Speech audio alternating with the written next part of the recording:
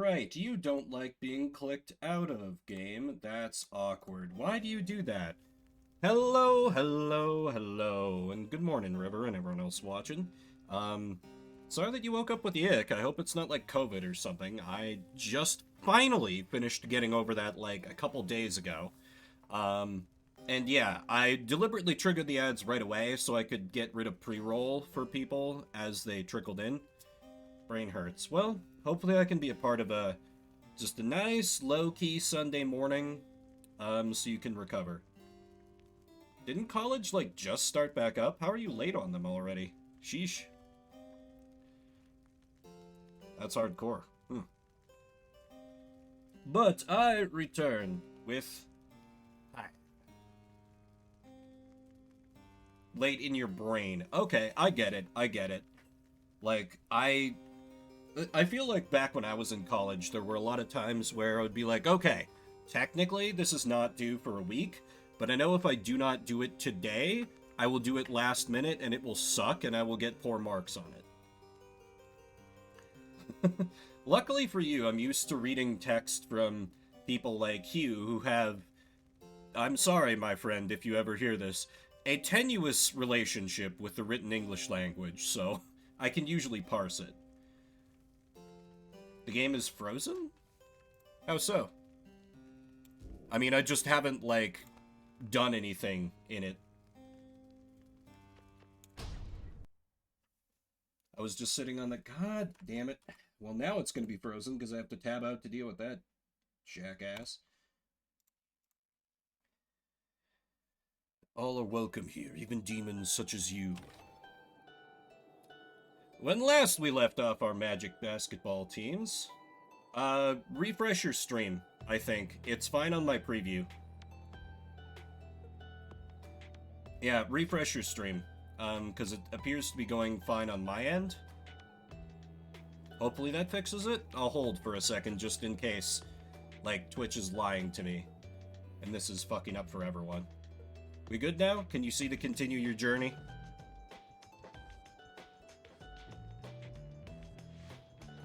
Okay, fair enough. When last we left our basketball team, I had won the... It's fine, it's all good. If there's a problem, I do want to know about it, so thank you for bringing it up. Last we left our basketball team, I had won the first tournament and gotten to ascend one of my players, so I chose to get rid of our precious boy, the best of us, Headwind, our bro, who's like, no, we were supposed to escape together, I've betrayed you. And I'm like, no, you're the best of us. Prepare the revolution for us all. And now, we must continue our journey. It's another one made by the people who made Hades and Bastion and Transistor. The only one of theirs that I had not played before I started this series. You literally play Magic Basketball to free yourself. Basketball for souls, exactly. Next morning, Volfred calls everyone together before the Black Wagon. This old wagon is more than it appears. With Bertrude's aid, it escorted you across the sea to me. Now it shall escort us anywhere the stars require. Come and see. Volfred beckons you to join him in the wagon.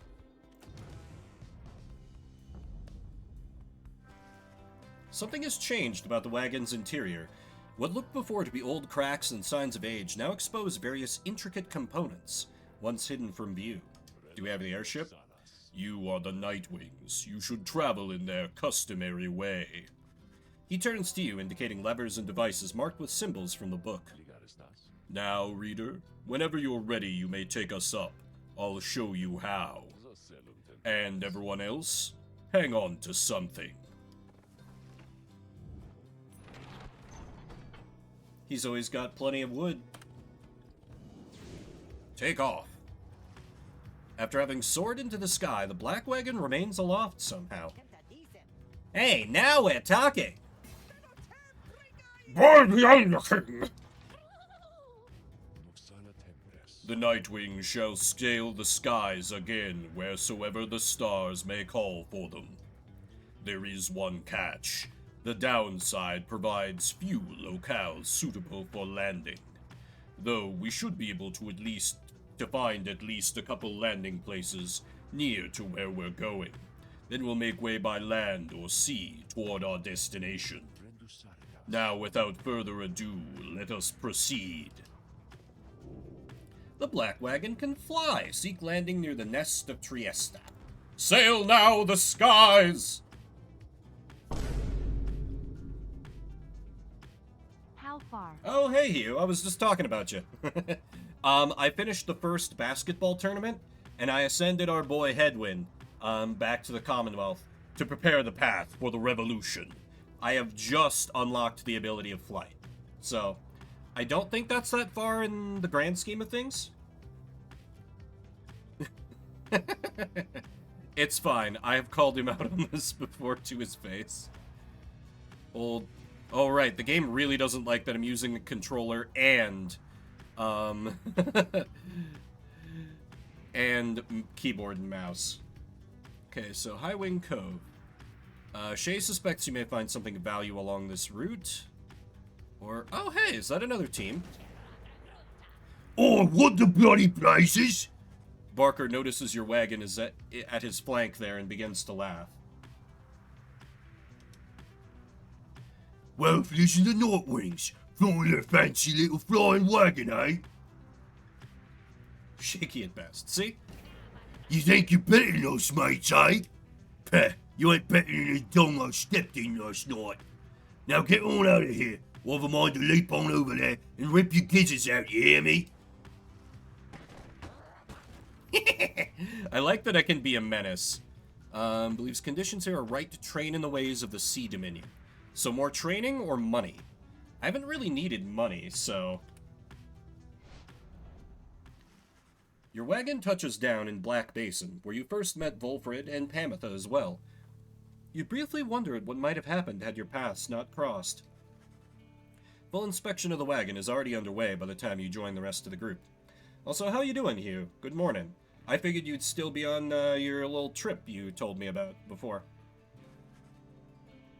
Shay takes care to realign each set of stabilizers, needing little help from you. Okay, unexpected that she's good with tech, but I guess she is all obsessed with the scribes or whatever. Meanwhile, Pamitha greases any intakes that sealed shut during the flight. Makes sense that she would know about flight. Vibing now before shopping, hell yeah. You soon run into Volfred, who has further details to report. Systems are nominal. This wagon's fit to journey onward at dawn's light. The group disperses then, taking time for rest, while others tend to personal pursuits. You should have time enough to do the same. Wait, judge the sparring contest? Oh. Well, first let me see who wants to chat. Oh, hell yeah, it's the boy. I hate using him in matches, but I love his personality. Sir Gilman is shivering there after the Black Wagon's maiden voyage through the skies.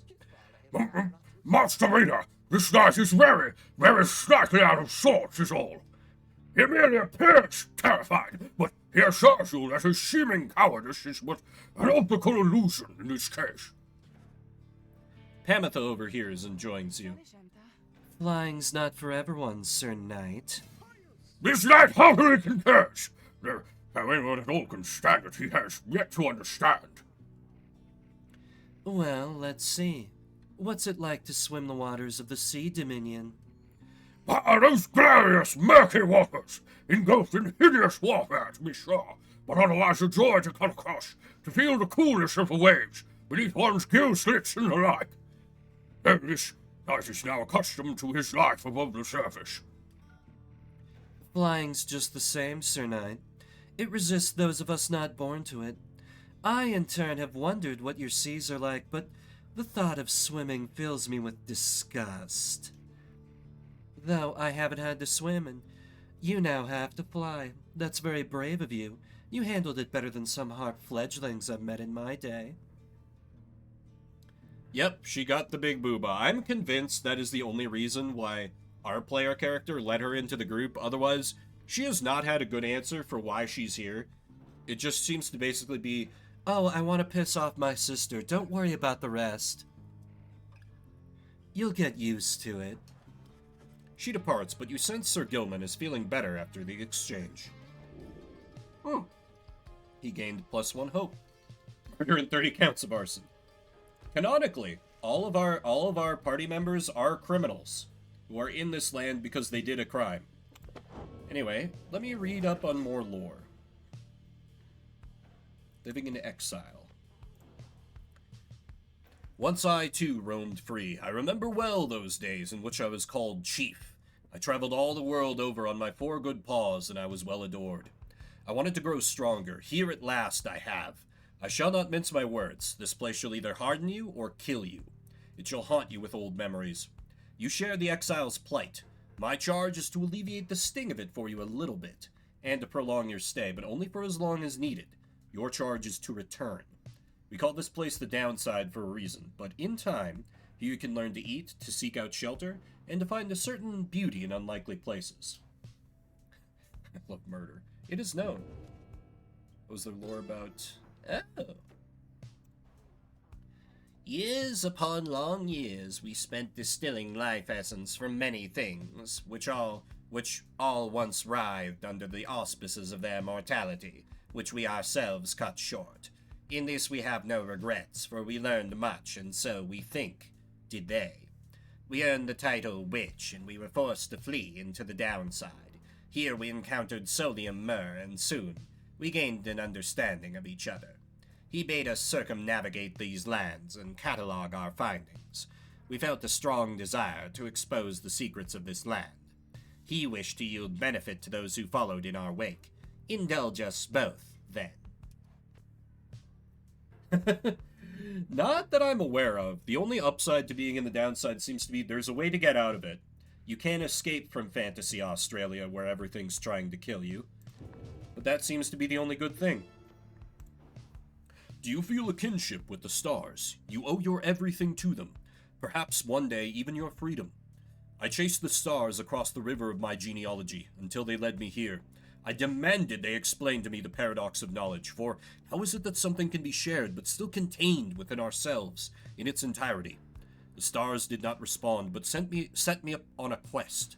I sought the 9 landmarks, which they revealed to me, so that someday I would reveal their mysteries to you. These landmarks, emissaries of the stars, are 9 lenses through which we see the land and see ourselves in a new light. Talking basketball. Alright, let us judge the sparring contest. Who among you has the wherewithal to face this knight? Being in the sweltering confines of Blackshore makes this the perfect time for a quick jousting competition, Sir Gilman says. He just needs a partner. One of your companions steps forward. I should rather joust with you than hear another word. Come, then. At this, Sir Gilman launches into a litany of instruction, detailing the specific methods of Sea Dominion ceremonial combat. At last, the 2 competitors take their positions and then rush toward one another. They collide, then flail away, trading blow for blow. It all seems rather senseless. When at last they stop and catch their breath, Sir Gilman approaches you. This knight will have you choose the victor of this bout, Master Reader. Who prevailed? You have no idea how to evaluate what you just saw, but think it best to humor them.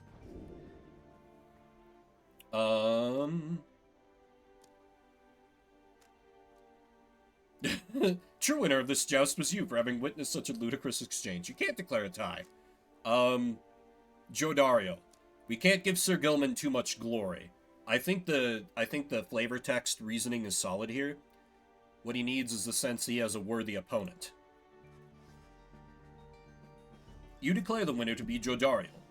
Also, I am slightly biased towards Giant Demon Lady, who could probably snap me in half without breaking a sweat.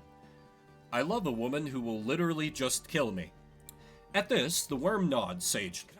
Oh, yes, but this knight still has much to learn, and much lost honor to regain. Jodariel congratulates him on an honorable fight. Sir Gilman and Jodariel gain +2 quickness for the next right. Salute to the jousters. She's a very good party member. I think I might ascend her next. At dawn, everyone seems to have recovered from the rigors of your maiden voyage across the skies. It's time to return to the nest of Trieste and confront the accusers once again. Oh, wow. Okay, so I just get one... That's a lot more truncated. I just land in a place and bam. Then I go to the basketball game. Okay.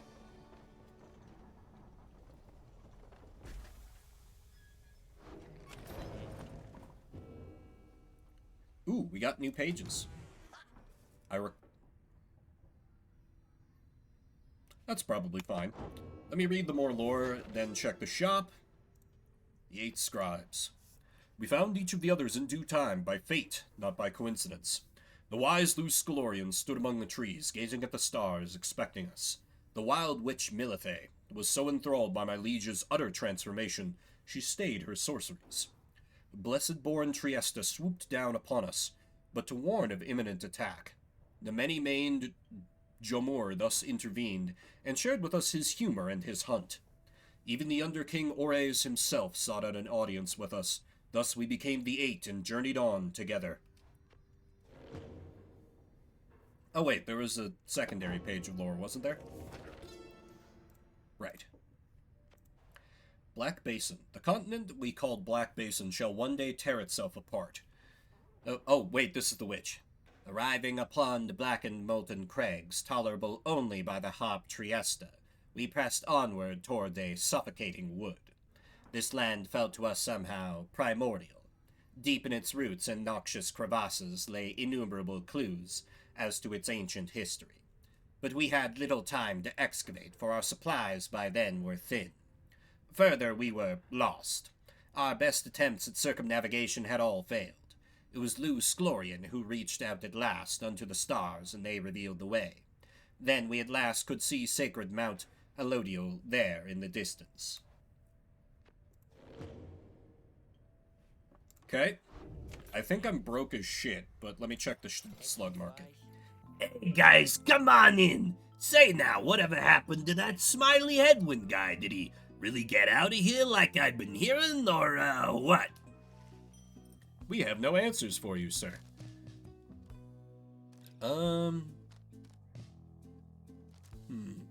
Yeah, I have only $2.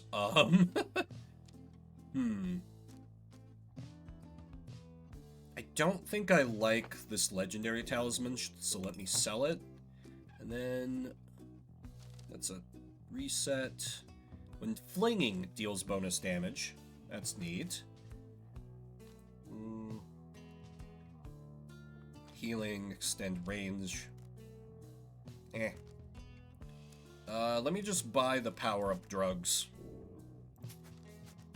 Because I like the accessories I have, I just need to keep making them better. And then which one do I power up? I mean, probably the plunge one. That's like the best accessory I have. I'm sure everyone who knows the game is like, no, you damned fool, what are you doing? It's fine. I'll live. Alright. They're leaving, Dad. Just look at how much we got this time. Commence the rite! Here, among the monolithic stonework of the nest of Triesta, you await the signal of the stars. There is no sign yet of your expected adversaries, the accusers. Then the little imp Tizo flutters up to you. But before he can explain anything further, the stars begin to call to you. Fair enough, yeah, get your homework done. Very important. But we are just about to start the basketball game. Nah. I get it.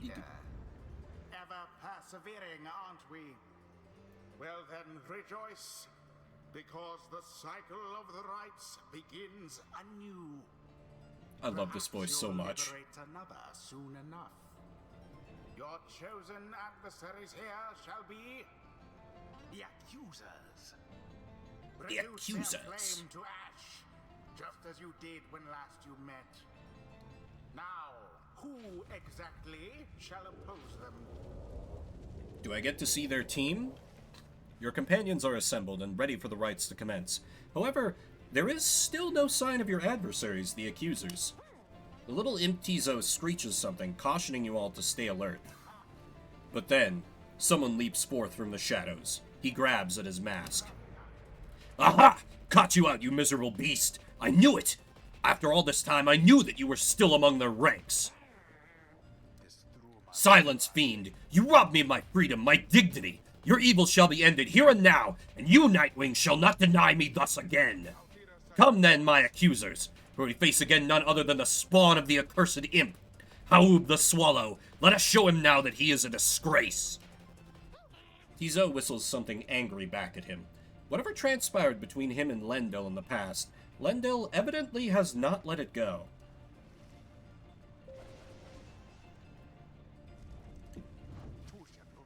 Come, accusers, let us make it clear to those fools that we are stronger now than ever. You sense Lendl speaks the truth. The accusers are more capable than before. Each time you face a triumvirate, they gain talismans and masteries. Do not underestimate them. Okay.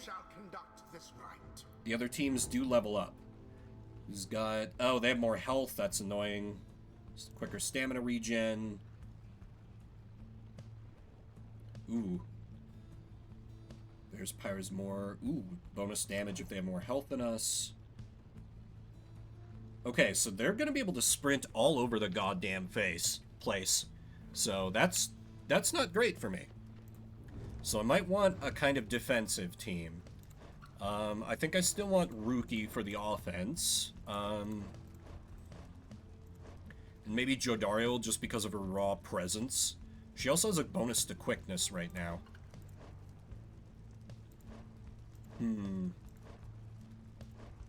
But also... I just really don't like using Sir Gilman.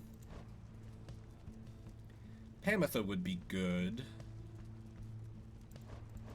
Maybe I go... Oh, right, Pamitha and Jodario won't team up. I could go Pamitha, Tizo, and Rookie, maybe? And just try to rely on raw, like, speed. Yeah, I'm thinking. Oh, right. He doesn't have a talisman equipped. What can I give him? That's a legendary talisman, so I can't equip it on anyone else. Let's see, what do we got? Quickness would be good. And that's kind of the end of the conversation. Tizo. The announcer's like so fucking annoyed. Tizo. Shay.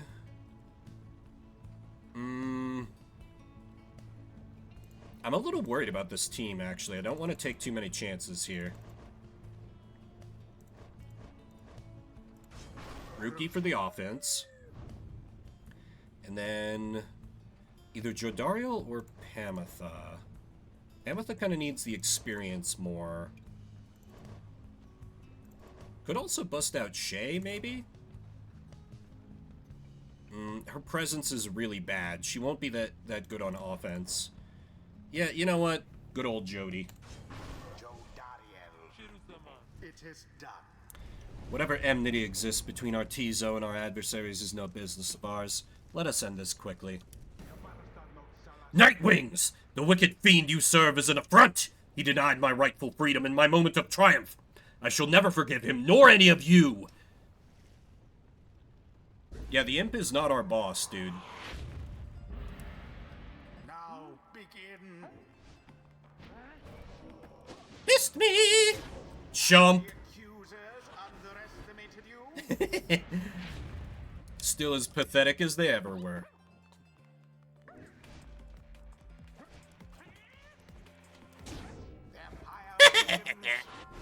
Oh, and look, their main advantage is already nullified. Your adversaries, Pyre, now fall short of yours. And that's their main thing they're set up to do. Oh, no. Oh, no. Huzzah! Oh, I needed to dunk that. My bad. Stand not in glory's path.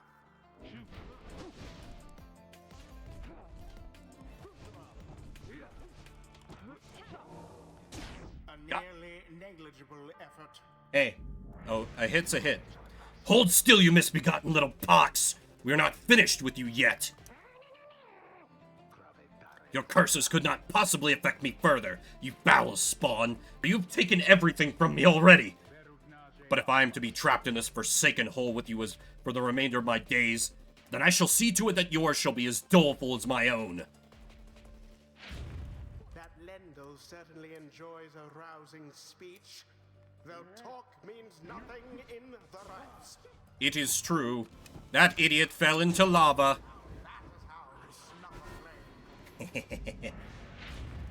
Come on, accusers. I thought you were gonna give me a challenge.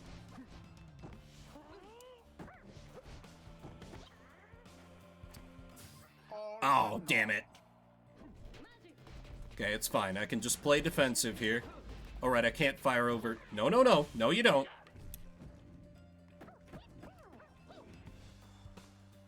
Alright, let me take advantage of my flight a little bit here. Ow. Oop. Oh, you poor Nightwings. It's fine, it's fine, it's fine, it's fine. Lendl snuffed out some of your flame. It's fine. I just don't get a perfect victory on him. I can live with this. Ruki's back up, so we're good. What? No! Okay, this is fine.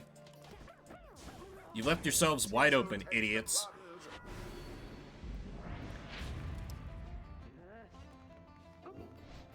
Speed's the lifeblood of basketball. Probably. Blessed be.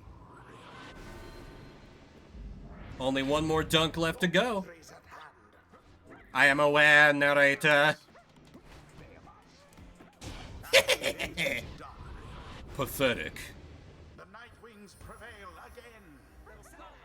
And what a crushing victory it was. Yes, it was indeed. The rite is ended. Blast! Where did he go? Where did he go? That infernal imp, it is a monster in disguise, a fiend! Come forth to torment me until the day I die! Lendl storms off in a fit of anger. Tizo reappears once the coast is clear and expresses his gratitude again. What Lendl said before, if Tizo truly is a descendant of Haub the Swallow, then he has quite the legacy to live up to. Bask now in the wisdom of the scribes. Utter nonsense, all of this, that we have come this far. Fortune alone cannot be the cause. Let's see, and what's her maximum? Adversaries take 30% longer than usual to return. But I think the double dash might be most useful, because every now and again, I need her to go on the offensive.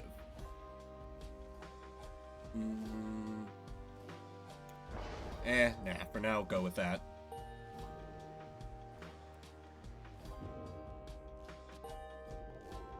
Inspiration! I really gotta start using some of my bench, or else they're gonna be garbage once I ascend all my good players. Stars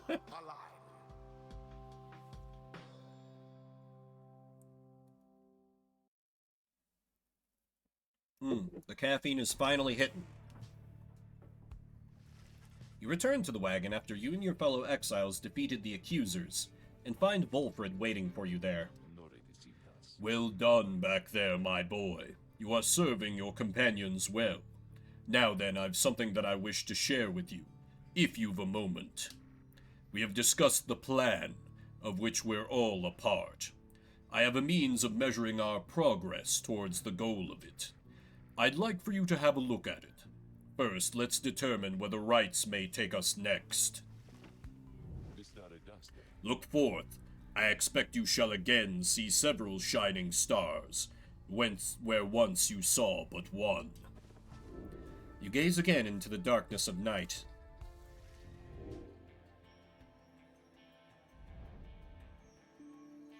Haub the Midnight Star, Ores the Azure Star, Jomer the Dusk Star. Several shining stars, a trick of the eye or the will of the scribes. Who can say? I, too, once gained this newfound vision many years ago following my first liberation rite, and I believe only we of the Nightwings have this gift. I realize that in choosing whom the Nightwings confront in each rite, we, in turn, influence which triumvirate we face when the time comes, for someone to be set free. The object I invite you to use contains further detail. You may use Volfred's planner to see your progress. Do you ever try and... Oh, okay.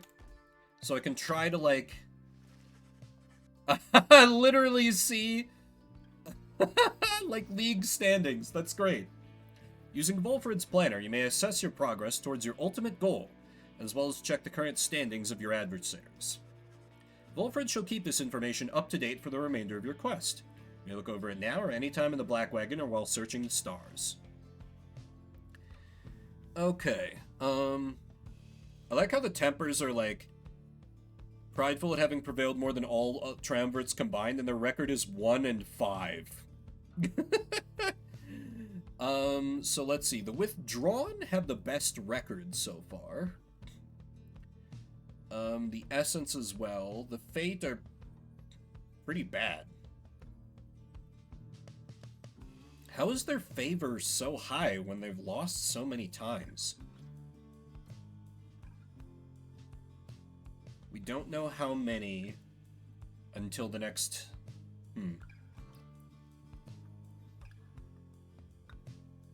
Oh, more favor is gained and lost against the Nightwings than any other triumvirate. Okay.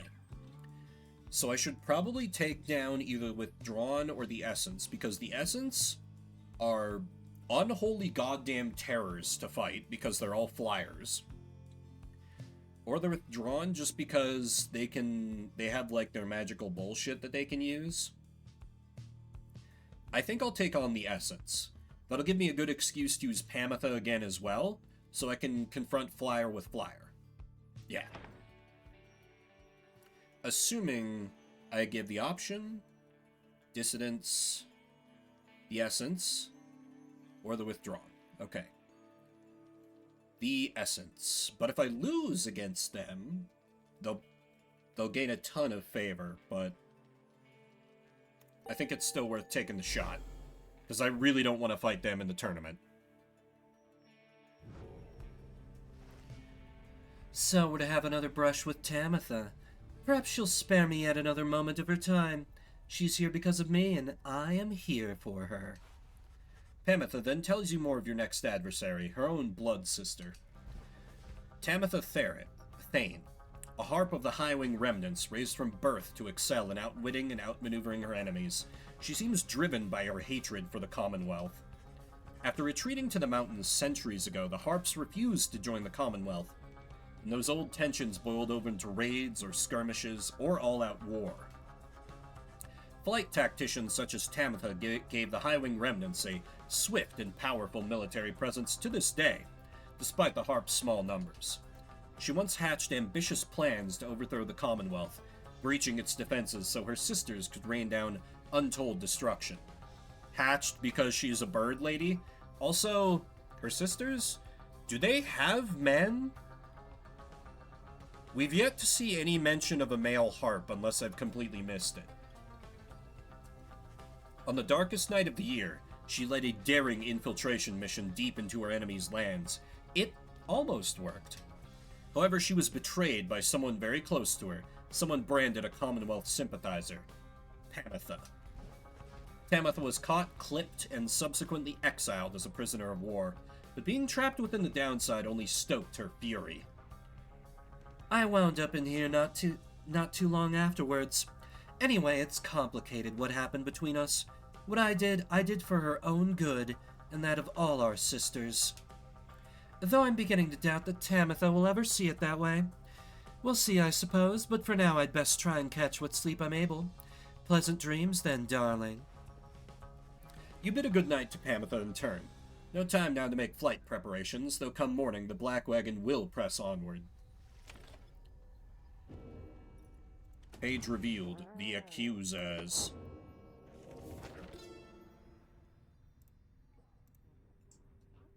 Downside travels. You cannot survive the downside if you cannot get around. Howlers shall descend on you, or tempests shall shear you to pieces. That is just the way of it. Traveling through the environs is no simple feat. Consider yourself blessed if you were born a cur. If not, however, you shall have to find a means to cross these lands without the benefit of 4 strong paws. Luce Glorin believes this untamed land can be traversed through means unnatural. I thought at first he meant sorcery, but he suggests invention. He speculates that carriages could cross this land by harnessing its fury. A wild thought. In my case, my paws shall suffice. The 9 triumvirates. At first, I found it much too difficult to read, much less to write, even to grasp the quill. But the horned one, Myr, implored me. He said this is the greatest gift that he could give me in return. In return for what? I asked. In return for his life, he said. But I did not save your life, I said. You said. You did, he said. We fight about this still. Myr is stubborn more than I. Now, herein, and by his leave, I chronicle the 9 triumvirates. For I am of this land, unlike the rest who wish to leave. We knew not everyone who could leave who wanted. Seldom would the opportunity arise. Thus did we organize those striving for the chance into 9 sets of 3. On Commonwealth. We, the 8, assembled here together in the downside. We gave our freedom so that you may yet have yours. It is an exchange we have not lightly made. It is my charge to ensure that you, should you regain your freedom, first off recognize its qualities, and also use it wisely. You do not need a pair of wings in order to be free. My own wings, I once thought that they could take me anywhere, and then they took me here, where I am bound. It is your charge to be free, and not to make the same mistakes. Spring from here and learn what we did, and build a new and great society, a free society with wings spread wide for everyone. So how did their ideals get corrupted into the despotism that the Commonwealth seems to have now? Oh, wait. Right. Oh, Tizo, what you got on your mind? Tizo has seemed somewhat less cheerful since his run-in with Lendel and the accusers. He approaches you, wanting for you to hear him out.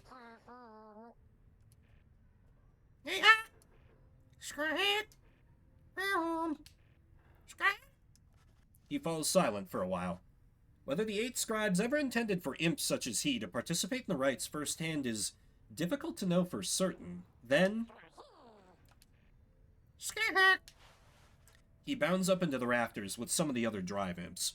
Regardless of whether he truly is a descendant of Haub the Swallow, surely the scribes would have been proud of him. Great.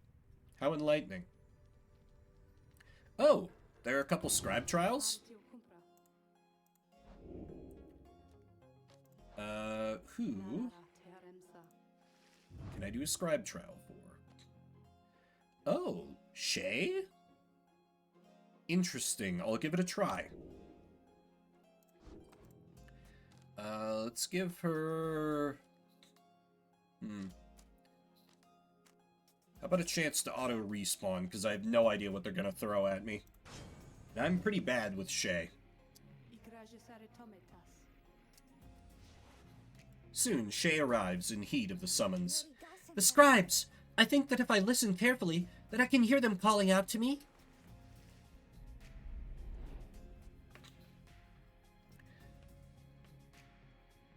So-called savages, such as Shay. So-called. Alright, Sandra, what you got for me? The apparition Sandra appears and unfastens her mask. Listen well, girl. The place where you reside at present has but a single rule, which is you answer to me here. Wow, okay, I will. Such naive enthusiasm. Now please be silent.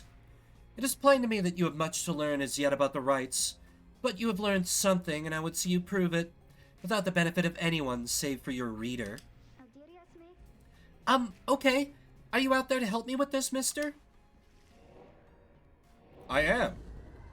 Hopefully you won't get your ass kicked too badly.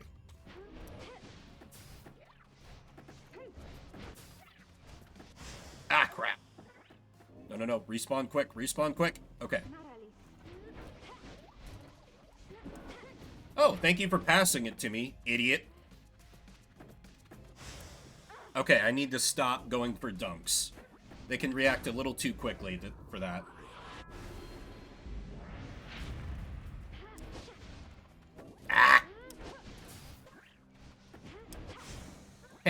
You thought you were gonna explode-nate me.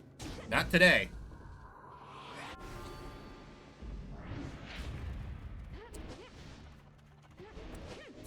They're getting a little cleverer with their AI. Ah, crap. Go, go, go, go. Respawn, respawn! Ah! Oh, why did that only take off 7? Whatever, I'll take it. Haha! Comboed him. Now dunk it.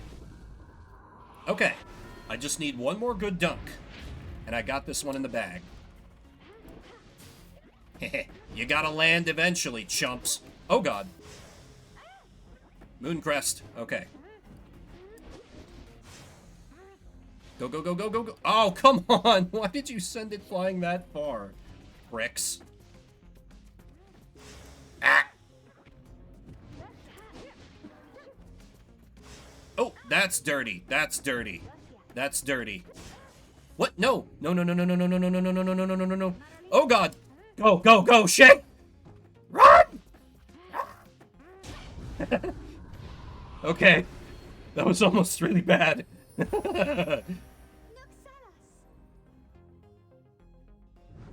Whew. Okay, how did I do? How did I do? I must admit that you did better than I expected, girl. You passed this trial of yours. Some congratulations are in order.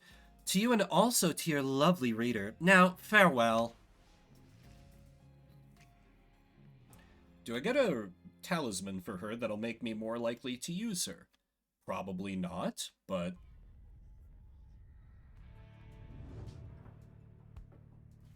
what was...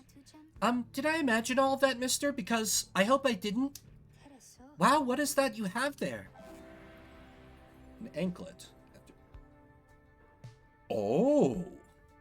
It can bounce off of objects and solid surfaces? I get, like... That's really cool, actually. That alone, I might have to start trying to give Shay a try. Huh. Neat. The other legendary talismans I've got, I haven't been super keen on, but that one's cool. I like. To the skies!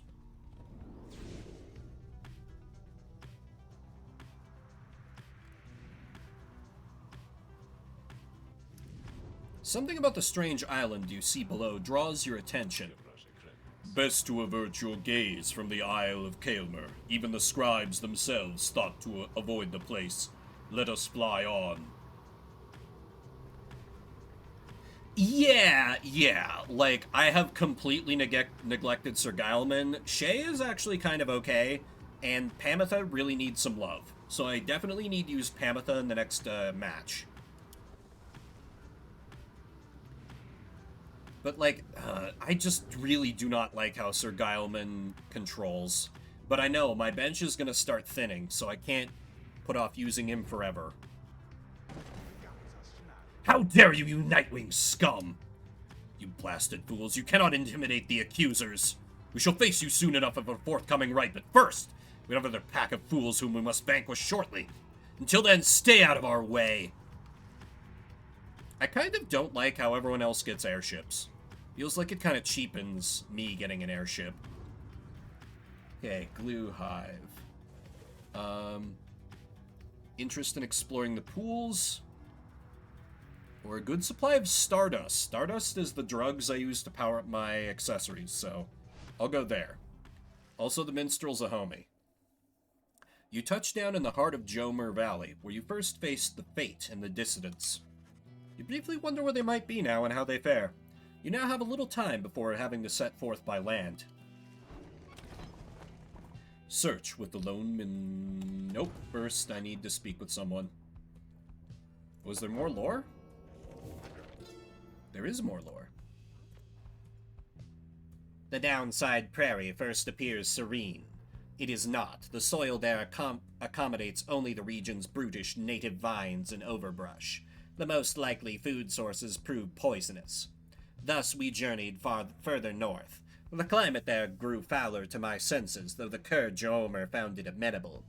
This sprawling valley, pocked with long evaporated lakes, gives evidence to the monstrosities which roam this land.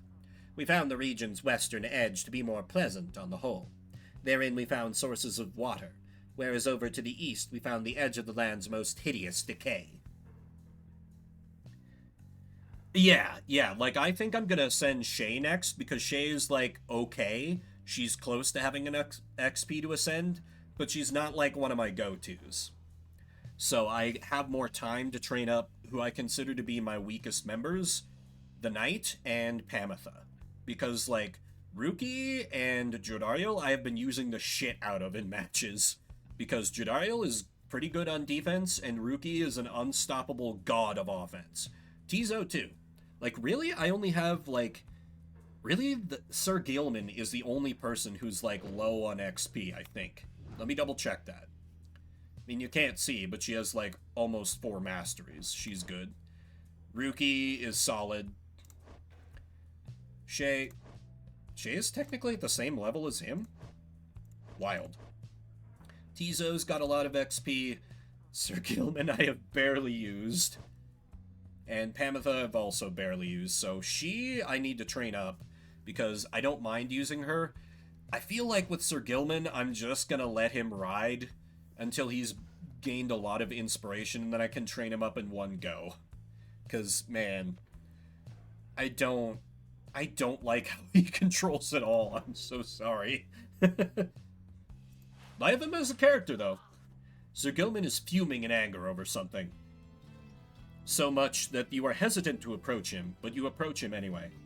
Oh, I love the Chastity, the one led by Tree Man, because he's like, haha, I'm friendly. Actually, no, fuck you. And I also like the one led by the very cockney dog. He's fun. The rest of them,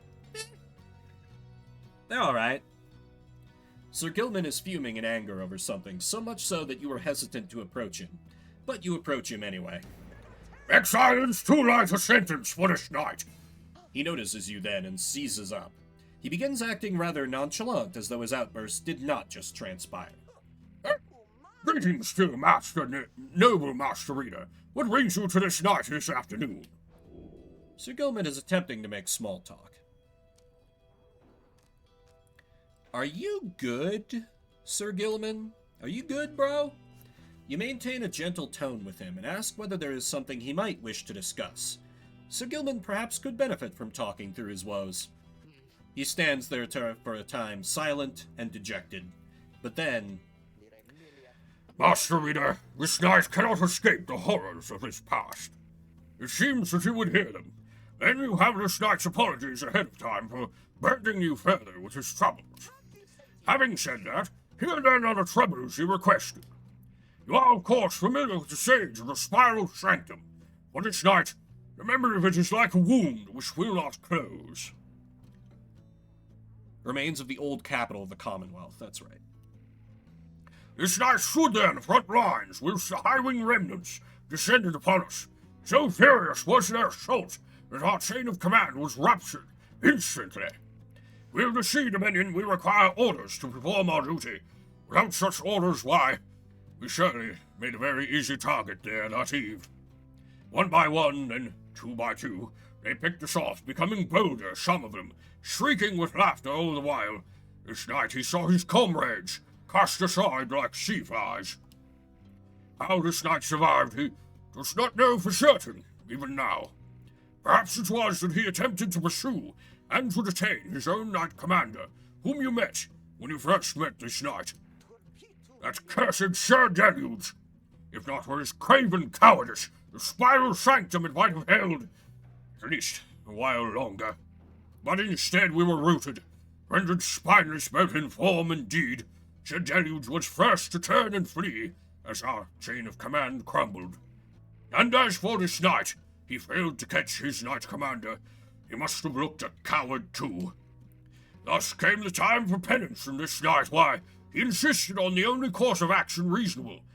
He insisted on the sentence to the downside. And as you can plainly see, his wish was then fulfilled. How absurd that he should re-encounter his old knight commander here, soon after. Thus did the knight become obliged once more to Sir Deluge. We took to the waters in the Sea of Solace, where soon we met the Pyre Hearts. A triumvirate exclusive to our kind. It was plain to see that they lacked wherewithal, and Sir Deluge, he thought he could provide it. The leadership they sought, and his was too much of a coward to decline. As for this knight, being of the Sea Dominion, he had little choice but to comply, or so at first he thought. When he encountered you in the Nightwing, something awakened within him. With so little honor left to lose and so much left to gain, it became eminently clear that this knight stood a better chance within your ranks than those of Sir Deluge. And there is little left to say. This knight cannot escape his past, and yet he chooses to believe that he was spared that day not merely by coincidence. Perhaps Under King Ores yet has plans in store, in which this knight may play a part. This knight he clings, however vainly, to that hope. He slithers away, his head bowed low. A quote from my favorite Fire Emblem game comes to mind. Truly, in this world, there is nothing more hilarious than a knight. So he believes himself a coward, so he insists he get exiled, only to agree to serve under the same commander who caused him to get accused by a coward, and then join us in a quest to escape from the downside. The downside he insisted on being exiled to as in sentence? What has your honor gotten you? You great idiot. This guy's a chump. It seems best to leave him be for now. You sense he feels relieved at having shared all this. Roster bio updated, Sir Gilman. Crime none, motive not applicable. Crime none. He survived the siege of the Spiral Sanctum, though technically he did no wrong. Fascinating. Gaining the summit of the sacred Mount Elodial involved no small amount of sacrifice and sorcery, in varying proportion. The mountain's energies were palpable. The sensation we felt, indescribable. Dread, I almost banned you out of Reflex. Just because I saw best viewers, I was like, God damn it, it's another one of them.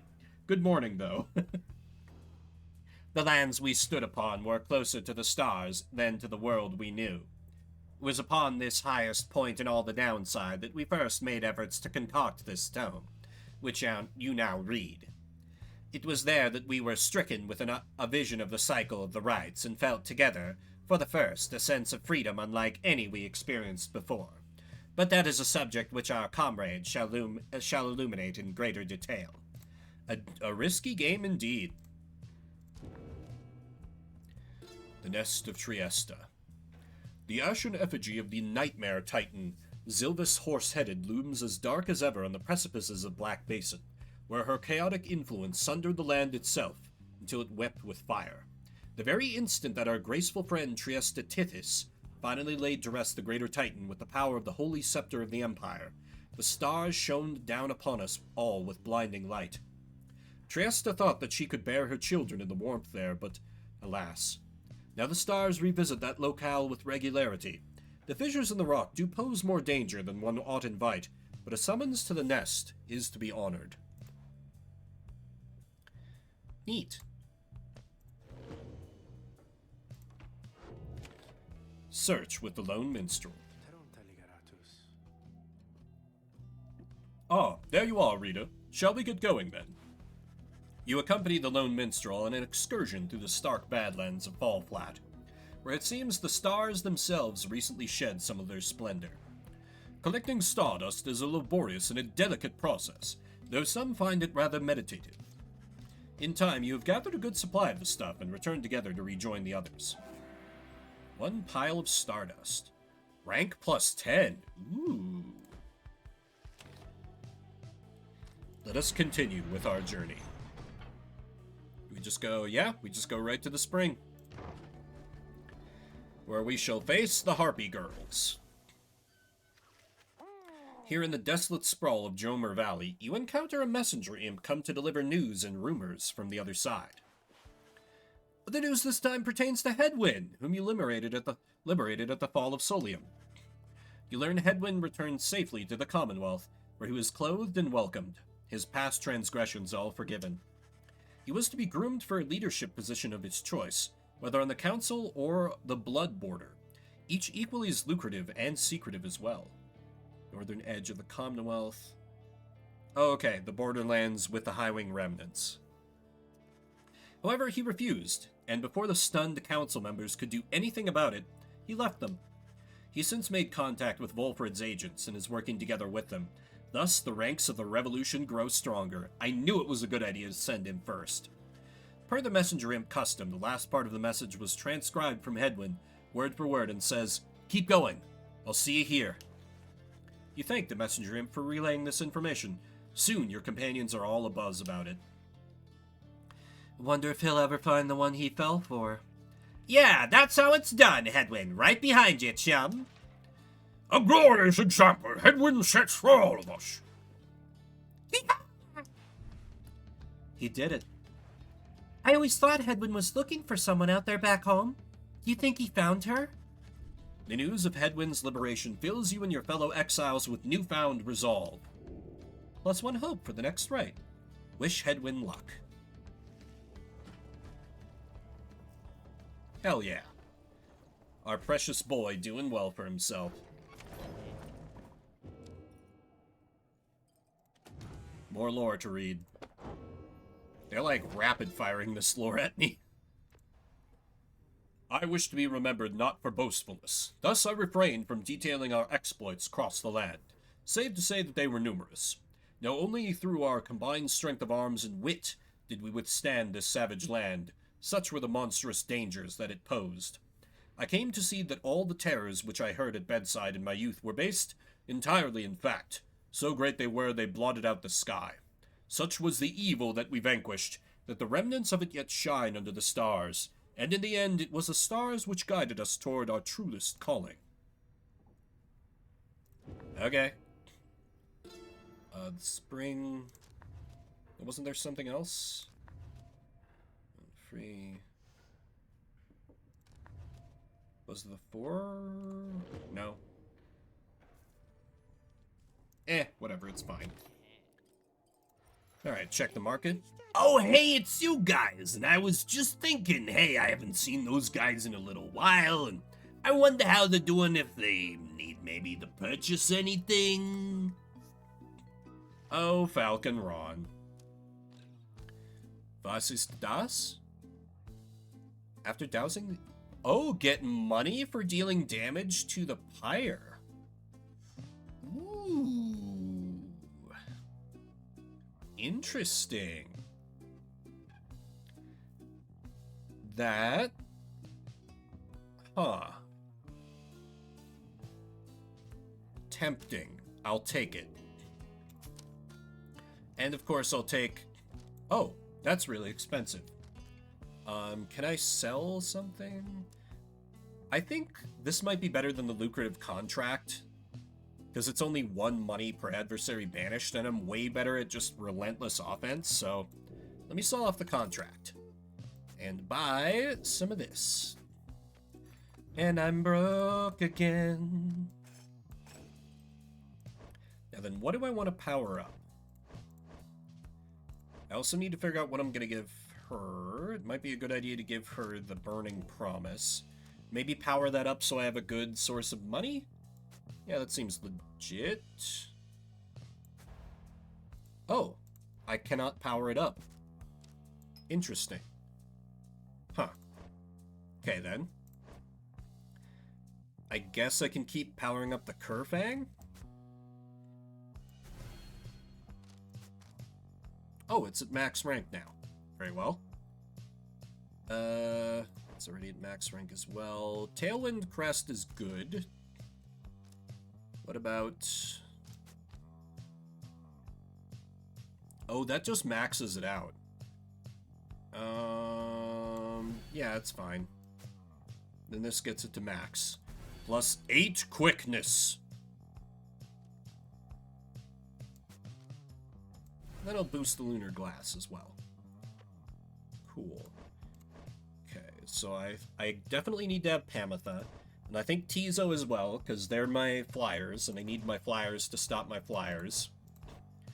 And then I can deploy Shay, I guess? The thing is, Jodariel is not very effective versus flyers, because they can just fly over her. And Ruki's speed matters less when I've got to contend with a bunch of enemy flyers. So I think that lineup of 3 will be good. It'll help to train up Shay, and particularly Pamitha, more. Sir Gilman, I'm sorry, I'll get you in a game eventually. Pleasure was all mine and Dad's, you guys. Commence the rite. The afternoon is just beginning to give way to nightfall as you and your companions finish making preparations for the coming rite. Through all the ceremony, you realize Pamitha is nowhere to be found. The last anybody saw of her was shortly after the Black Wagon came to rest here at the Spring of Jomer. She returns just as you were beginning to plan a search for her. Sorry to have worried you there, reader darling. Just getting a little antsy is all. Had to go and spread my wings a bit and shake away the nerves. She is holding something back. I'm glad you're alive now with coffee. It took a while for the caffeine to kick in for me this morning, to the point where I was like, man, is this going to be a 3-cup day? Because I kind of slept like garbage. But I'm doing good. Had a weird dream about buying a lakeside mansion that turned into eldritch horrors, and me having to fend off, like, weird family members I've never met begging me for money while I, like, tried to conceal the many murders that were going on by my eldritch servants. And I think that led to me not sleeping very well. But it's one of those dreams that I've managed to remember after waking up. But on the whole, we playing basketball, it's a lazy Sunday, I'm doing good. Don't you get in my head, I'm telling you the truth. I'm telling you the truth, damn it. Damn you, reader, get out, get out, get out! Anyhow, it looks as if the show's about to start. I shall be in the field with the others. It certainly was attention-grabbing, to the point where, like, I slept in this morning, because I was like, maybe I can go right back to that dream, and I did, and I got a little more of it. And then I got to a narratively satisfying point, where we had just done a murder and fed the eldritch being that was sleeping beneath the mansion. And thus prevented it from breaking out Darkest Dungeon style and destroying the world or something. I was a little unclear on that point. As Pamitha departs, you see she is right as the stars above begin to shine. You know she is about to face her sister, Tamitha, once again. You accept that it is a very private matter between them.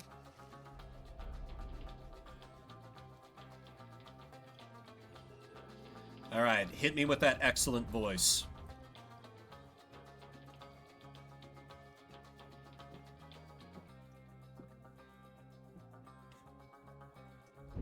Hark now, you exiles of the Night Wings. The 8 scribes summon you to the Spring of Jomir. Your adversaries in the coming rite shall be the Essence. Extinguish now their pyre, and glory shall be yours. Now, prepare yourselves. You should gain powers. Should being the key word there. The winged exiles of the Essence take position opposite your own companions, and their leader soon asserts herself. Pamitha, come forth. No trickery this time. She appears as asked, though she remains silent as her blood sister studies her for a time. Tamitha then reaches for her mask. You look weary to me, sister. Oh, too little sleep, I guess. I do get rather anxious sometimes, on the night before one of these things. It can be a lot of pressure. Understandable. The two of them say nothing for a time.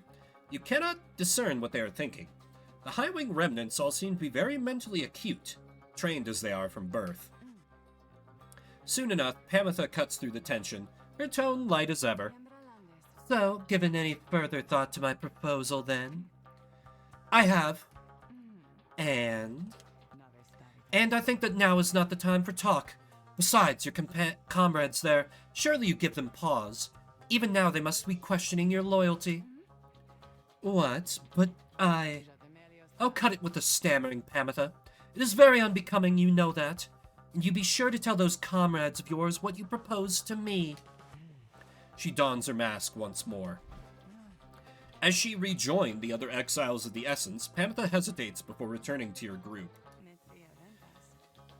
I told her she could take my place. That I would keep her up to date about our progress, and that she could take my place if ever it was time for me to go. But you don't have to worry. For one thing, she refused, and for another... Well, I'd better tell you later. For now, remember, you can count on me. That's kind of sweet, actually, that she wanted to spare her sister. Now we shall get started. That speaks well of her. Alright, what's the essence got? Okay, they have bonus health. She has faster flying. They all have faster flying. Bonus speed while carrying the orb. Bonus... Okay, so they're just gonna be fast as fuck. Noted. I don't think this changes my strategy at all. We put out Shay on defense. Shay. Maybe not my best plan. But Tizo, Tizo. in particular, and Pamitha should be able to carry us. Pamitha. The reader's like, Pamitha. You still put your faith in me then, reader darling? Even knowing I could slip free of your influence if ever I so chose? Then I shall have to do my part as well. Face us, wastrels of the Commonwealth. The pain and loss of your defeat this night shall reverberate not only in your hollow hearts, but in the homeland that abandoned you. Are you quite sure it has to be this way then, sister? There is no compromise here, Pamitha. Not for traitors to my country or my blood. I understand, then so be it. Alright, let's get it on. Commence. They've given me an open shot. Fools. The first to strike.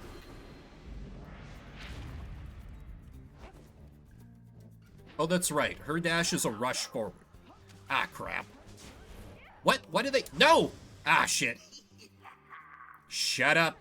Why did you pass it back? That's just disrespectful. Crap. You seem so distracted, Pamitha. There's something more you wish to say to me? Words you feel that I am owed, perhaps? Pamitha stops at this and reaches for her mask. I'm sorry for what I did to you, sister. For what you did to me? Your apology rings as hollow as your plumage. You might rehearse it further upon every last survivor of the Highwing remnants. Now, no more talk. Yeah, I knew this triumvirate was gonna give me trouble. Constantly from Tamitha, yet here in exile, she has not but talk. So it is. Okay. We're going blow for blow with them. Just the trouble is I've not used Pamitha in a hot minute, so I'm not used to how she controls. No, no, no! Take flight! Ah! You'll have to do better than that. Ah, crap. I forgot her jump isn't automatic. Shit. I shouldn't use Tizo on offense. Ah!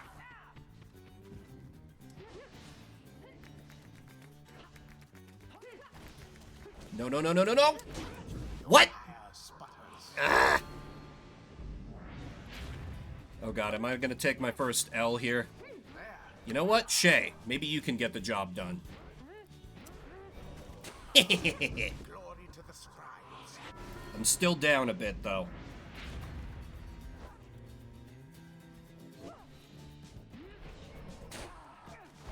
Go, go, go! Ah! Dropped. And now Pamitha can grab it. You're wide open. The wings have served her true. Shay.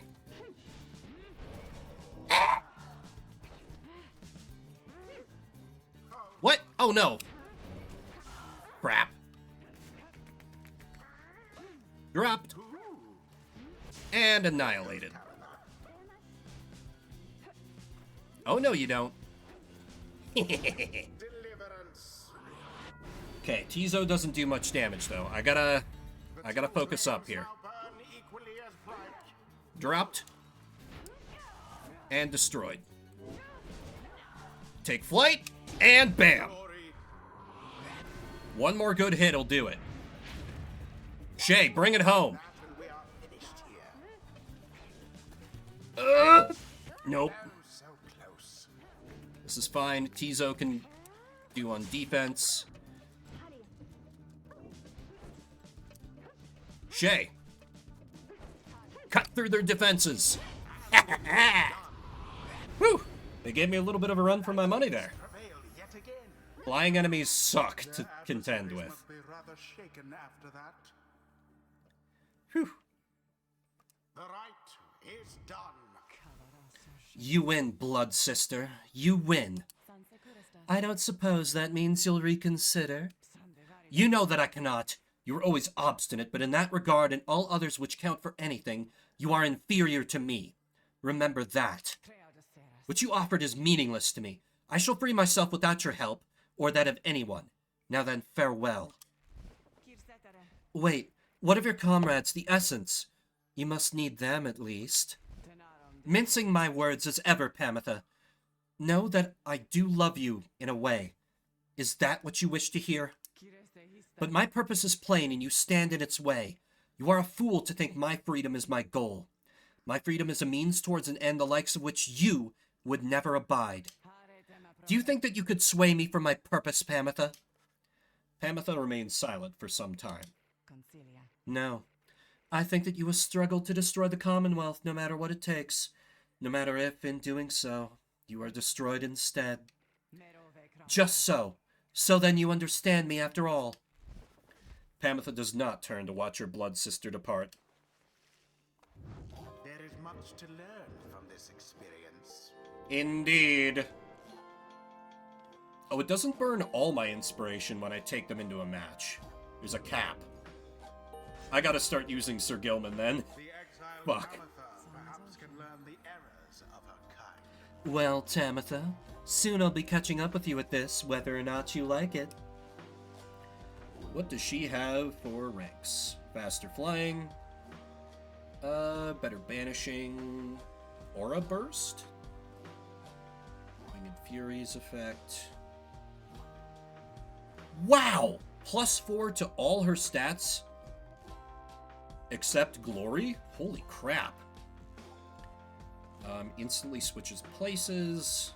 Dash ability and rapid succession.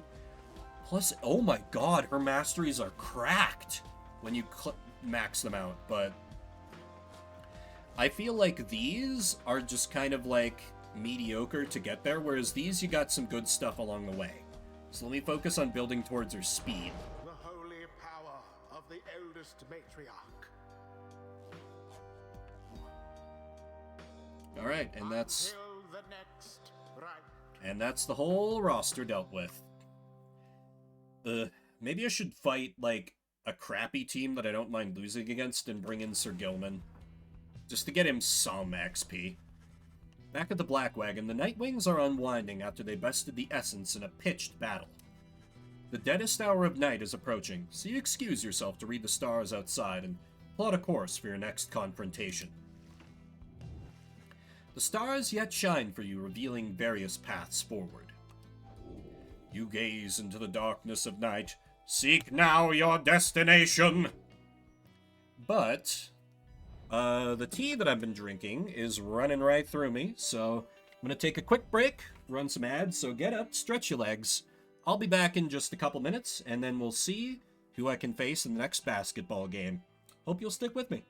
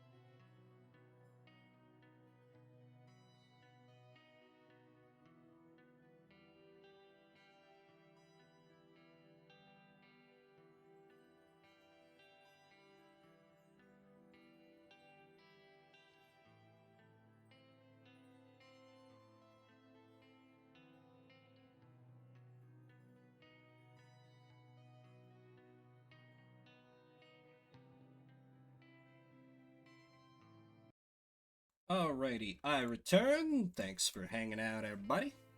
Let me check Volfred's planner first.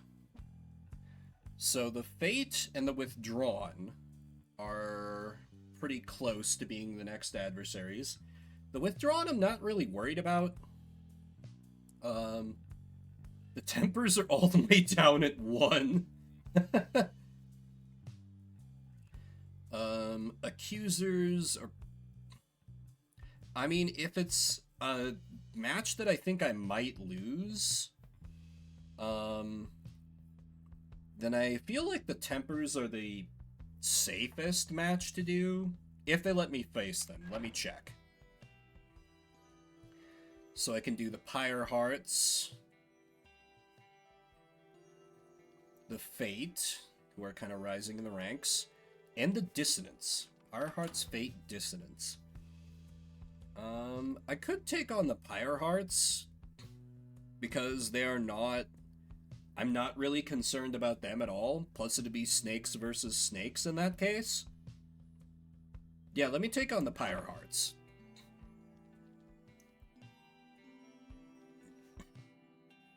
Where was the other? There we go. To the Pyre Hearts. Sir Gilman, you're finally coming off the bench. Is it not to understand that we will soon confront the Deluge and the Pyre Hearts once more? Then this is to be a most exciting time. This night's one-time commanding officer. Imagine you will a worm without the slightest trace of bravery. Sir Gilman then recants his tale of Sir Deluge's past, and how it is that they wound up together in the downside. Sir Deluge, a worm knight of the Sea Dominion, and former ally of Sir Gilman, he lacks the sort of courage for which his kind is known, yet somehow leads the Pyre Hearts anyway. Some worms born into the Sea Dominion's waters sought life's meaning on dry land. The Commonwealth recognized their chivalrous traditions and soon put them to use. Sir Deluge was just another bit of frontline fodder in the war against the High-Wing remnants, yet time and again he distinguished himself for one simple reason: he would not die. His unusual instinct for self-preservation kept him safe in many battles, and over time he was repeatedly promoted for lack of any real competition. Then in the Battle of the Spiral Sanctum, when retreat certainly was not an option, Sir Deluge retreated anyway. This was a breaking point, and he at last was sentenced into exile. In the downside, he sought water, where he made contact with Sir Gilman and other members of his kind. They all saluted him as their superior. The other knights had little choice but to respect his rank. As the Pyre Hearts, they conduct the rites in the name of their great hero, the Underking Ores, while adhering to their strict code. This knight might not have failed quite so miserably in the Battle of the Spiral Sanctum, had his entire regiment not turned in disarray after Sir Deluge fled. Perhaps by confronting his former commander, this knight's own honor may be regained in part. For now, however, this knight must beg your leave. You say goodnight to Sir Gilman in turn. There is no time to make flight preparations now, though in the morning you will press on once again. Page revealed the essence. Oh, and we can talk more with our harp. Great. Much can be said about the Sister of the Arch, whom we banished to the great beyond for deeds irredeemable. Suffice it that the details of their banishment are written in this book. The sisters in the book became inseparable, not unlike the stars, their light, and the infinite darkness that engulfs them. The stars communicate to us and you in turn. The words within this book are but an edifice, a simple surface. Look past the text, to the hidden meaning, to the hidden power. The stars above, as they are not mere lights, these are not mere words. If you chance upon the sisters of the Arch within their prison here, give them our thanks. Okay. Despite Pamitha's mental conditioning, you can tell something is troubling. She won't listen to a word I say. Not one damn word. If she weren't my blood sister, I should think I'd hate her guts as much as she hates mine. She shakes her head. I should apologize to you and everyone. I sought out Tamitha without asking your leave. Figured I would rather seek forgiveness than permission, you understand. My attempts with Tamitha didn't amount to much, as you well saw, so At this point, I'm hopeful you'll be more accepting of apologies than she. Though, tell me something, reader darling. Do you suppose I'm going to betray you? You may know better than I do at this point. Interesting question. I trust her more than I trust her sister. And the fact that her sister has rejected her plan?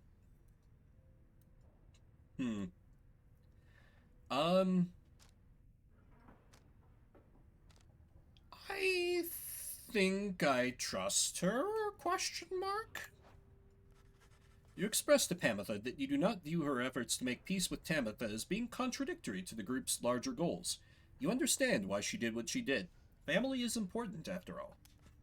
She says nothing for a while. That's kind of you to say, darling. May the others see it with such generosity. But if they don't, you need but tell me to depart, and I'll be on my way. However, I have a promise I wish to make to you. You let me stay, and I'll see this through with all of you, no matter where we all end up. I'll be on the roof for a bit, I think. You take care too, darling. Despite Pamitha's disappointment with the outcome of her confrontation with her blood sister, you sense she is less troubled now after a brief conversation. Great. Let's move along. We take flight.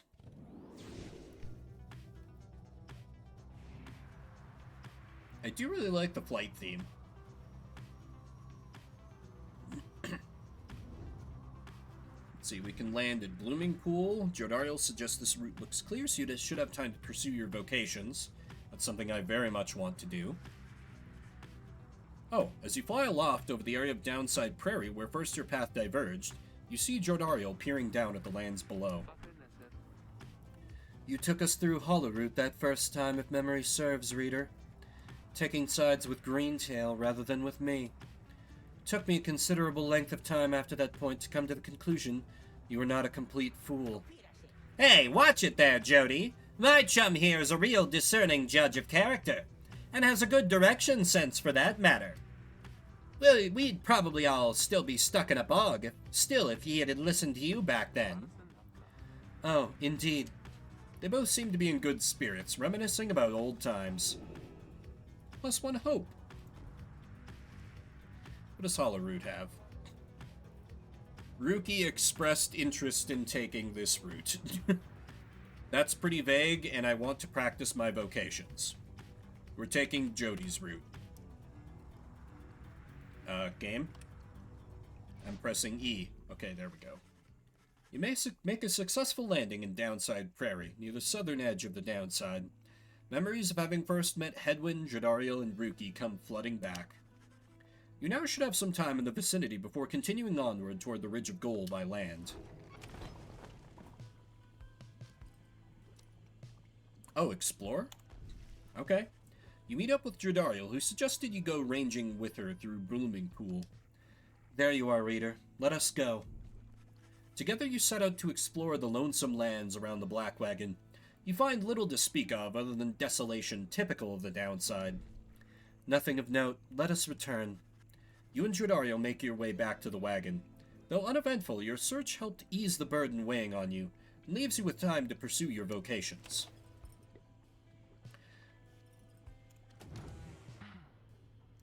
What's on your mind, Jody? You find Jodariel seemingly deep in thought. You consider whether to even bother her. Your presence is not unwelcome, reader. Remain a moment, please. She stares at you for some time. Today marks the beginning of my 16th year in exile. You look back at her and remain silent. You sense that all she wants from you right now is for you to listen. She seems like a person who spends a lot of her time listening. It can be rare for such people to find another good listener, to vent their own feelings. I can relate, ironically, despite being such a goddamn motor mouth on stream. In groups, I don't tend to do a lot of talking. I feel like if y'all have just seen me stream solo, you'll be a little surprised by how much I can shut my goddamn mouth when I stream with others tomorrow. I have kept count, put notches in this breastplate of mine for each passing day. Notice how much it is frayed. 16 years, reader.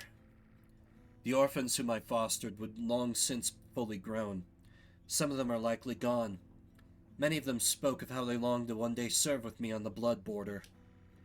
Sometimes I cannot help but wonder, if I were still captain, could I have protected them? Could I have made a difference? I think not. The Commonwealth and the Highwing remnants, they have fought eternally. Those such as I have come and gone throughout the age. I catch myself feeling pity for my years, but then, had I remained there on the blood border, it is unlikely I would have lived to see this day. She looks at you again. Do you know why they cast me down? I was a decorated captain. They said I was the best. She closes her eyes a moment before she continues.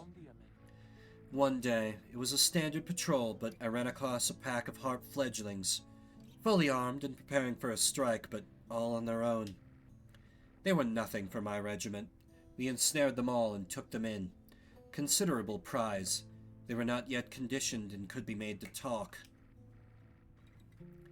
When the order came down that they were to be executed, I could not bring myself. The Commonwealth, priding itself on mercy, committing such acts through one such as me, it was unconscionable. So I thought then, at least in my younger years, I let the damned birds go, made no claims to the contrary, and turned myself in. Was cast down the following week, 16 years ago. Thus my enemies had the last laugh in that exchange. If I were faced with the same choice again today, I do not know for certain that I would have chosen just the same. Now then, I shall go and mark this occasion as I have always done. Be well, reader. She heads out of the wagon alone. Truly no good deed going unpunished for her. Man. They were basically just like child soldiers, and she was like, no, I'm not gonna kill them. I knew she was good, despite that rough exterior. I knew she had a heart of gold. There's also more lore to read. The downside is connected to our realm via a single artery for the river named for our prestigious sap colleague, Lou Scalorian. That river gushes into seeming nothingness. That seeming nothingness turns out, of course, to be the downside. Its existence undermines thousands of years of thought about the composition of our world. The downside's southern edge we call the Sandfolds. It is a desecrated wasteland speaking well to this land's lack of hospitality. Here the strength of many who survived the river journey finally fails. If only they could clamber further north, where lies the verdant downside prairie, a better place to perish, to be sure.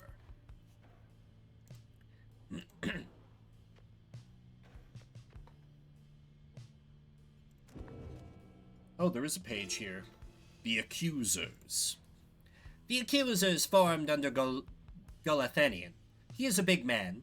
He values justice, loyalty, steadfastness. Golathanian, he says that the Accusers take their name from one of his most accomplished legions, from his former military days. All among them, in fact, served the Master General at one time. They represent the stoutest-hearted people of the Empire who held true to Murin Golathanian to the end. The golden colors of their raiments are reminiscent of their old shining armor, is his claim. Ever shall they seek out those with the truest spirits and the strongest sense of purpose to replenish their ranks. That makes sense, given their current leader, who's all fire and brimstone. Let me study in private to give bonuses to everyone. Despite your growing knowledge of the Book of Rites, you yet struggle to grasp certain aspects of its teachings. Through greater understanding comes the reader's influence. I've maxed out quickness. I've already got 1 of 2 of hope, but I think I could use more presence for everyone. You attune yourself to the strange and mystic properties of the Book of Rites, embracing such as possible that which cannot be explained or truly known. Inspiration comes to you in a flash. Whether from a book or from within, you cannot tell. Reader's influence, tenacity.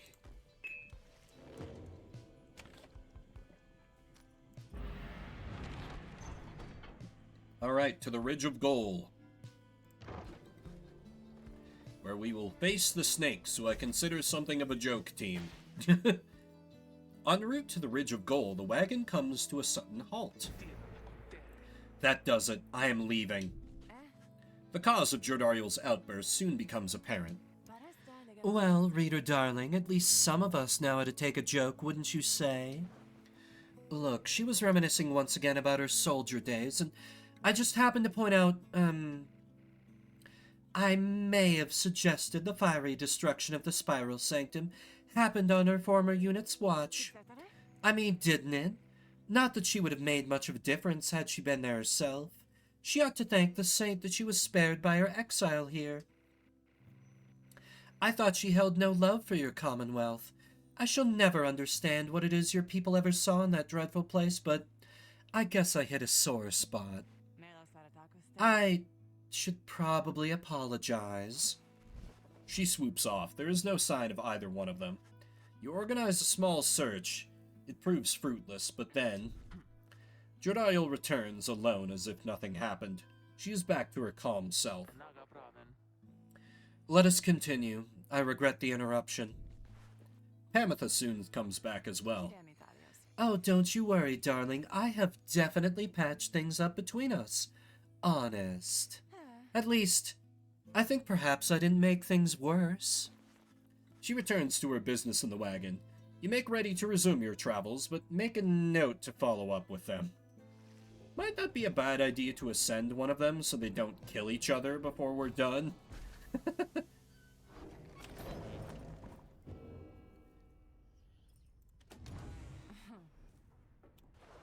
Pamitha, what you got, girl? You find Pamitha in the midst of a heated conversation. All I'm saying is we're limiting not only our own chances individually, but all your friends' chances as well. Jordariel seems to be considering whatever it is that Pamitha proposed. Reader, the harp here is suggesting that perhaps it were to be best to form an alliance with the ones whom I fought for the better part of my life. Just with me, Jordariel, I cannot vouch for anybody else. How utterly absurd. If we were in the Commonwealth, I would not have stayed my hand against her. That I can say for certain. However, as Hedwin would say, what happened back there, perhaps none of that matters anymore. What matters more is what we do from here. That is to say, I'm willing to give it a shot. You mean you would be willing to conduct the rites with me? Yes. Excellent. I knew that you would come around. Thought she'd never come around, but I ought to give her the benefit of the doubt here. I'm grateful for your open-mindedness. No need to let old enmities between our ancestors ruin things between us, or the others in our little party for that matter. After all... Do not push it with me, harp. We shall see if the reader here is... Oops. Anyway, you see, I think I managed to make amends there. Doubtless we'll get on swimmingly in no time. They're willing to conduct the rites together. Hope for the best. Meanwhile, we have lore. We rid the land of an impending doom, but faced another of its kind, for we knew that we were trapped. Yet for each danger which we faced, for every failed ambush by Arch, we met with gentle souls and kindred spirits in the downside, who deserved more than to fade from memory within this land. It was then that the stars themselves showed us the way, delineating a great voyage across the sea. Near broken we became, but then, at last, a moonlit vision, that of the rites, the rites! Thus, shall they say of us, the 8 scribes gave their freedom so that we may yet have ours. The Ridge of Gold. The serpent titan Gandroth turned to brittle stone not long after his death, of that you may be certain. What remains is a flat, elevated basin that stands us closer to the heavens. Upon the fallen Gandroth's hide, the stars themselves alight, You shall know that you stand on sacred ground. We set the metal sigils, lit the candle flames, and we emblazoned upon the rock-like forms the sigil of our passage to and from this land, and then the stars themselves, they did reply to us, they sang, shining bright, their voices loud and clear. We understood their cadence, and we knew how often to return. Hey, Silvar, you're just in time. About to start another magical basketball game. But first... Oh, hey guys, look, I got something here I think which maybe you would like. He shows you several bottles of multicolored liquids of some sort. Sun serum, star serum, and moon serum. Drugs. He's selling us steroids. Yeah, they taste pretty good, I guess, and besides, they can give you just a little lift you need, know what I mean? You get thirsty for 'em, don't even worry, I can get more soon. How expensive are they? More expensive than I'm willing to pay. And I'm incredibly broke. So, no, I don't need anything from you today, merchant. Wish you guys would have bought something, maybe. I mean, I'm totally willing to juice my players, but I'll save that for the tournament, not for just a regular season game, so to speak. Everything is set for the rite to commence, and all is quiet amid the lush overgrowth at the Ridge of Goal. All there is left to do is wait for nightfall to set it. You observe Sir Gilman sliding back and forth, back and forth. You sense something is weighing on his mind. This night is not a night at all. This knight betrayed his former commander, abandoned his brethren of the Sea Dominion. But what is knighthood, even? What is knighthood if it means having to follow such a craven as that Sir Deluge? Cease this nonsense, Gilman. Focus on the right. Focus on the right. Focus on the right. He notices you, finally. Oh, Master Reader, this knight did not see you there just now. Such was his preoccupation with the task at hand. Know that this knight stands prepared. He has no misgivings whatsoever when it comes to battling his ex-triumvirate. Please consider letting this knight participate, for he has honor to restore. Then a glimmering within the sky draws your and his attention.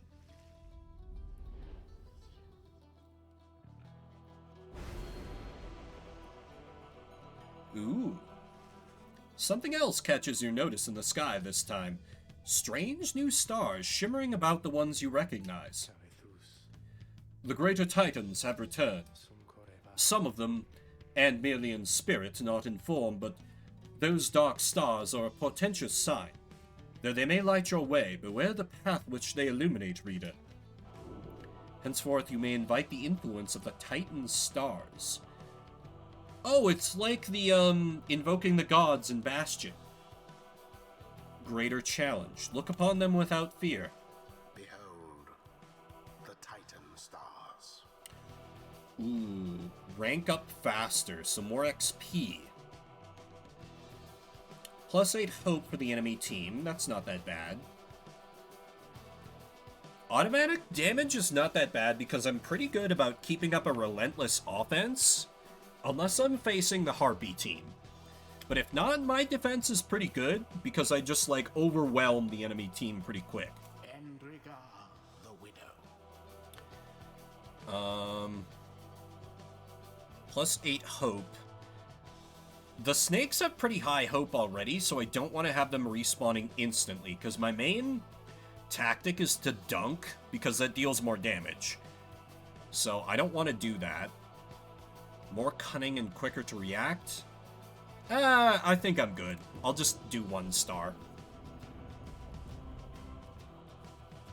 Take a little damage at the start of the ride, that's fine. Give them a little bit of a handicap, you know? The Titan stars. Burning remnants of monstrosities felled by the scribes themselves. Dare you to stand against them in their fury? Oh, I dare. Dark is the knowledge that you seek there, reader. It's fine. Best focus on your adversaries, keen as they are to confront you once again. Show them the glory of the Night Wings. I shall indeed. Make ready for the rite. Gilman, still not abandoned your new friends, like all your other duties and responsibilities? Sir Deluge wrestles with his mask for a time.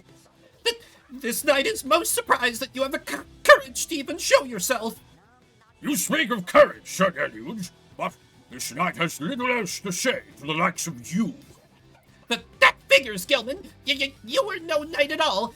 You are a teensy minnow swimming in a sea of minnows many, many times your size, and with much more honor, too. Then something comes over Sir Gilman. But just as soon it fades, Sir Gilman slinks away. Disgraceful! You Nightwings, you are stupid to have taken that one in. You are no good at the rights, and another thing, well, we do not fear you. I don't respect that rival, in case you couldn't tell. The rite. I gotta have Sir Gilman, so therefore I need a talisman for him. He is very fast, so maybe if I have him move even faster... Oh, his hope is lessened. But why?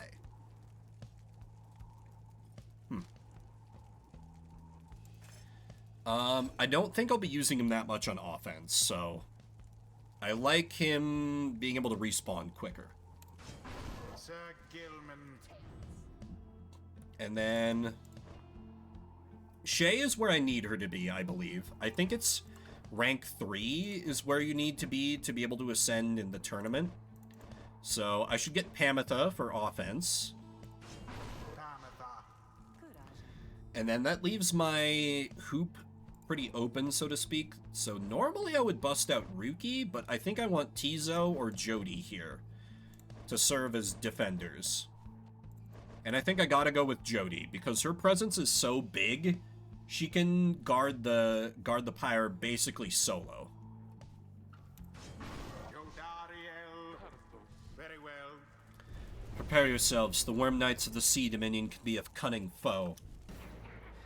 Come then, Nightwings! Show this knight how you defend the honor of that miserable minnow whom you harbor.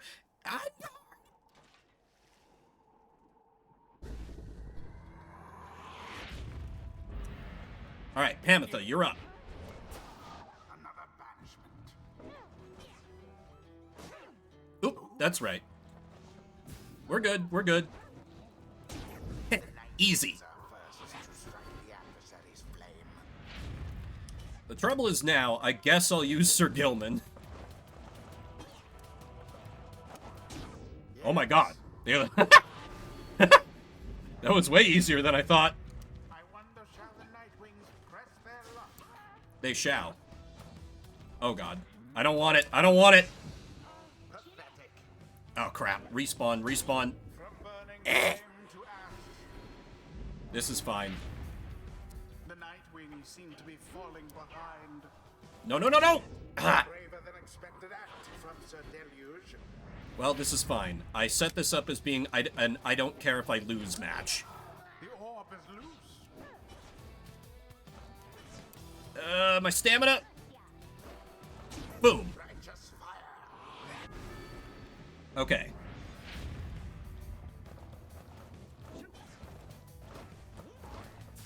Oh, almost had it. Alright, I just need to play defender for a bit. Idiots.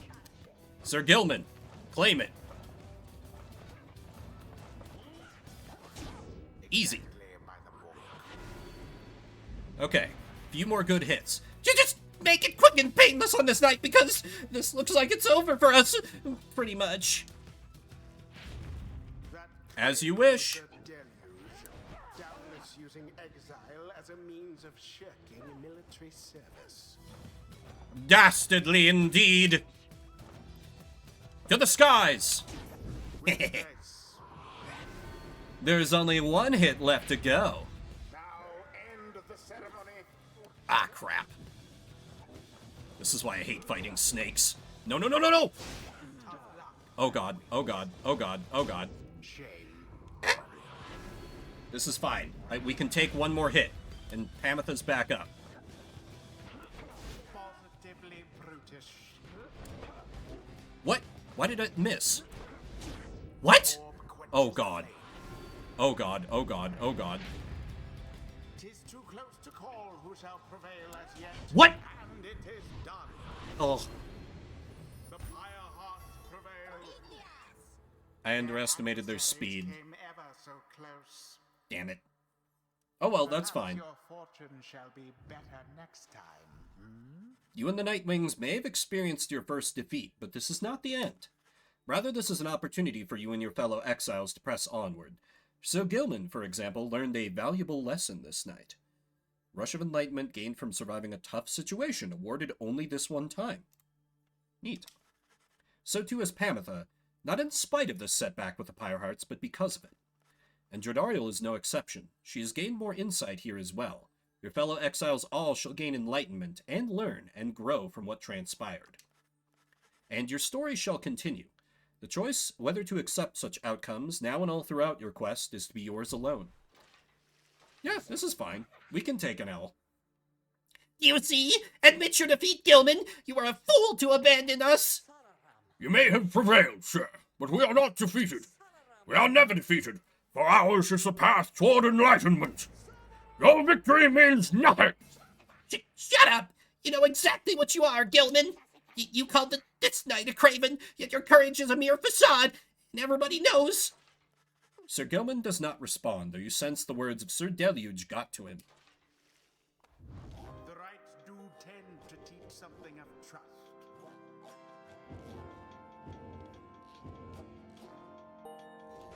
Valuable lesson. Wait, Desperate what did... for honor, this Oh, do I not gain any bonus XP from the Titan stars if I lose? I see. Huzzah! Great wisdom clouds over this night's entire consciousness. Oh, if Sir Gilman and all his allies are banished, he shall instantly return? That's neat. After he banishes, I'm bad at using him for banishment. Sir Gilman's allies are banished. He moves faster than usual, temporarily has infinite stamina. Freezes all exiles for 3 seconds? That could be good. Yeah, let me do the Valiant return. of the sea sojourner. If only wings could speed us on toward greater understanding. All in all, having to unlearn everything I've learned is going somewhat faster than expected.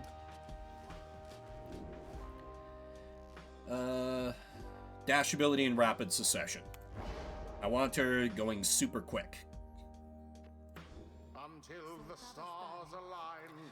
So, not the outcome we were hoping for exactly, Jody darling. Hope is not something I dwell upon at this point, Harp. This outcome was predictable. Then you'll go back to refusing to conduct the rites with me, is that it? I did not say that. Our failure this night does not fall solely on your shoulders. I was not accustomed to your presence. Room for improvement, then. Sorry for the outcome anyway, though maybe next time, Okay, good. That didn't drive a wedge between them. All are welcome here, save demons such as you? Brutal.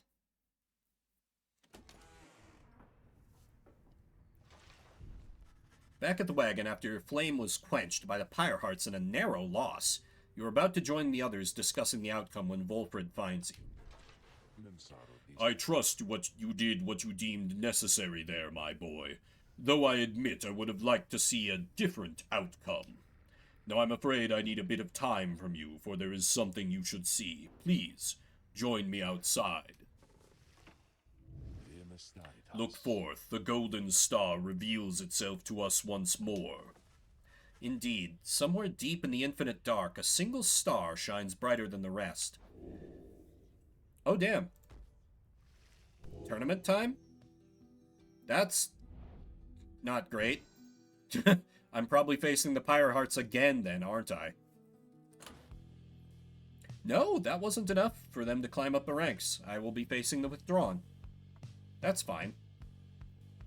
I like how the Tempers still have a ranking of 2.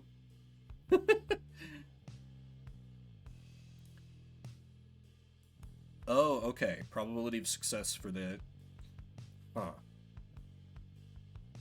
The reappearance of the Titan stars is cause for some concern, though best ignore old superstitions and remain well focused on the task at hand. Once more are we to travel to the fall of Solium. May the 8 scribes watch over us. Alright, to the tourney. This is where I really need to pull out all the stops. And I think I will be ascending Shay. The rites are calling you again to the fall of Solium, where one among you may go free, should you prevail. It is as we discussed. The cycle of the rites is beginning to turn more quickly.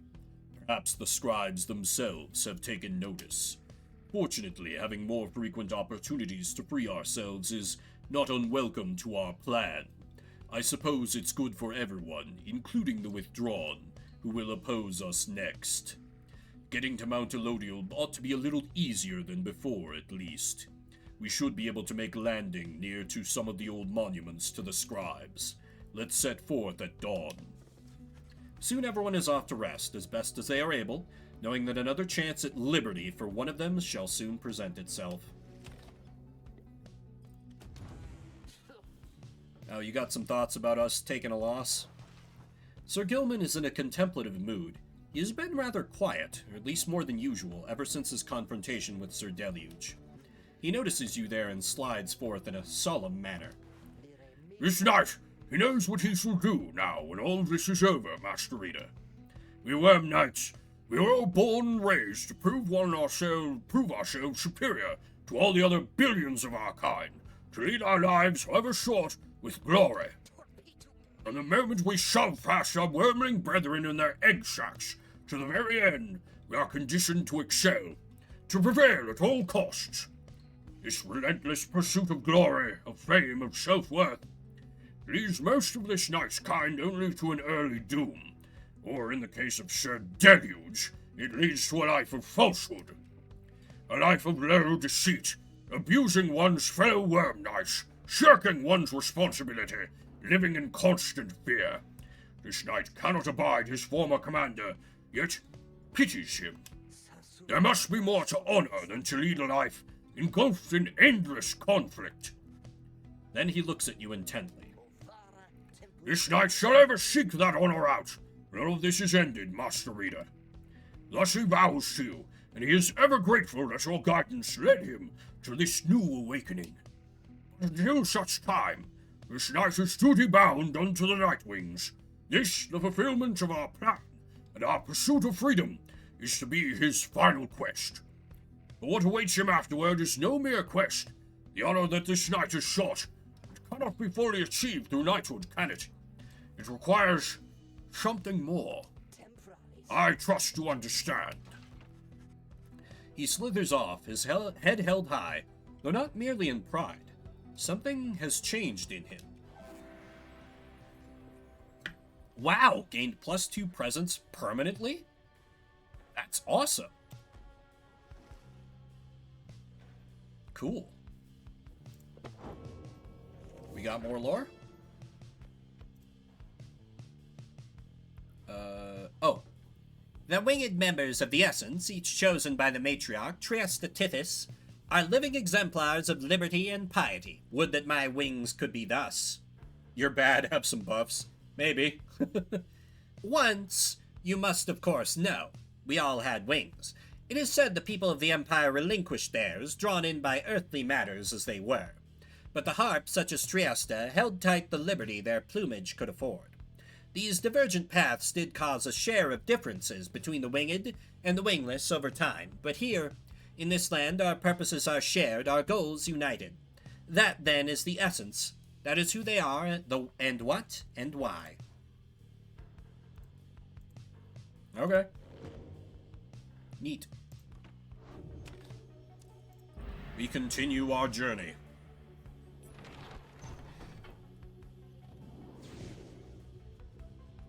Boil half? Why? Why would they do that? The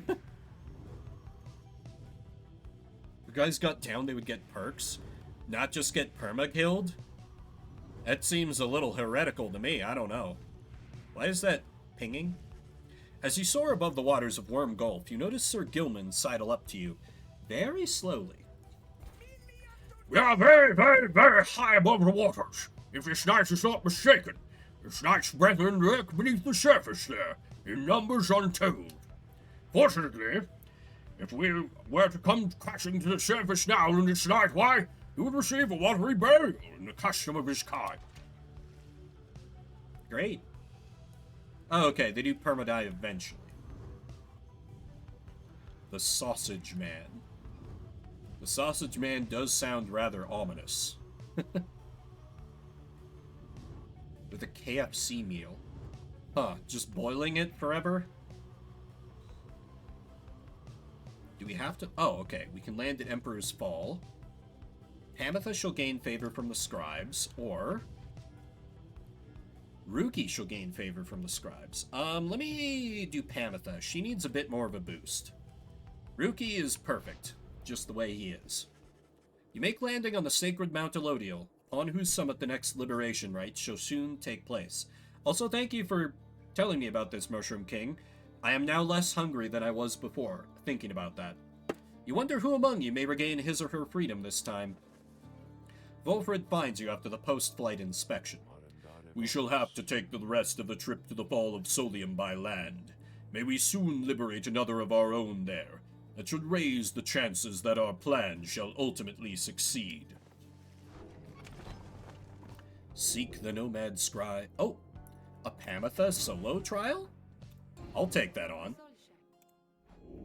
We need a scribe trial.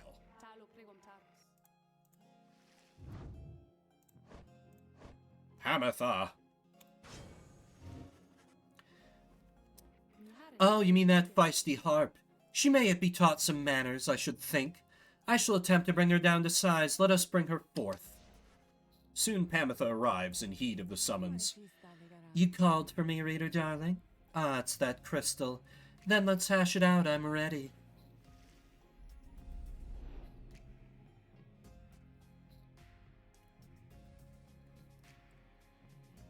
Okay. What sort of trial must I undergo with her? The apparition Sandra appears and unfastens her mask. Listen well, Harp, you answer to me here. The answer is yes more often than you'd think. Well, good for that. Ooh, a bossy one. Sure then, go on and tell me more. Such a delightful student for a change. Come then, let us see what you can do left to your own devices. Save for your reader's vigilance, of course.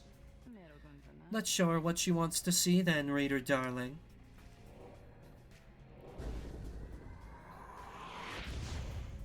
I'm facing a very balanced looking team. What? No, I totally should have had them. This is bullshit. No, no, no. No, you don't. That's mine.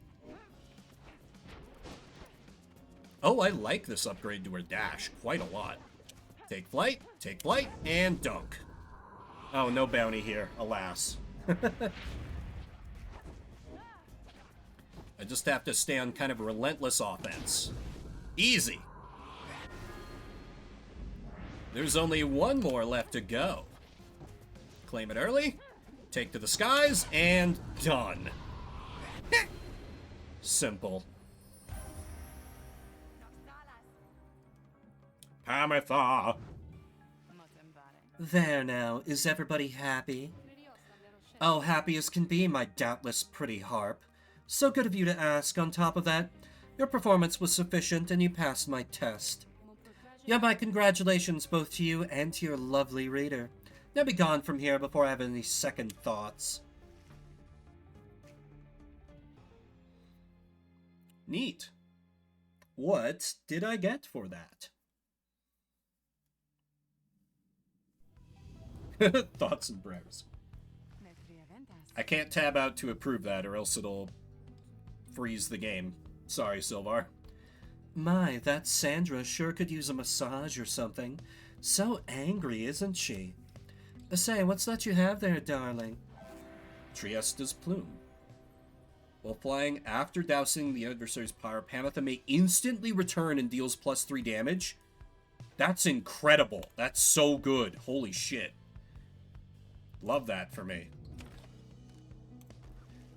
Later that day, you accompany Pamitha into the ancient formations of Emperor's Fall, where a monument to Golathenian awaits you. Perhaps due to the nature of this place, you begin to sense Pamitha's inner thoughts, as clear as if she were speaking aloud. Talking to the dead again, Pamitha? Fine, why not? Ought to keep your mind off things. Just don't go getting your hopes back up. Your life back there, it wouldn't be any better anyway. Soon, you and she are finished paying your respects. Oh, he makes them into sausages. Wild. You return to the wagon in silence, feeling as though Golathenian has shown you favor. At dawn, you shall begin your ascent. For now, the solitude here is fit for pursuing your vocations. Pamitha gained +2 hope. I accept this blessing. Study in private, we need more of them global bonuses. Boost that presence. The texture of the pages of the book, the foreign bindings. Despite the volume's age, it shows so little signs of wear. At times, the power emanating from it almost overwhelms you. No, I can't say I have. But thank God there are some people that ask these questions. Inspiration comes to you in a flash, whether from the book or from within, you cannot tell. Oh. It's just the Pamitha show right now. That's fine. I like her. You find Pamitha by herself again, though her expression has grown darker than her custom. Leave me be, would you be, reader darling? Trying to get some good and proper moping done here, and you're distracting me. Leave me be, reader. Just leave me be, reader. Just leave me be. You don't want to know what's lurking in my heart or my mind. What you'll find there isn't pretty. Yet something about her thought process is different to you now. You know that with her conditioning, she can resist your scrutiny, but now her thoughts are laid bare to you.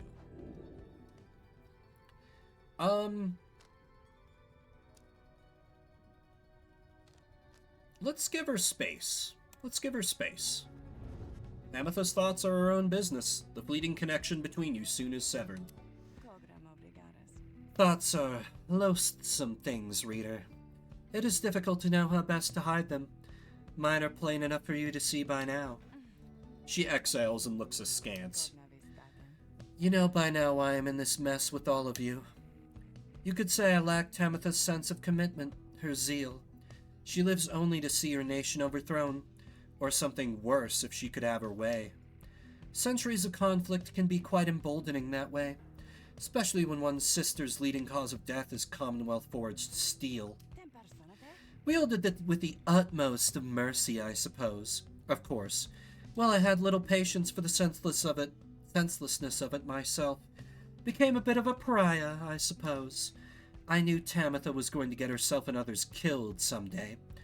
So when she was to fly out on one big mission of hers, I had other arrangements made. But after she was caught, your people did not exactly uphold their end of the bargain.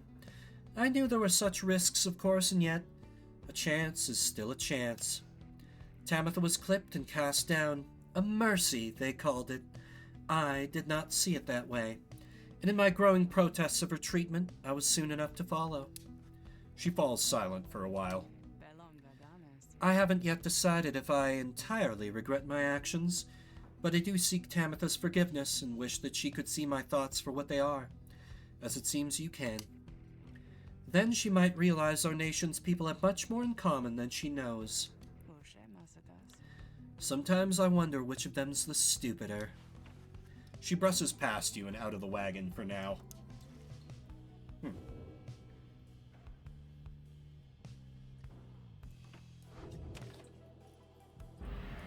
We continue on. Oh, we got some options. Shay shall gain favor from the scribes. Sir Gilman shall gain favor from the scribes. The gain favor from the scribes thing is usually like a temporary buff. So since I'm planning on using Shay, let me go this way.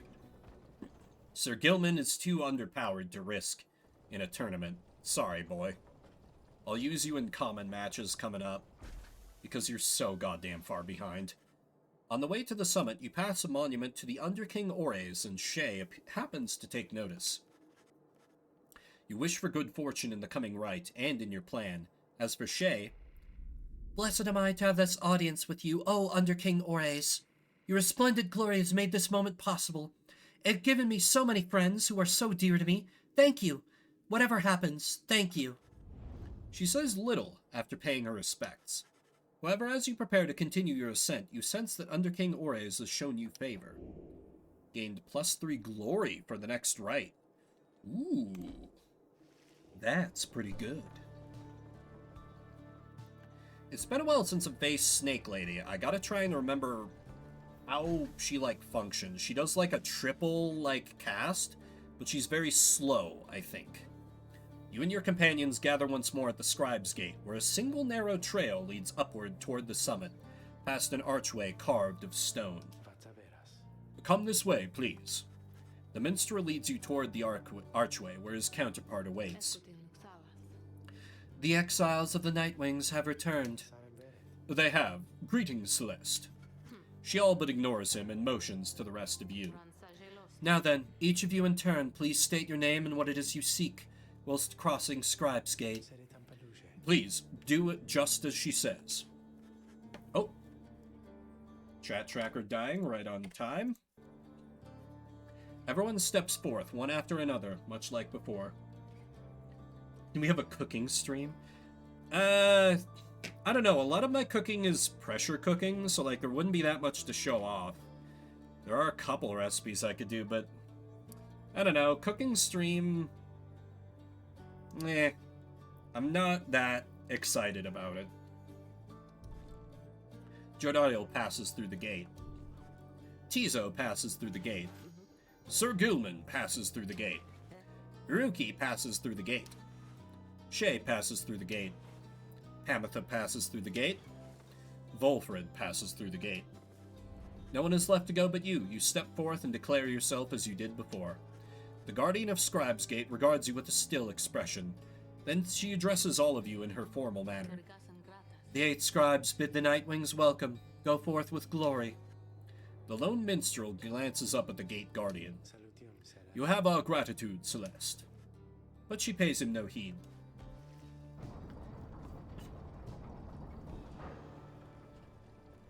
Besides, I feel like a cooking stream would be so, short. I don't know. Again, you gain the top of Mount Elodial, from which the downside sprawls before you. You wonder whether one among you soon shall follow headwind from this place. 2 hours of greatness. Maybe. Oh, hey, guys, you know gets real awful cold up here sometimes, waiting for customers, so come on in, okay? And good luck in that big battle thing you got. That's where you're going, isn't it? It's gonna be exciting from my friends. Okay, I would like to afford some drugs if I can. So I haven't really made good use of this, so let me sell it. An aura burst may occur, cannot be used by harps or saps.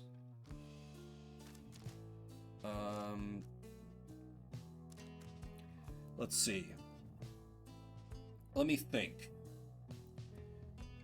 I'm probably going to use Shay, Pamitha, and then maybe Tizo. He's good for defense. No, probably not Tizo. Probably Jody. So it would be good to give Jody some hope drugs, because she can get rather easily banished. And then, of course, buy the handful of Stardust. And I could do quickness bonus? For either... No, I'm already facing off against one of the slowest teams, so I think just the hope drugs are enough. Hope drugs. Because it's just one right? For the next right, yeah. Let me save the rest of my cash. because it seems to be becoming a little more precious. Come see us again, guys! Oh, are you suddenly not cold anymore? Now that we bought something from you? What a piece of shit he is. I love him.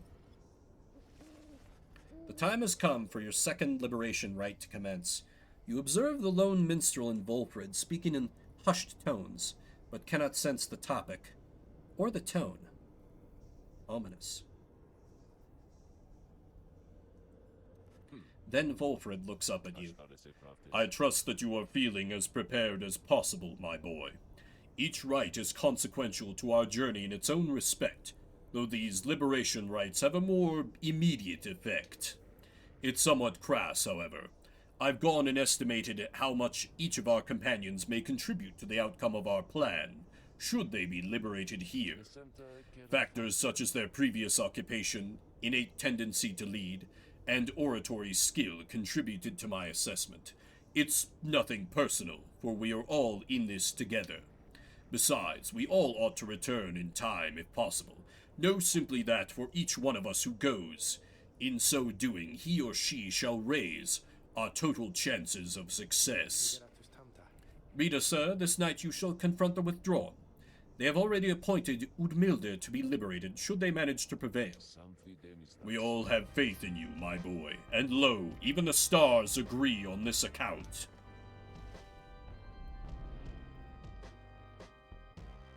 Can I even invoke? I can invoke Titan stars. Is it worth taking the chance? Bonus health. Bonus damage. Let me reject that just in case. Adversaries have bonus hope. I think they're pretty slow respawners, so I can do that. Cunning and quicker to react. Don't think I want that. Yeah, let me go with just that. Though I'm tempted to not use any Titan stars, but bonus XP is nice. I'm also curious to see who gets the biggest, bonus to the plan. Have returned unto the fall of Solium, at which the scribes first formed their sacred union. At stake this night is freedom and prosperity. But only for one exile who prevails in this liberation rite. Your many adversaries all did strive to earn this opportunity. 'Twas the withdrawn which earned it. Who shall be absolved is up to all of you. Alright. The pyres burn and each of the triumvirates is present and prepared. I concur. The pyres burn and each of the triumvirates is present and prepared. Then, anointed one of the withdrawn, come forth now and declare yourself, and pay any respects you have unto your adversaries, the Night Wings. The bog dweller Udmilde appears from the shadows and reaches for her mask. You're known to be the witch Udmilde. Adversaries, they are nothing to us, or the one we serve. Ye shall all be devoured in the coming age, an age of strife, wrought by the fell wings and many-seeing eyes of Yislach, the astral born. You speak blasphemy upon the sacred site, Udmilde. If you value your liberty, then I suggest you cease your mocking of the scribes. The scribes, they failed to stop Yislach, and he shall rise again. As for ye Nightwings, ye are of no consequence in Yislach's grand design. She dons her mask once more. Soon we shall return unto the land with which Yislach shall usurp, where we shall offer him our blood, and that of many, many others. So I definitely need for her to not ascend. Now then, have the Nightwings reached a decision on whose behalf they shall conduct the liberation rite? Reader, I am bound to tell you once more, the first companion whom you choose shall go free this very night, if you prevail. Only the enlightened may be thus anointed. Not all among you may yet be ready. The other two chosen for the triumvirate shall lend their aid. Nightwings, make your decision. Okay. will you set free? Where do I see the, like, planner? Can I see it in bio? So I can't pick Shay. Oh, crap. Oh, man. Ruki or Jodariel seem like excellent choices then. Damn, I thought Shay was built up enough. Tizo... I feel like I want Tizo. I do feel like Jodie is kind of starting to outlive her usefulness a little bit. I do like her, but...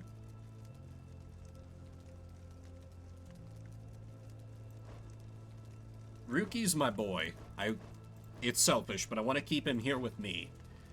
Let me claim Jodie. We shall set Jodie free.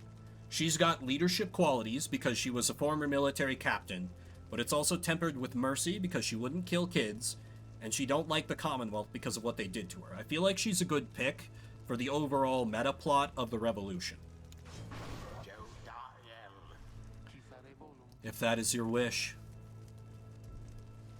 Who shall strive for her? Let me send forth. Do I do Shay and Pamitha here? I think they make a pretty decent team. Yeah. Shay. Oh, I can help. I think I can help. And Pamitha. This is not my A team, so I'm taking a bit of a risk here. Sure, let's get her out of here then. Soon, Yislach. Very soon we shall release thee. We shall release thee. And as for ye, Nightwings, we have much in store for ye. Oh, that's right. She's backed up with a couple of imps. Commence. Take flight and dunk. Shay, you're up.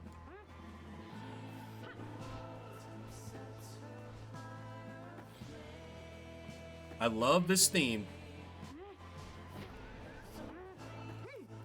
Oh crap, I forgot she has a charge up before her jump. That's fine. Jodie on defense.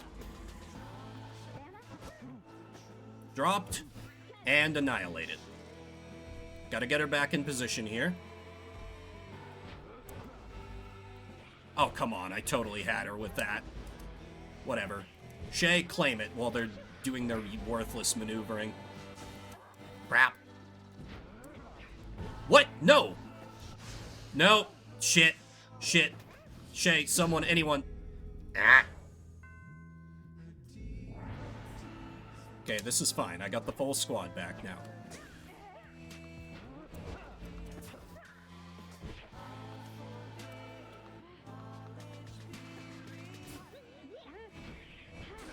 Oh, crap. Casted it and just straight up the wrong direction. Bicycle disaster. What a chop. Thank you for the follow, Blood Princess. How you doing? Good morning, or whatever time it is in your part of the world. We go on offense a little bit here. Take flight. Dropped. Damn it.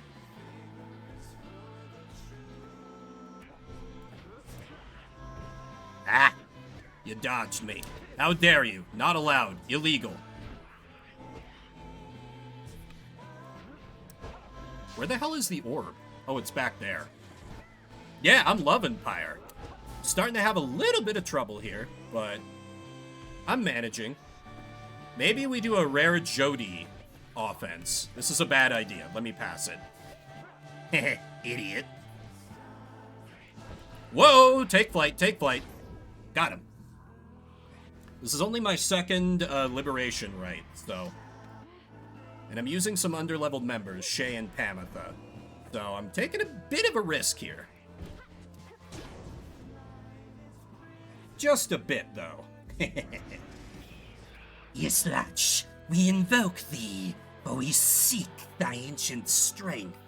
Befoul our enemies within thy blood. Damnation to the Nightwings. Damnation to the scribes. The invocation of Yislach, your adversary Witch Udmilda's curse, shall summon forth dark pools of banishing ichor, wheresoever any exile is banished here this night. Ooh. That's rude. Well, that's fine. I just have to make sure I don't get banished then.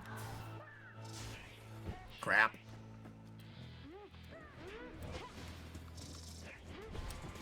Farewell for now, witch. Alright, Shay can sprint. Charge up a little. They got me good there. It's fine. We got Pamitha back. We got the 18. Ah, they passed. No, no. Jump! Anything! Ah! Damn it. I'm not as good when my relentless offense strat doesn't work out.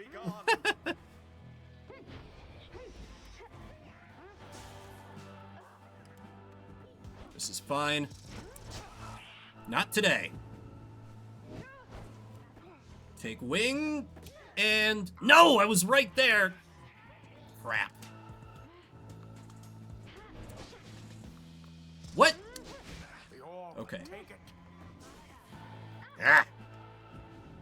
Pamitha, claim it.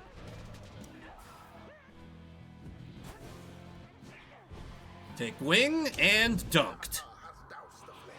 One more hit. That's all I need. Now go on, just once more. Oh my god, I whiffed it. Woo! Witch is nasty when she fires.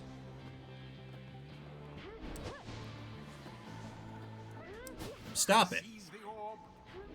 Trying. I keep screwing up my aim. I blame the controller.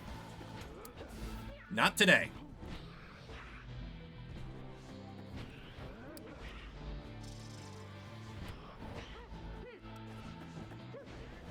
Go, go, go! Be gone, you darling. No, damn it. Shameful outcome. Oh god. My hope, my hope, my hope. There's a proper dousing. Oh god. Okay. I gotta get this next hit. Your adversary's pyre now burns brighter than your own. Shut up, I'm aware. Pamitha banished. No, no, no! Not like this! An unimpressive thrust, but true. Ooh, okay.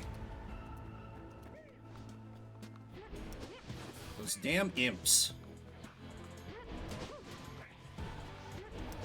You're out of stamina now. It's not so scary now.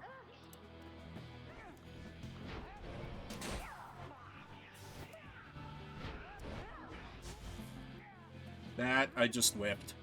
Straight up my fault. Stop with your jumping. Udmilda banished.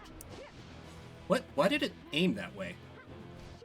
Finish it! And there it is. Woo! At last.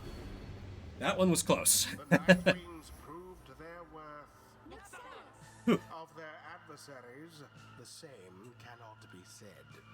Team Girl Power carried the day. Thus ends the liberation rite.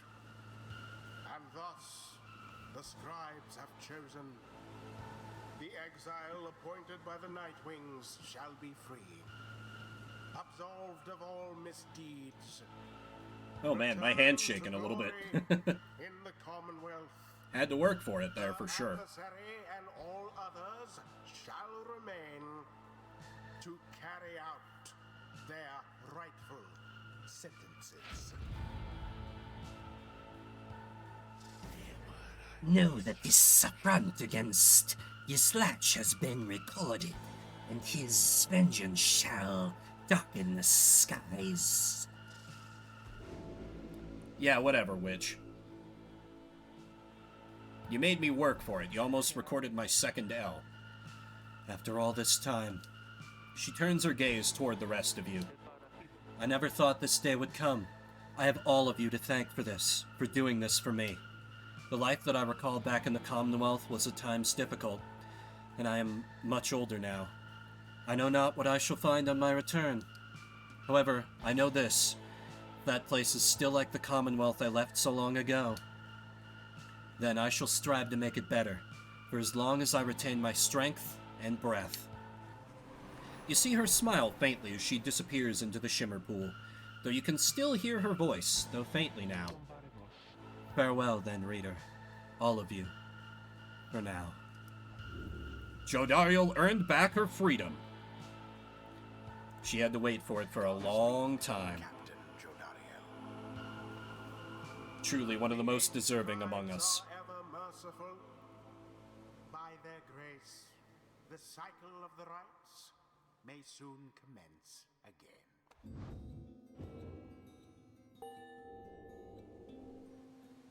Good amount of inspiration there.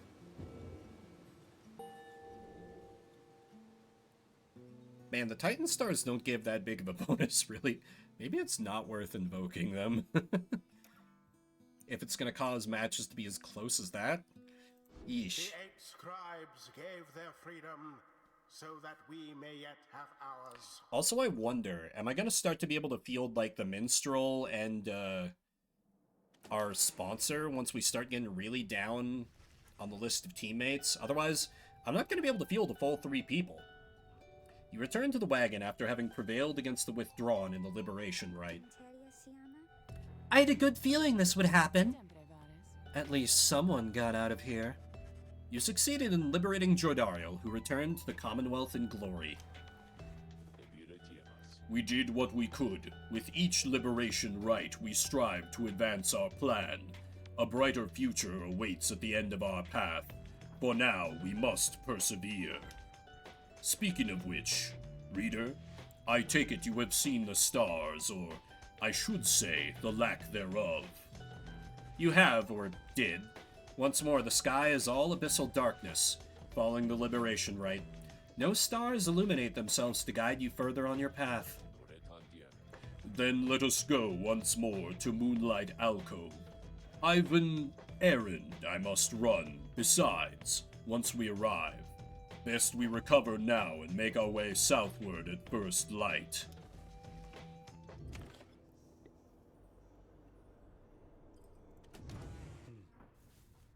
Oh, what you got for me, Lone Minstrel?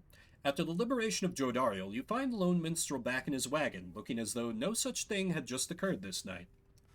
You think you see him tilt his head as you approach. Some words of congratulations are in order for this evening, I should think, reader, and so, congratulations on prevailing in the liberation rite. Surely Jodariel shall be most grateful, and her safe return unto your commonwealth ought befit the plan in which you now all play a part.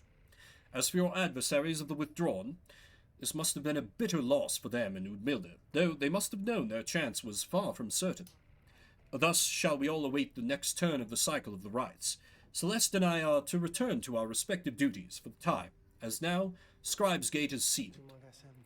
I await when next we all shall meet, when next you may yet live up to the glory of the Nightwings of the eyes of the 8 scribes which yet shine down for us. He trails off, then nods to you in his cordial manner, and bids you a good rest of the evening. Cool. We got more lore. I know of no polite way to describe the climate here. It oppresses every living thing except, perhaps, the native flora in a few specific areas. Once more, the recommended course is to keep moving. Moving keeps you warm when it is cold, or when it is very hot, you use what strength you can to move to somewhere you can think and breathe. The weather in the downside seems intrinsic to the different regions, which my good friend Molten Millithas shall describe. Shelter can be difficult to find, and you cannot stay in it for very long. Perhaps, however, shelter can accompany you, rather than constrain you.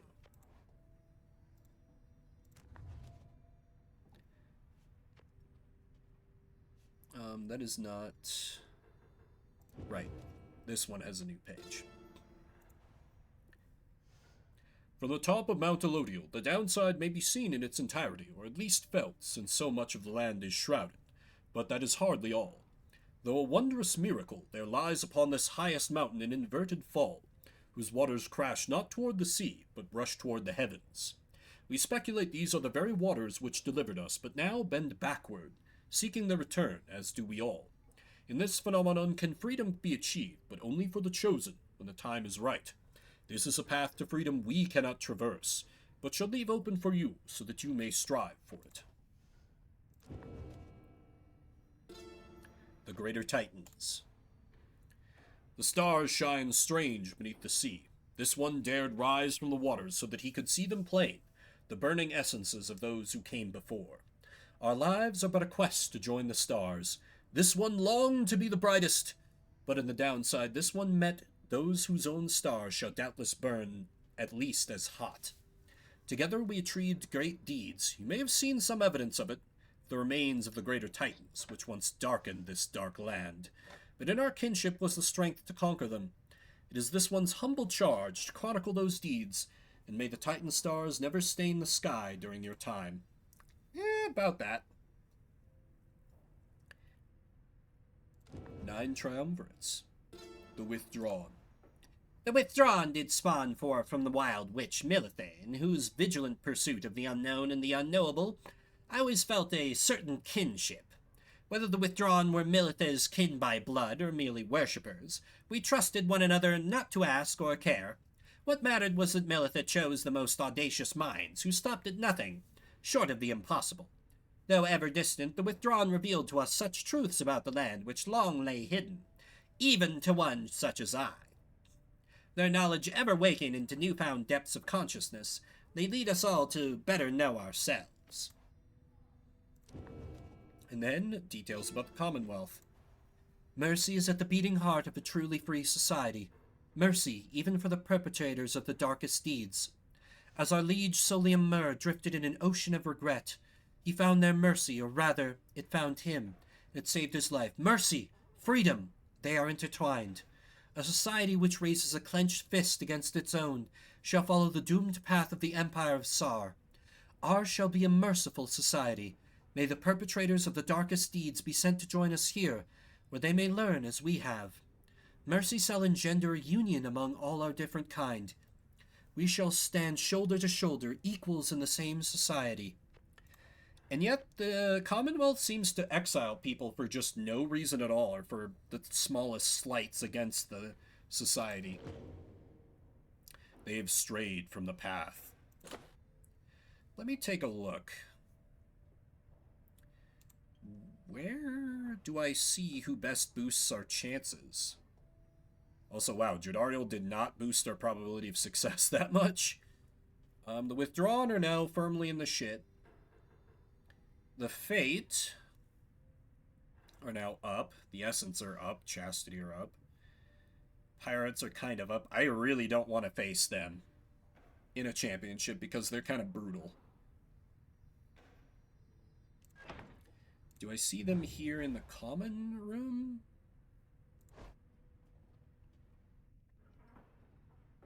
Yeah, I don't... I thought the game said that I would be able to see who best boosted our chances.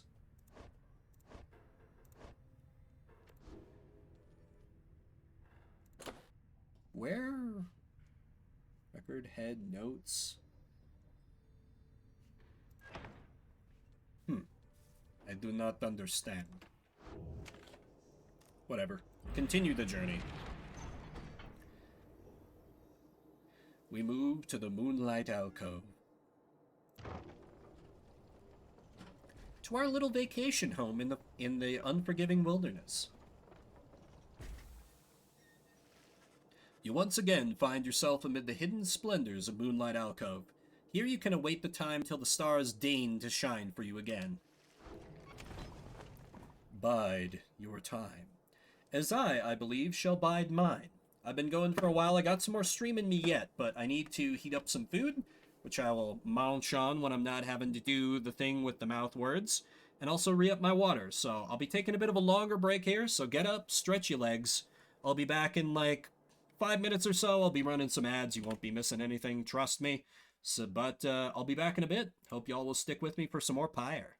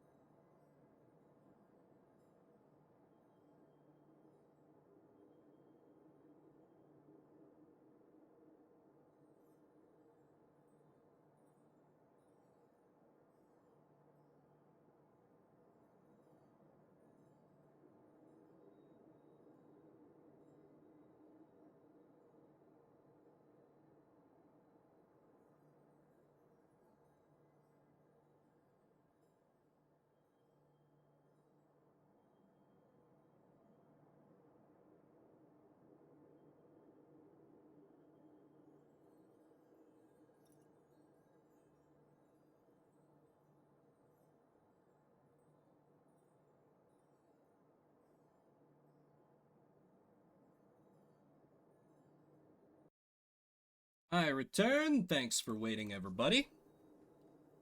Lunch for today is some leftover delicious pasta and a can of delicious raspberry peace tea. I don't have a problem, but they have refused to respond to the psychic waves I put out into the universe. Please, ask me to sell out. I will do it for literal pennies and free cans of this incredibly cheap, delicious tea. I can be easily bought. We have returned to a place of respite. Please make yourselves comfortable, such as you can. We are at the mercy of the stars, but I expect they shall shine bright again, in time.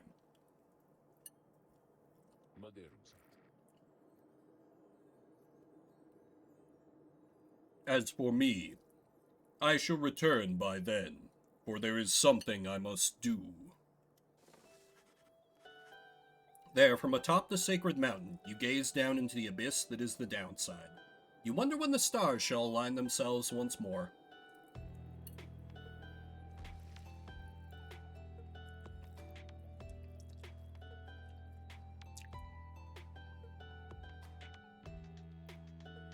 There, upon the sacred mountain, you and your companions once more await the night. The stars begin to shine again. The plan of which you are all a part is set in motion. The Commonwealth, a nation that stood for almost 1,000 years, is in turmoil. Is that because of or despite our influence? That part I'm unclear. Or not despite, independent of. I may have forgotten that point. Comes from playing this only once per week. Sorry, I was running over my own controller cord with my chair. If your companions return there through the liberation rites, what sort of place shall they be coming back to? Many moons pass.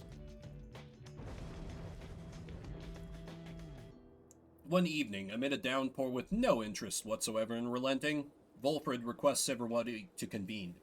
You understand he has an announcement of some sort. Soon, everyone is assembled, and Volfred regards the group. Everyone, there is an aspect of our plan which I've not talked about with you at length.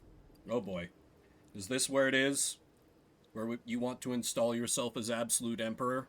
And you're like, you're relying on my agents, you don't have a choice, I've been evil all along.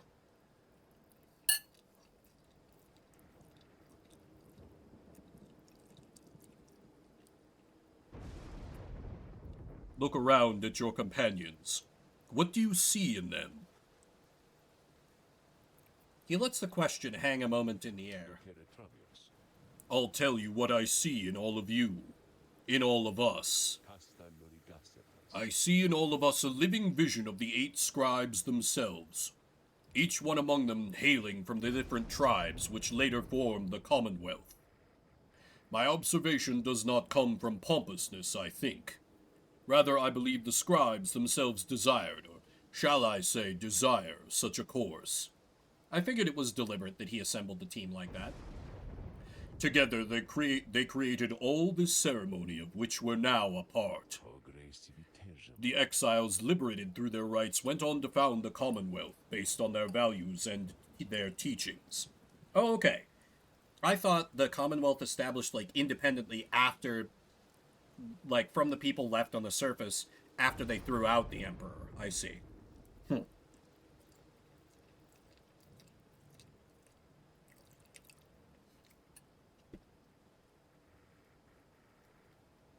Thus, an instrumental aspect of our plan is to embody the spirit and the culture from which the Commonwealth arose so many centuries ago. That way, when we are all united on the other side in solidarity, the people all shall see that we reflect the values they yet cherish in their hearts, not merely our own. Anyway, we are still missing one key representative on behalf of Molten Milithe, and I happen to know a certain bog dweller who I think shall fit the part most splendidly indeed. Oh, new recruit. Neat.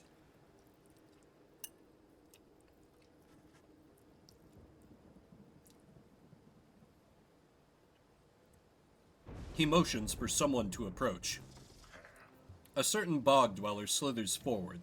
You recognize her straight away. It is my pleasure to introduce you to a dear old friend of mine, whom I believe you've met. Welcome to the Nightwings, Bertrude. The bog dweller called Big Bertrude utters something guttural by way of greeting.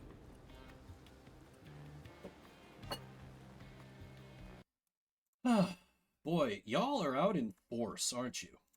Pathetic. We ought to understand that you require further aid from us. Yes, dear Bertrude, the time has come. Bertrude here is far and away the most accomplished alchemist whom I have ever met. You will soon find that she knows much about the rites as well. Bertrude looks at you and your fellow exiles, each in turn. You frighten me, parent. Everyone is silent as Bertrude searches their expressions. And tremble, small ones, and hold well their tongues, lest we remove them. She takes her leave without another word. Please excuse Bertrude's blunt manner. I guarantee she shall more than make up for it. Everyone disperses. Seems now that the ranks of the Nightwings are complete. Bertrude, join the group. You sense her powerful presence. Now then, my boy. Perhaps you notice that the stars are bright once more up there behind those stubborn rains, meaning it is time that we got back to business. Indeed, once more, several stars shine bright within the cold and storming sky.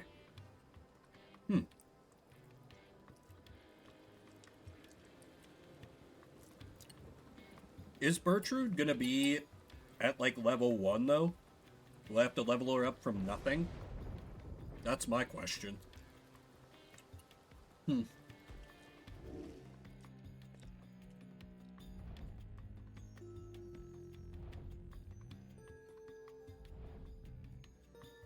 Let me observe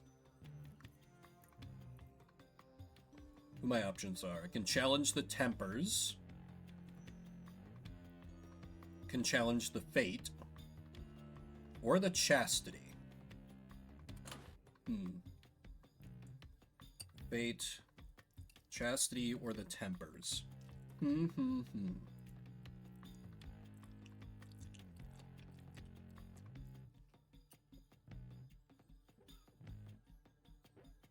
The Chastity are annoying as hell to fight because they alter the field.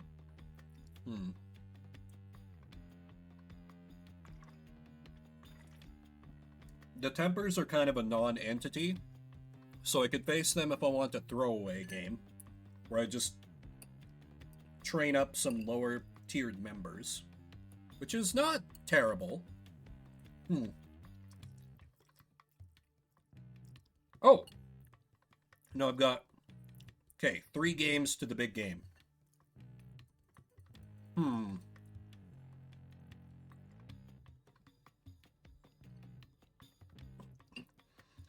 The Fate would be good if I wanted to knock them down a peg and not face them, but I think that's fine.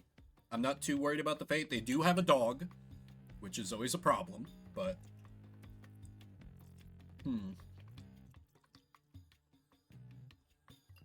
The Chastity, they're not quite high enough to really be an issue yet. I think I'd just do a throwaway game versus the Tempers to get some more XP. And let the rankings play out as they will. Plus, I think it's kind of funny how the Tempers have, like, no... Oh, because they're the ones I bested in my first, like, Ascension Rite. That knocked their favor down to 0. Because that's the same thing that happened with the Withdrawn. I get it.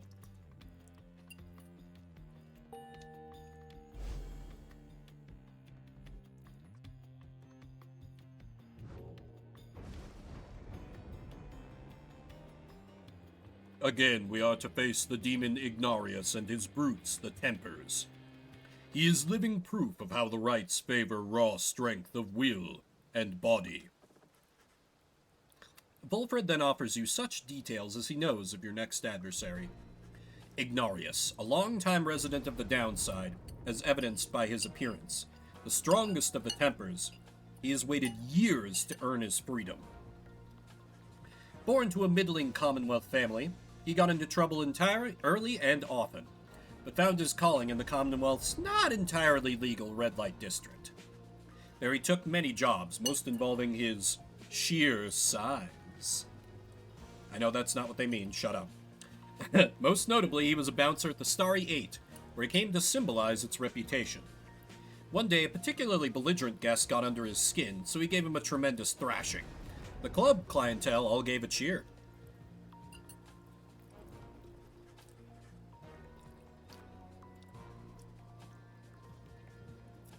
However, this guest turned out to be a wealthy chamberlain, who then exploited his connections to have Ignarius arrested and then exiled. This was 14 years ago. In the Downside, Ignarius dropped his given name, as is sometimes the custom, and survived alone through his tenacity and strength. In time, he drew the notice of the Tempers, who revealed to him the rights, recruited him into their ranks, and let him work his way up. Now at last, it is his turn.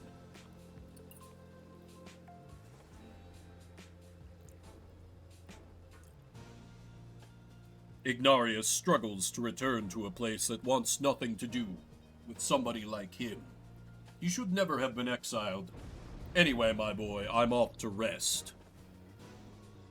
You wish a good night to Volfred. Your travels shall continue at first light.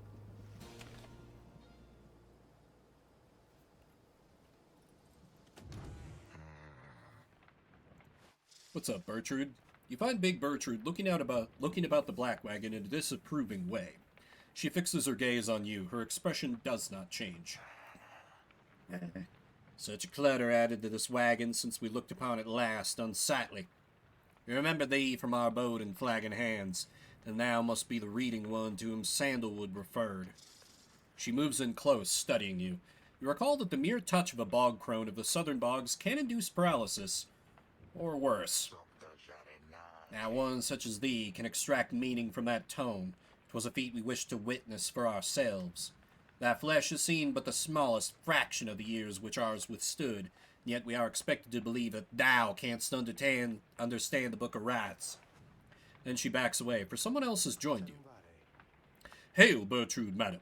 Is everything to your liking at this time, or is there something more which you require? We have been unable to locate a supply of rotworm gizzard extract among thy belongings. Other than that, we shall lodge no complaint at present. It is possible that Volfred has a small supply among his possessions here. If you would care to accompany me, we may yet procure some. That would be agreeable with us. Then after you, madam. As they depart, you think you see the lone minstrel nod his head your way. What a bro. Okay, Big Bertrude. Oh boy, you start pretty lowly. High glory, pretty low quickness, pretty low hope. She's got a lot of enlightenment, though. Or a lot of inspiration. So maybe I deploy her... Sir Gilman... Christ. Actually, Ruki's fallen a bit behind. I can have Ruki as, like, my one competent member of the team.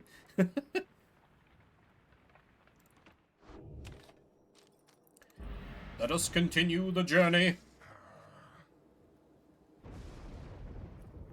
You rise early that morning. Though Bertrude is already awake, she scowls at you. Good morning, reader. Bertrude.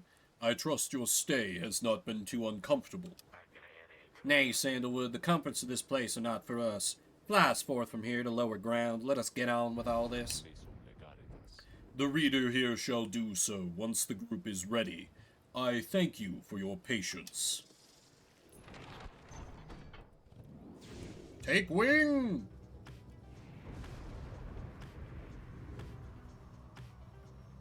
Onwards to glory. The unmistakable remains of Zilvius Horse-Headed, which protrude from the ashen fire there below. Some have taken it to be a work of sculpture, reader. The tale of a titan felled by St. Triesta Tithys, that is more unbelievable than the thought that some daring exiles over many years carved the titan's visage out of stone. Be that as it may, the climate and the cliffs are home now to exiled hearts, such as the Essence, whom you faced here when you first arrived. Even they do not know all of the locale's sacred significance. Neat. Let's see, Pamitha says she can sway the coming right against the tempers in your favor here. Intriguing. Do I have any other options? I do. Ruki suggests this may be the faster route, leaving you with time for your vocations. Vocations is... This right is all about long-term growth of the team. So, I need vocations. Oh my god. Will you bots all fuck off? So many of them today. A foreboding feeling stuck with you since your arrival in the harsh formations of Highwing Cove. Some of it spreads to others in the group. Tomorrow can't come soon enough. They really have been. I don't know if they're just stepping it up for September or what. We mislack this wretched place. You decide to focus on pursuing your vocations until the Black Wagon is ready to move on.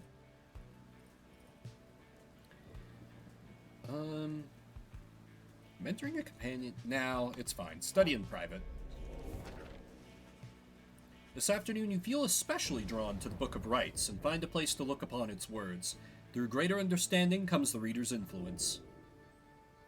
We gotta study hope. You extract a deeper meaning from the words and teachings of the Book of Rites, one you feel in your core yet struggle to articulate. Inspiration comes to you in a flash, whether from the book or from within, you cannot tell. The sad thing about those bots is always like, I say this all the time, the fact that there are so many of them means that every once in a while they must work. You must get someone sad and desperate enough to pay for viewers. Oh hey, there's more lore to read. But I shall speak no more of them.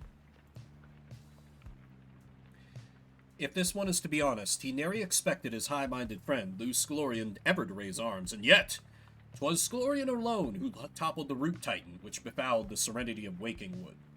Scalorian he brought to bear the might of his entire family of willful saps, contained within his ancient gnarled staff. Soon did the poison soil of limbless Arazek begin to dissipate. The Root Titan cried out a deafening last cry and withered to a speck. Arazek yet lives, a husk, a single foul seed, still rotting where once something mighty stood. Scalorian, in his mercy, deigned that the surrounding woods ought to grow bold and strong, by casting off the influence of Arazek, not by forgetting him. I'm sure that will never come back to bite anyone in the ass. It will surely be completely fine. Within these blackened nails do I hereby inscribe the rights of flame. The bylaws shall be written here in full. We the Eight decree the rights a test of one's true worth in body, mind, and spirit. Now until the stars abandon us, this shall be the binding law within the downside. Those deemed worthy in the rights are to regain their freedom from the downside, return from whence they came. Exiles shall conduct the rights as one of 9 triumvirates, look toward the stars for guidance on their path. Exiles shall bear this book as status. Anyway, what's up, Ruki? You find Ruki having just put back his Greentail family portrait. There's something of a wistful look in his eyes. Then something comes over him and he moves in close, lowering his voice. Look, chum, I gotta level with you about something here real quick. Truth is that I haven't been entirely upfront with you about my family situation. He hesitates a while, then... We ain't exactly quite as rich as I've been letting on. I mean, we do just fine, and we got lots of money stored away. It's just mostly locked up in savings bonds, and... He seems to catch himself in the middle of another tall tale and relents before you can respond, one way or another. The situation is my mom back on the other side. She needs a little bit of help, financially and otherwise. All she's got now are my knuckle-headed uncles to keep her steady. Always told her I'd make something of myself, you know? I was just a clerk in her shop. Things started getting tough for us, so I started looking for all kinds of different work. Got in with some unseemly sorts, I guess, but the pay was real good. We took to shipping certain types of stuff down here, of all places, flushing it straight down the water. River, watertight. The pay was right. Mom was so proud of me. We were eating real good all the time. But you can probably guess what happened. I barely scraped by after they flushed me down here. Would have been food for a bunch of howlers had Jody not bailed me out of a tough spot one fine evening. As for my mom, she doesn't know the half of it. My uncles told her I'm away on business. Not entirely untrue, I guess, but if she knew, it'd break her poor heart.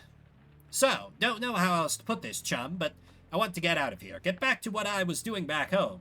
On the straight and narrow, though. I'd go straight this time, for sure. Just don't go telling everybody that old Rookie Greentail's just a mama's boy, okay? I got a certain reputation to uphold. He quickly scampers out the door. His past has been weighing heavily on him, but you sense he was sincere about wishing to lead an honest life.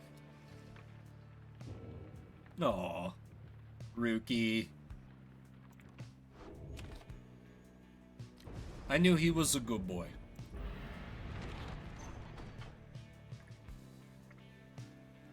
To the nest of Triesta, where we're probably gonna get rolled as I take my worst members from the bench and Rookie. Again? Volfred is poring over a copy of the Book of Rights as you approach. He looks up at you and smiles. The road to freedom, written in a book that hardly anyone believes exists, and fewer still can read and comprehend. Sometimes I marvel how absurd all of this is, my boy. Tell me something, though. I've spent so much time considering the book, but known so few with whom I could discuss it in much detail. You've had some time to turn through it by now, so what do you think? Worth all the fuss? I only skimmed it.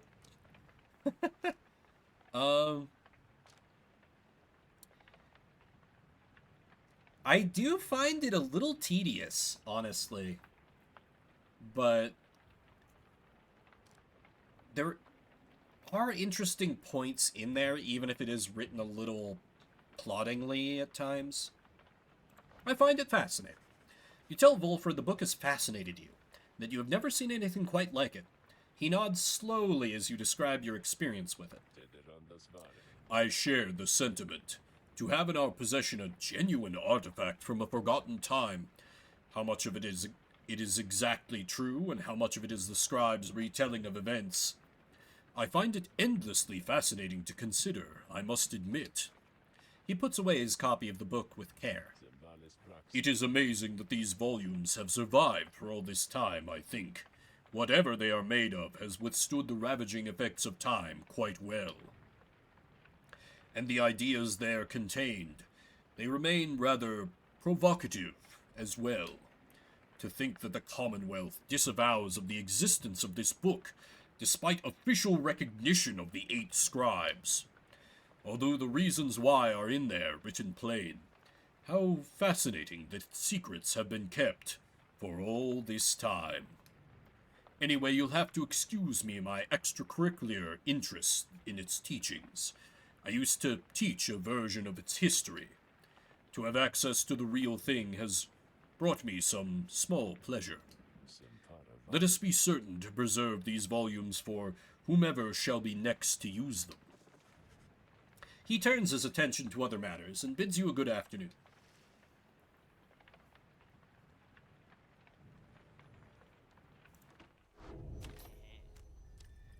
Alright, Slug Market, what you got for me? Hey, you guys, where's your friend? You know, the big one with the horns, likes frowning, stuff like that? Something, happened there, or what? Heard a crazy story she just flew on out of here or something? Anyways. Falcon Ron's like, I don't care so long as I can keep selling you garbage. Oh, hey, I guess I can sell off Jadariel's legendary talisman, because nobody else is going to be able to use it. Buy the scoop of stardust. Then let me set up my equipment. Triesta's plume is amazing, and I want that as powerful as it can be. Though, it might be a good idea to wait until I've got one that boosts by 4 so it can just reach max rank already.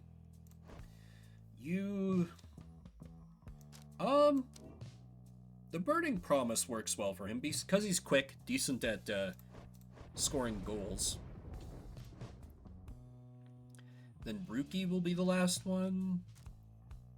Kerfang is already maxed out.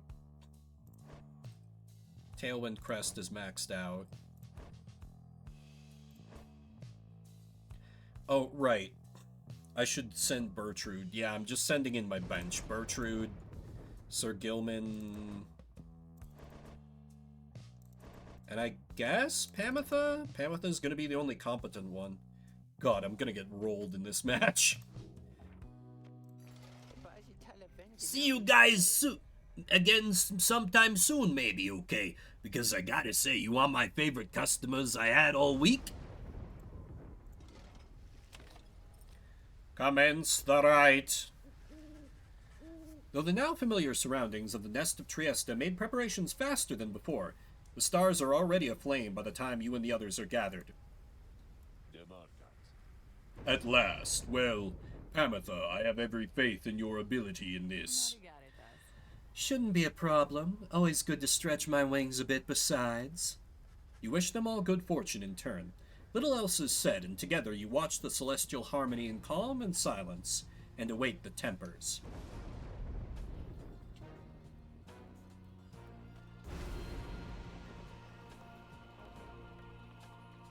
I'm almost certainly losing this match. I'm not invoking any Titan stars. Why give them an easier route to dominating me than they're gonna get already?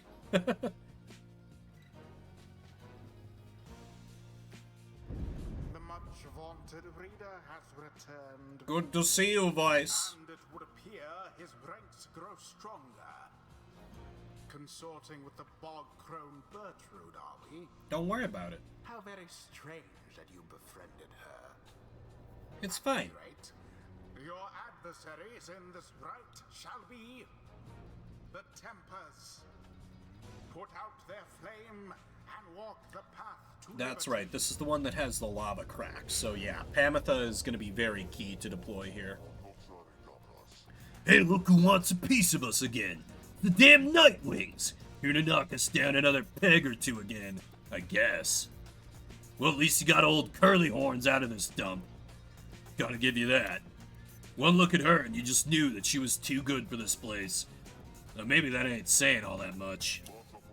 Any of you Nightwings see her again, you tell her something for me. You let her know Iggy says hi. You let her know. Not that she'll remember some dumb lunk like me. Then Ignarius shoves on his mask. Alright, Tempers, let's give it to him like we still got a chance. I kind of like that guy. He's... Hold a moment, reader. The crone Bertrude slithers forth, wearing the raiments of the rites. Now that Bertrude is among our ranks, it would be best if you became familiar with her repertoire. You have no obligation to make use of her abilities, of course. Good Bertrude, please show the reader something of your aptitude. We expect thou shalt soon be inclined to bring our sorceries to bear. Long have we studied these rites of thine. Let us show thee what we know of them thus far. The bog-crone Bertrude shows herself in full. Ooh. Now I have to wonder what became of her accomplices. Of one Oops. accomplice in particular. Slither. You watch yourself around her, reader. None are sentenced into exile without sufficient cause. Neat. Oh, see, this is what's screwing it up. That I have my mouse on the screen as well.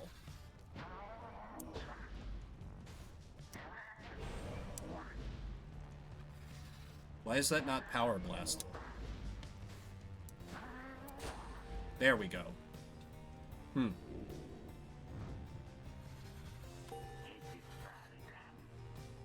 Okay. Now then, Raiden 1, know that our freedom is of little consequence to us. We side with thee because of Sandalwood, because of his plan. We shall aid thee in the rights, and we shall aid ye in that plan. Thus we are at thy disposal and await thy bidding. Interesting. She doesn't care about her own freedom. Now let us get started. Who are we facing? He's got... Ooh, stuns. He can do the double rush. He can deal the bonus damage. Or health. He's got a... Oh, he has a crone in reserve. Interesting. He's got a couple of... Oh, he's got snake and a dag. Both have bonus presence. Okay. Well... You have pretty low hope, so I'll give you that.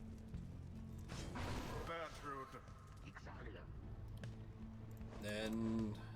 Sir Gilman. Sir Gilman. And...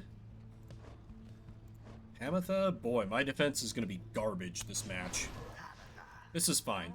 The choice is cast. For the glory of the Night Wings! Alright, you damn Nightwings, let's see what you got.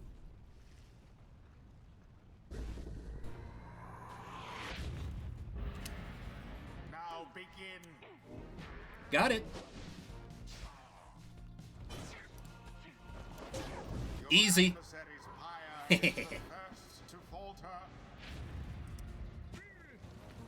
Now then. Ah, crap. Almost at it. This is fine. Bamatha can just... Or she can just play defense for a minute.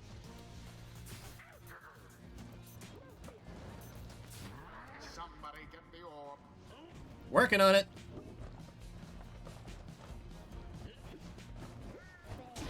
Got it. Play by the book. Alternate dealing bonus damage and earning bonus cash. This is a good combo. Fire burns brighter for the while.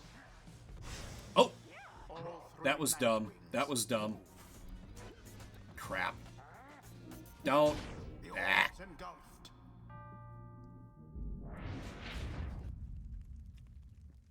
Oh, there's an option to restart the right in the pause menu? That's... Perhaps you are Huh. unworthy. It's fine. I'm just not rolling my opponents as thoroughly as I did before. Resplendent. Because I'm using my B squad. Best not get overconfident, Night Wings. Oh, come on. I had that. Transpired there.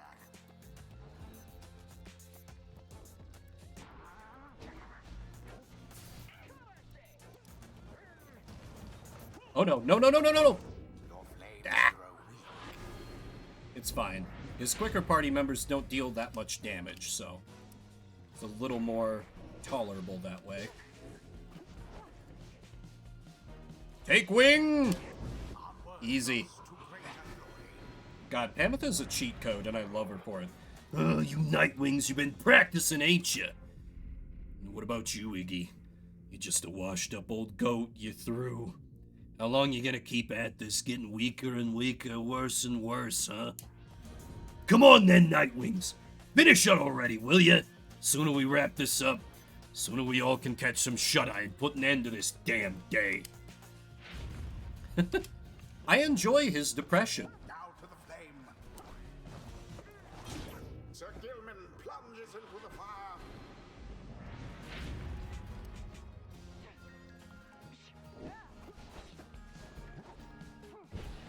One more time. Fire of resolve.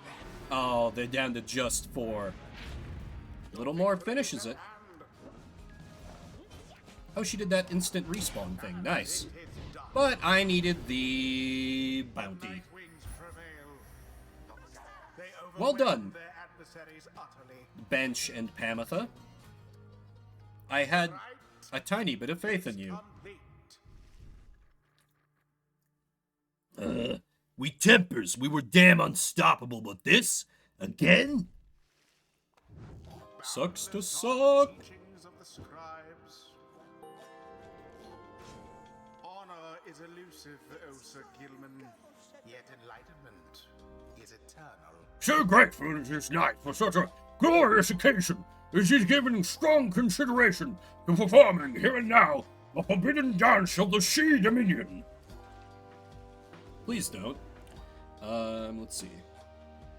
It's for round one saluting. Freezes all exiles for 3 seconds. Sir Gilman's allies are banished. He moves faster than usual. Let me go for the freeze. That seems really good. Anything for Pamitha? Nah. Bertrude? The ancient crone called Bertrude opened up her eyes. Thus does our grasp of ancient sorceries grow ever stronger still. It is less than... Oh, okay. She has kind of a comeback mechanic there. Oh. Or when it has... Oh, interesting. They're saluting adversaries. Bertrude turns them into fast-moving howlers? Oh, that's good for a defensive. Charge up time is reduced. Wide angle, larger area. Yeah, I think I want to go this way. I'm not really going to use her on offense that much, but this for defense is very good when I'm facing like a fast team. The secrets of the Wild Witch revealed. Alright. Until the next rite. And thus I managed to knock them to the absolute bottom of the ladder when I expected to get crushed.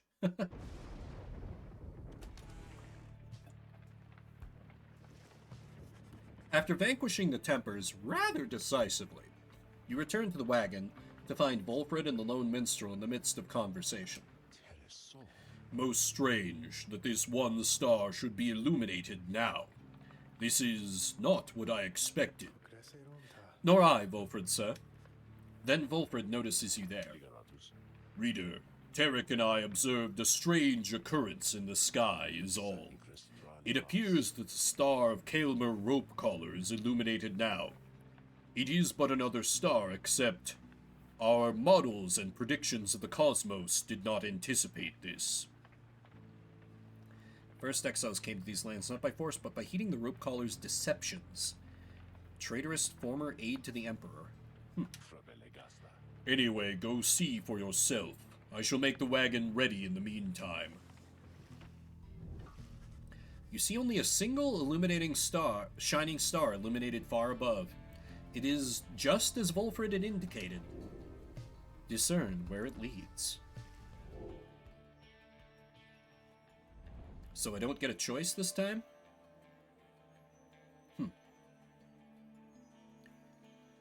Ah, just the chastity. How are the rankings looking like? The Tempers have absolutely gotten the shit beat out of them. So I'm probably up against the Fate if I don't get an opportunity to knock him down a peg. I'd much rather face them than the Essence. So, that's fine. Chastity, I also don't want to face in a Liberation Rite, so I'm fine with this.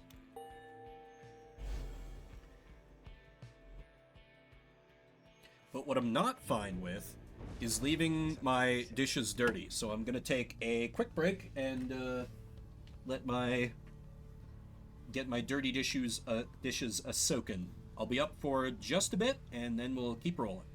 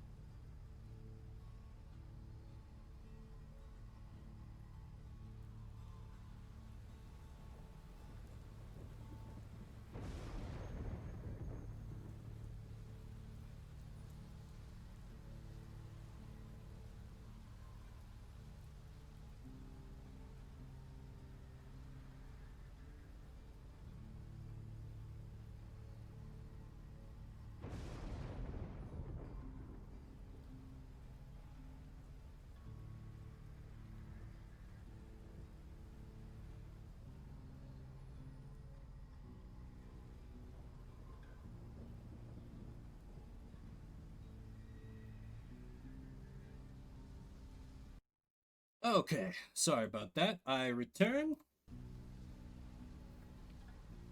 Yeah, I'm enjoying it quite a bit, JC. Although I am in kind of an unfortunate situation where I desperately need to train up some of my bench members who I don't really like using. But yeah, I'm having a lot of fun with the game. This was like my blind spot in Supergiant games because loved Bastion, liked Transistor quite a bit, Hades was awesome, but for some reason I never played Pyre. So I'm fixing that now. Then we are summoned to the Isle of Kama, deep within the Deathless Tempest. Have you been there before, Tarek? So long ago I scarce recall the time, only the scent. It is the place from whence the creatures native to this land sprang forth. It truly does, just like they kind of push you to do in Bastion and Transistor and to a lesser extent Hades. I think it's one of the strengths of Supergiant's games that they're like, hey, we're going to give you a lot of options, but we're going to push you towards you trying all the options. You can have your favorites, but try all of them. Reader, let's not concern ourselves with superstitions held about that place. We'll set forth at dawn, and soon see for ourselves what to make of it. Ominous. What's up, Bertrude? You are unaccustomed to seeing Bertrude smiling, and yet there she is, doing just that. You soon see why. You have observed before how her manner seems to soften to the degree it can whenever Volfred is around. Oh. Good for them, I guess? If only I could have seen their faces then. What was your secret? Dare I ask, dear Bertrude? It appears that they are reminiscing about old times in the Commonwealth. Flame-resistant ink, Sandalwood. 'Twas the inks themselves which kept those volumes from being burnt to ash. Flame-resistant inks, of course. The good officers who came to visit, they were so intent on burning all the evidence, they did not stop to think the evidence was fireproof. Alas, that they later found a way to burn thy stamping press regardless. Thy written words, they moved us many times, and many others whom we knew there in the southern bogs. No matter, dear Bertrude. What's done is done. At least we made it difficult for them, is that not so? While introducing some of our fellow citizens to new ideas. Perhaps. My words would not have reached near half as many were it not for you. Not to mention how I managed to elude them for another decade or so. I am ever thankful for your sacrifice. Thy thanks shall not be necessary, Sandalwood. Well, you shall have to take them from me anyhow. Thank you, Bertrude, for helping to fulfill a modest author's dreams. What good's a stamping press without good inks? No good at all. They exchange a laugh at this, but then, even still and through this new ordeal, thou hast no love for us, is that not so? Bertrude. Nay, we understand full well. Thou needst not further explain thyself. There are different kinds of love, Bertrude. On that account, thou hast nothing to teach us, Sandalwood. They each remained silent for a time. Ooh, he straight friend-zoned her. Our hearts, they cannot be controlled, Bertrude. Blasted things they are, they act well on their own. He puts away his pipe. I am blessed to have you in my life. Back in the Commonwealth and here as well, I mean that. Although I know that it is not enough. At first, Bertrude does not seem to acknowledge this in any way, but then... Nay, Sandalwood, it is enough. It is enough. She departs without awaiting a response, brushing past you as she goes. Wolfred soon turns away as well, politely bidding you a good evening. The two old friends have evidently managed their way past certain tensions in their long-standing relationship. They rather seem to draw a certain strength from one another. Yeah, and it's interesting to have it, like, out in the open like that and have a friendship survive it. That's how you know that it's a true bond, even if it's not the bond that the one who feels the love for the other wants. I've experienced that a few times in my life. Usually with me being the one who's pining for the other, because I am nothing if not a hopeless romantic. Emphasis on the hopeless.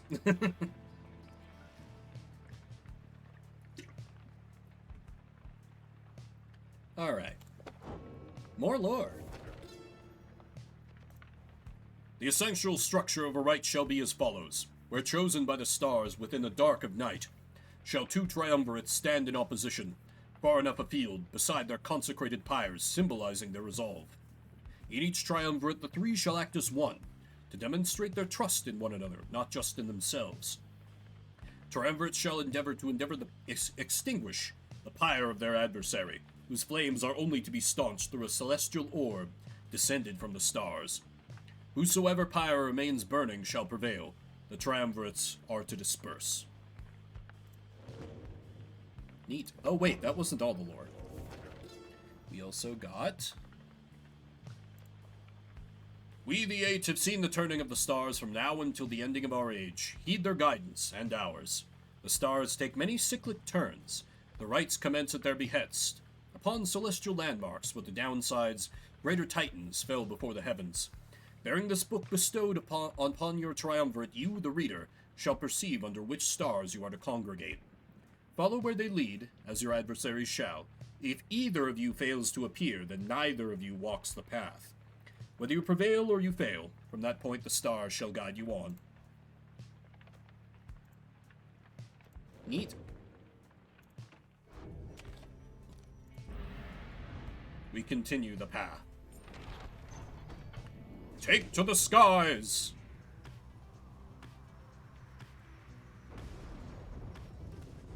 Volfred joins you as you soar high above the storm-ravaged waters on approach to the infamous Isle of Kaelner.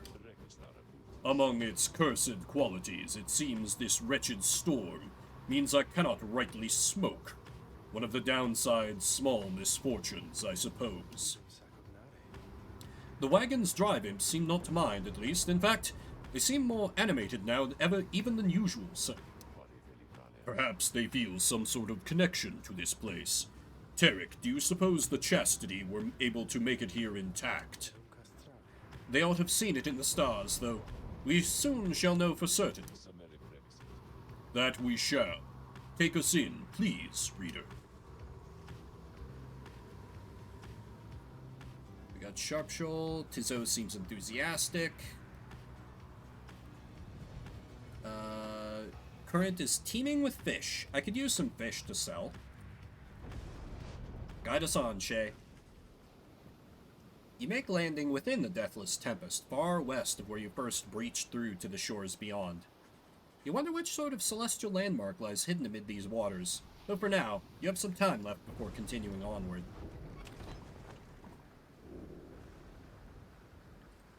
Oh boy.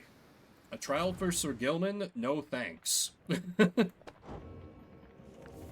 My least favorite character to control. We waited for the Deathless Tempest to subside. We waited, but the Underking, he merely laughed and laughed. For the Deathless Tempest does not subside.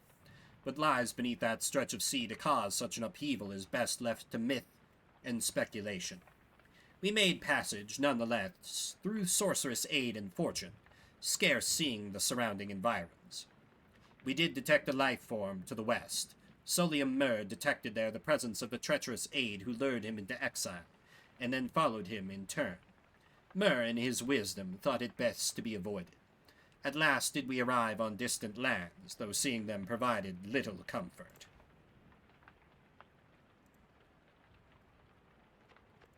Okay. So when did they end up defeating that Titan? Or does he not count as a Titan? With your remaining time this day, you set your mind to the ancient art of fishing as you drift among the murky waters of Barb Reef. You still have nothing to show for your efforts today, however Shay approaches to check on you. How is it that those creatures breathe? I still don't understand. Just then your lures ring. Moments later, one of the slippery denizens is in your grasp. You thank Shay for her contribution. You caught Glopgill, Reader 1, Fish 0. Ooh, that's worth a fair bit.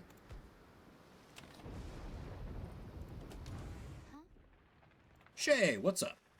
Shay seems to be talking to the Black Wagon's walls again, though this time, something seems to have come over her. Little brother, what is wrong with me? What is wrong with me? What is wrong with me? You were unsure whether to check in with her or leave her be.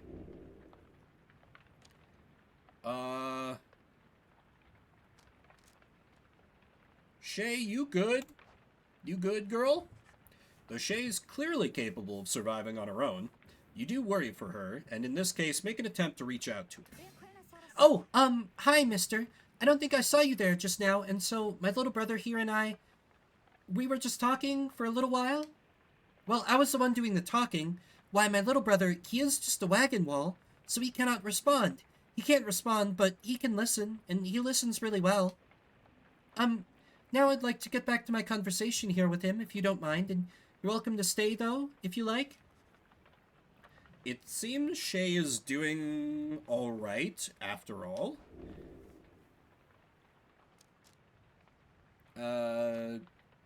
She did invite me to stay. You decide to take Shay up on her invitation and keep listening to her conversation with the wagon wall, her little brother, as she calls it. Anyway, what was I saying? Oh, I remember. It's that they always said that there was something wrong with me, but they wouldn't really tell me what. They said I was moon-touched, but so what? Those deemed impaired by Commonwealth standards are very different in a negative sense. So then, the scribes, they called me here. They're the ones who brought me here, not those people. They were so cruel. They were always so cruel. Didn't have a little brother at the time. No one that I recall, really. Although, so much of it back then, can't tell how much of it I dreamt. Most of it, I didn't want to be true. But I remember that they threw me out. They decided they would throw me out and let the scribes take care of me, they said. The scribes, they would take care of me. So very quiet here, and I was all alone, again, although I think I liked it more. Being alone down here than being alone back there. Everybody's alone down here, and so it makes me feel less alone somehow. Back there, why, sometimes see families, brothers, sisters, mothers, fathers, but here, there was hardly anyone at all. But I knew that I was closer to the scribes. I knew that they were in the sky above, and I did search for them up there, you know? And then, one night, I found them. Saw the stars, and they were falling to the ground, and I thought, why is it the scribes themselves are crying? Are they sad, and maybe are they sad for me? Well, that was when I first saw you, little brother. With your help, I would get closer to the scribes. That way, maybe they could answer all my questions, don't you think? But I'm so very glad I found you and the others. I'm finally not alone. I'm finally not alone. And more importantly, I think sometimes I even feel that way. That I'm not alone. Maybe, as we get closer, maybe I'll get to feel that way more often, being here or being anywhere with you and all my friends. She falls silent. Though you were concerned for her at first, you sense that now she is at peace. She wanders off, faintly smiling. You sense you have a better understanding of her now. Not that much better, but it is something.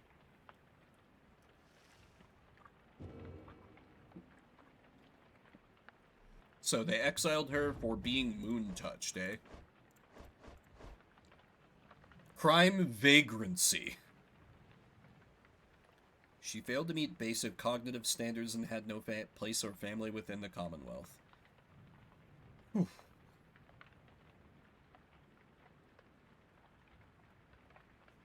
Past moon-touched. Said that those born under a wild moon oft lead a charmed and troubled life. They exiled her just for that, huh? Bastards. They're like, social safety net? No, no, no, we're going to throw you out into the wilderness to die.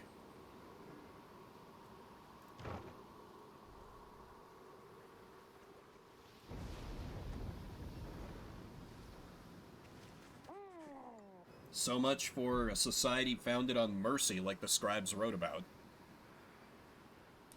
Here in the eerie stillness of Deathless Tempest, you encounter a messenger imp come to deliver news and rumors from the other side. The news this time pertains to Jodariel. Hey, Yakety. Yeah, about to, take part in another rite. The news this time pertains to Jodariel, whom you liberated at the fall of Solium. You learn Jodariel's past transgressions have all been forgiven. She soon was to be reinstated on the blood border on the presumption that she wanted her old status back. In fact, she was offered an especially prestigious leadership position in the First Vale, for a demon such as she could not be seen in the streets. But she refused the gesture, rather bluntly, the report suggests. Instead, she sought Volfred's agents, as well as several of her former fostered sons and daughters, and so the ranks of the revolution grow stronger. Last part of the messenger imp's news must have been damaged in transit, though it appears to be in Jodariel's own words. All you can tell is that it says, "Await." Hell yeah. You thank the messenger imp for relaying this information. Your companions are excited to discuss the news. You give it to him for us, Jody. I knew you had it in you. Wonder what the rest of her message said. She is an inspiration to us all. Or, to this night she is, at least. Do you think she still has her horns now that she's back up there? We can't envision it, a demon such as she let loose within the Commonwealth. The news of Jodariel's liberation fills you and your fellow exiles with newfound resolve. Plus one hope. I do find myself wondering how that would be different if, like, if my opponent had ascended, but I don't want to lose to find out. Your wagon shudders to a halt at the Isle of Kaelmer. Bizarre outcroppings give it a forbidding feel. In the distance, you hear odd gibbering noises that sound like drive imps? Okay. Whoa, guys, how'd you find me all the way out here? I mean, this is for extra special customers. I'm only joking, only joking. You're the only customers I got. Got you again, only joking about that too, because I got tons of customers. It's just, they already bought a lot of stuff today, so they're not here, okay? Anyways, I just got in a little something here, which maybe you'll be into. Been hearing about these little numbers for a while. Check them out. He reveals to you a set of twin rings, a jeweled band. Whoa! And a runed band. Oh my god, those are crazy! Yeah, the game made it pretty clear that the story keeps going even if you do lose, so I haven't, like, I've only lost one right so far. I have been trying to win, but I will accept it if I lose. So go very Disco Elysium with it, because I have faith in Supergiant to make failure interesting. Thinking these thingers are supposed to be for a couple of lovebirds, know what I mean? But anybody could probably use them, provided they was to buy them off of me. I was gonna get them for myself, but anyways, let me know if you want them. Briefly gain infinite stamina. Okay. I could go for those, really. Let me sell off my fish. And let me get both of these bad boys. Because, like, the set bonus is nice, but don't have to yeah, exactly. It keeps you continuously moving forward.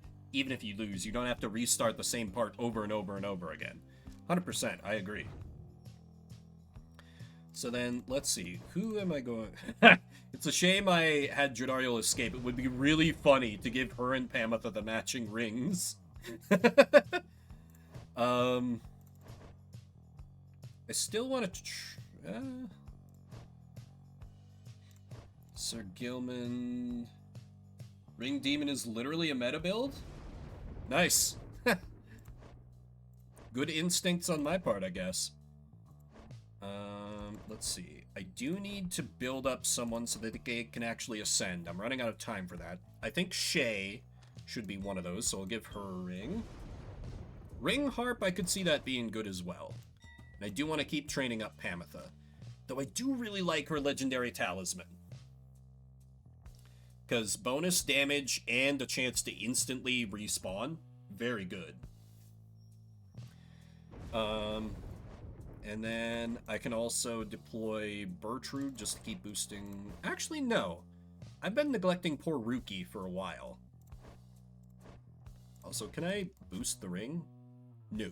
No, I cannot.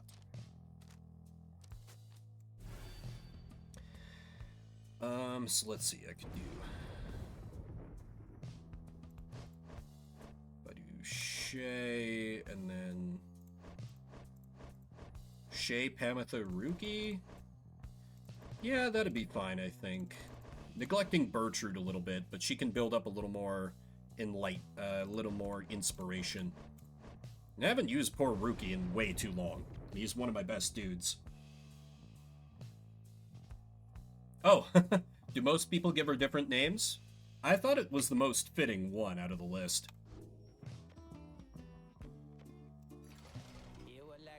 That's how you get a repeat customer there, Dad. You give him a deal. Faye or May? I did really think about Faye, because Faye seemed pretty fitting. So I could totally see that. And gay in my current playthrough. Nice.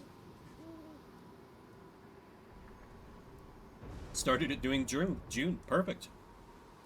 Everything is prepared, and night is just beginning to take hold above the tumultuous waters of Isle of Kamer when Volfred gets your attention.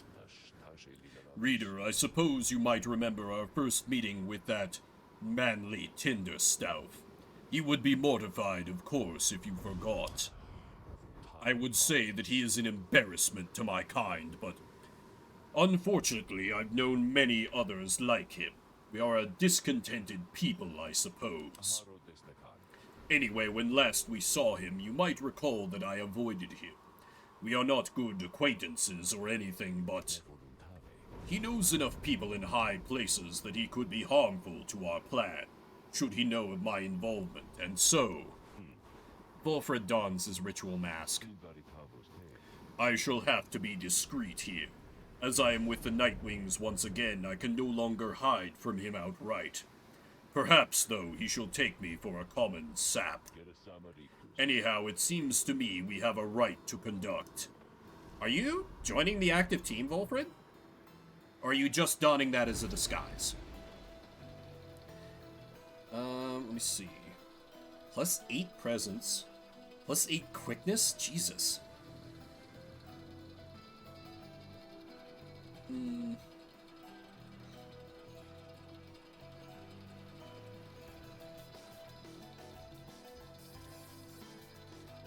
Always Yislach? Really? I guess I haven't given it a try yet. I do think Indriga's not that bad. Oh! Yislach gives plus 10% XP. They give different bonuses? Oh, okay. Just Yislach gives 10%. Okay. Harder AI. Yeah, that makes sense. I don't want to give bonus hope. I don't really want to give... Let me try with just these two. Maybe just with Yislach, because Indriga doesn't give me that much more enlightenment. Yeah. I'm kind of being a coward about these bonuses so far, which is perhaps a bad choice. I don't know. A glorious eve to you as ever, O you exiles of the Nightwings. The 8 scribes dragged 'Cause if I you lose, it's all for the way nothing. into the blasphemous Isle of Kamer. Here you are to be surrounded by even more gibbering nitwits than usual. Oh no, not even more of Your them. adversaries in the rites this eve shall be the chastity. This straight up looks like a sports field. Ere the break of dawn shall surge forward on the path to glory. My, what have we here? Why, the Night Wings! Come to grace us with their presence once again! Are you perhaps intent upon humiliating us even more after last time? You sense Volfred reaching out to you. Reader, let us indulge him for the time. Perhaps he shall reveal something we can use to provide a disincentive for his meddling. Just let him keep on talking. I shall attempt to remain hidden. And my, the colors of those raiments, I mean, they are rather gaudy in this light, I have to say. Though I mean no offense at this, of course. So, do you suppose the rite is going to commence soon? As much as I enjoy our chats like this, I do have to get going soon. If you must know why I'm expecting an important message. From the other side, no less, come dawn. I hear something is brewing out there, some sort of unrest, So yes, it's a very important message. Sent all this way by one of those imp couriers, and I must say those little things, their services are certainly not cheap.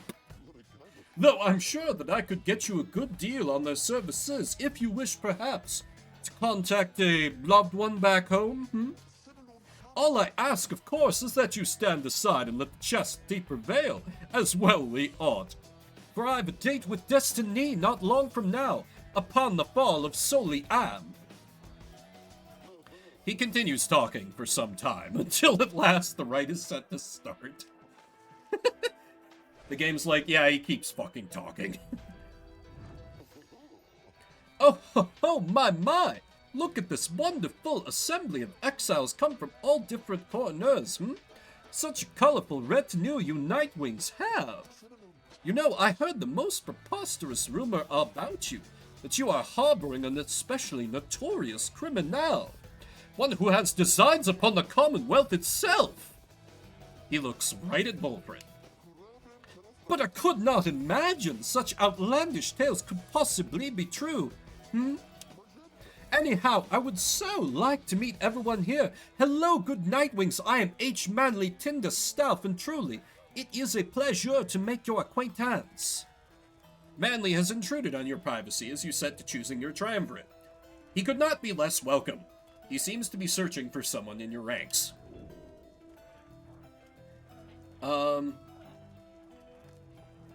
Perhaps a broken limb or two might cause Manly to think better of such antics. He seems to respond to behavior similar to his own. Yeah, let me pretend to, flatter him and be like, oh, we need to give you a proper challenge. You suggest to Manly that perhaps he ought to check in on his own triumvirate in the key moments prior to the rite. Why, yes, of course, I was just taking the opportunity to bid all of you salutations, for I so enjoy getting to meet my fellow exiles face to face like this. Yes, there may be rules against this type of thing, but who's counting, am I right? I'm sure the scribes wouldn't mind if they were here. Anyway, now that you mention it, I ought to go check on my wonderful colleagues. See you shortly, and good luck! Manly leaves at last, leaving you to focus on the rite again. The rite shall begin. I like how the reader is like, oh my god, will this guy fucking go away? Ooh, he has a fast orb flinging. That's right, his sprouts. These banished automatically spawn near his Pyre until he returns. That's annoying. They have some healing. Got a savage and a worm. Ooh. Okay.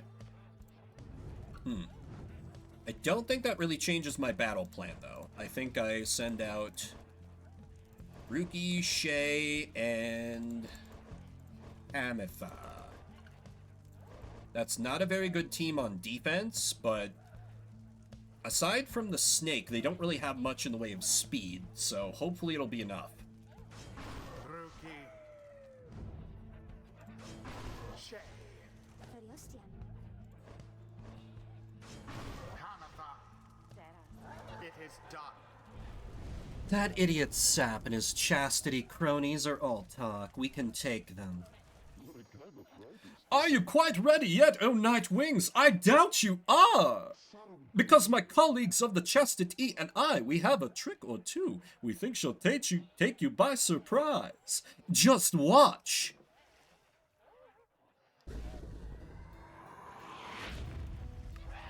As the rite commences, the imps throughout the cavernous air roar with excitement.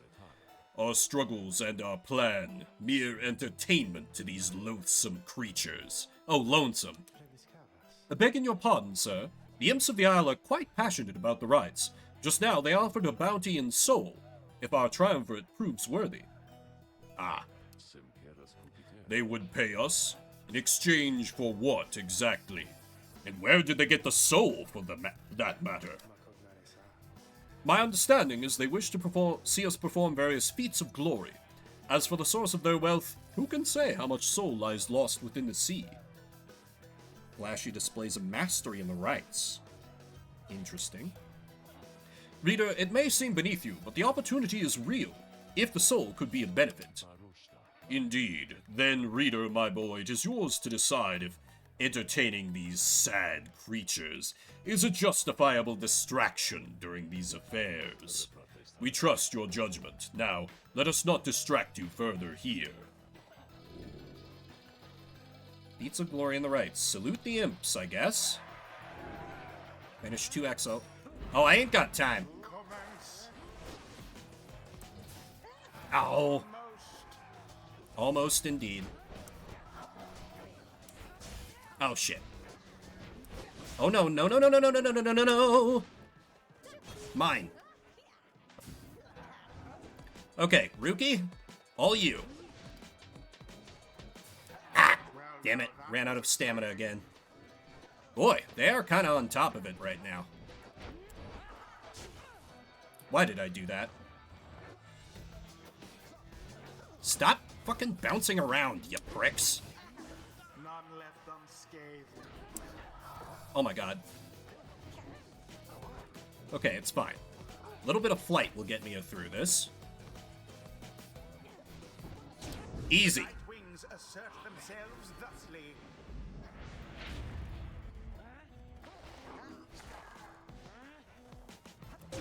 Easy. Doused the adversary's flames.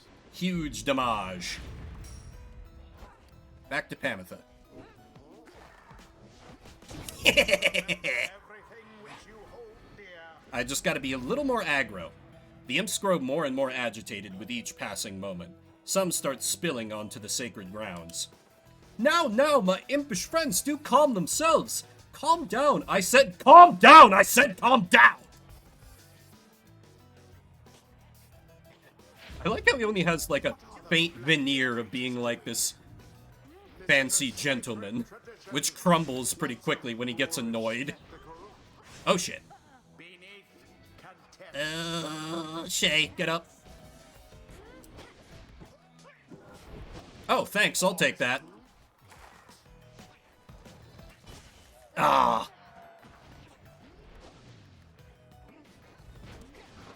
Shit. Oh god, we need to move this down the field. Use my cover. Woo! My word. No more than a lick of flame remains.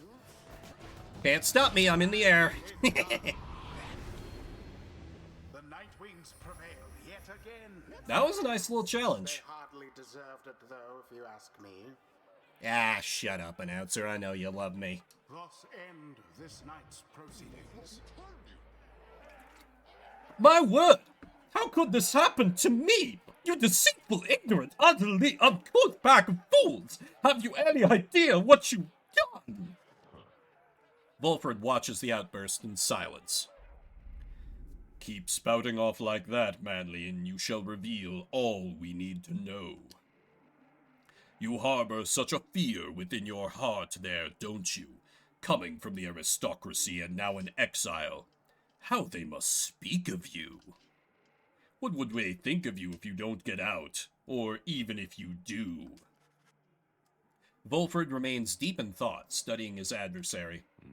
There, I see. I see now. Then Volfred recedes into the shadows. What? My head? Who? Oh, I believe there must be some mistake. I have to go to Tar. Fine evening to you now. It's been a pleasure, genuinely so. Manly stumbles away in a stupor. And there he goes. I've lifted certain burdens from him for the time. A bit of mercy for his sake. For my people's sake. As well, it should ensure he has no lasting memory of our encounter here, or running into me. Now let's be off before he catches up with us again. Hey, Volfred? Could you maybe teach me how to do that Jedi mind trick? I promise to not use it for evil. You can trust me. Smile. What stirs now in the hearts of all these exiles? Good old reader mind control, right? She now stands closer to the scribes, the little moon-touched girl. I feel so overwhelmed, I think, because the scribes, I think they speak to me and lift me up whenever I begin to think that I'm going to fall. Let's see, what have I got for option? Jumps and power jumps farther than usual. Slows nearby adversaries. Flings the orb farther and faster. Oh, that's right. The sprinting and jumping without using stamina is really cool. So let me do that. I guess I'll do the orb flinging. I'm not crazy about doing that. Probably to my detriment, but meh. Until the stars align.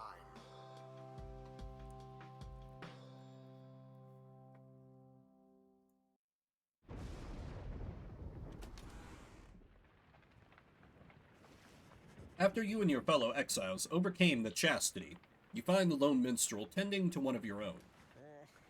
Ruki seems to be unwell, though you cannot sense why. How are you feeling, sir? I just want to go lie down, chum. I feel totally exhausted. I see. Then please do not exert yourself, or try. The lone minstrel motions for you to come closer. Yeah, I could believe it. Just, I don't know, it's very satisfying to win via dunks. That, and I feel like I don't know, I don't like when my player is wide open when I'm trying to do a fling, but meh. Rita, Ruki appeared rather disoriented and more fatigued than usual. Reported feeling not entirely present. Symptoms of banishment sickness. Suffered by those who frequently conduct the rites, debilitating but fleeting. Huh. He should soon be able to take part in light activities, I think, but under no circumstance shall he be able to conduct the coming rite. Now then, I ought not keep you from the stars above. Please, go and have a look at them, for all of us, I think, are anxious to depart this place. The stars yet shine for you, revealing various paths forward. You gaze into the darkness of night.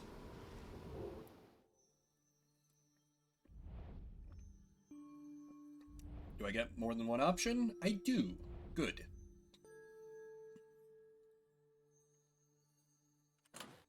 What's the planner say? Chastity or knock down a peg. Okay, so theoretically, if I do nothing, I will face the fate. Who I'm good with, I would take them over the essence or the pyre hearts in a heartbeat. And I'm not... I can probably beat the essence. I don't know about the pyre hearts. I'm really bad against them.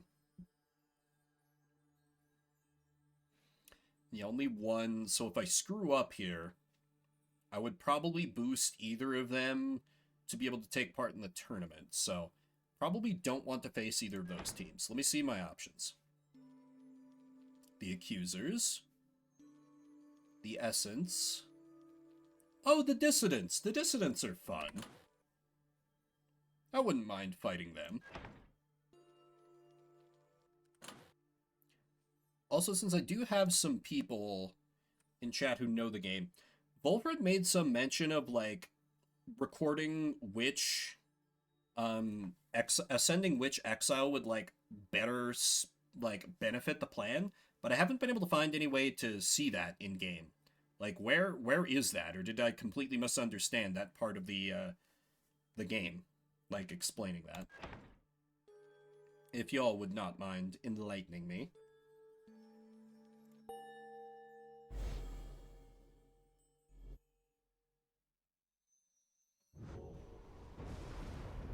We're gonna be butting heads against old Barker again, are we, chum? Guess it helps to know ahead of time so I can brush up on my groveling. He then shares with you what he knows, not what he knows, of your next opponent. Barker Ashpaws, a volatile cur whose pack, the Dissidents, conduct the rites more so for thrill than freedom. Back on the other side, Barker never quite took to the culture of the Commonwealth and often ran afoul of the law for various acts of boorishness or vandalism. He always promised to go straight, and in time he found a certain niche, for he was an accomplished hunter. And the people of the Commonwealth did have an appetite.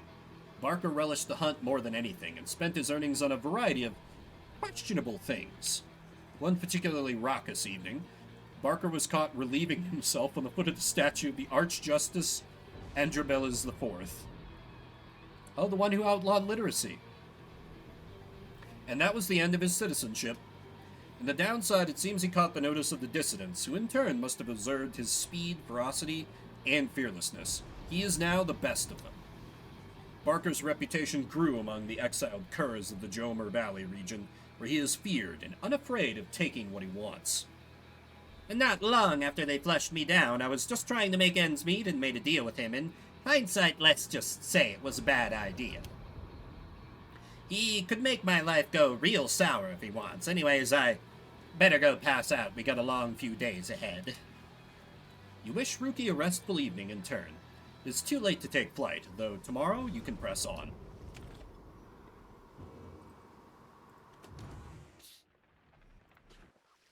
You thought Ruki was trying to get your attention, but soon realized his attention is fixated on somebody else. Might I assist you with something there, Mr. Greentail? Ruki has not struck you as the sort to ever be at a loss for words, and yet... No, I was just, trying to see if maybe... Pamitha gives a laugh, not in an unkind way. At ease, Ruki, darling. You should know I have no immediate plans to snatch you up and eat you for a snack, if that was your concern. No, it's just,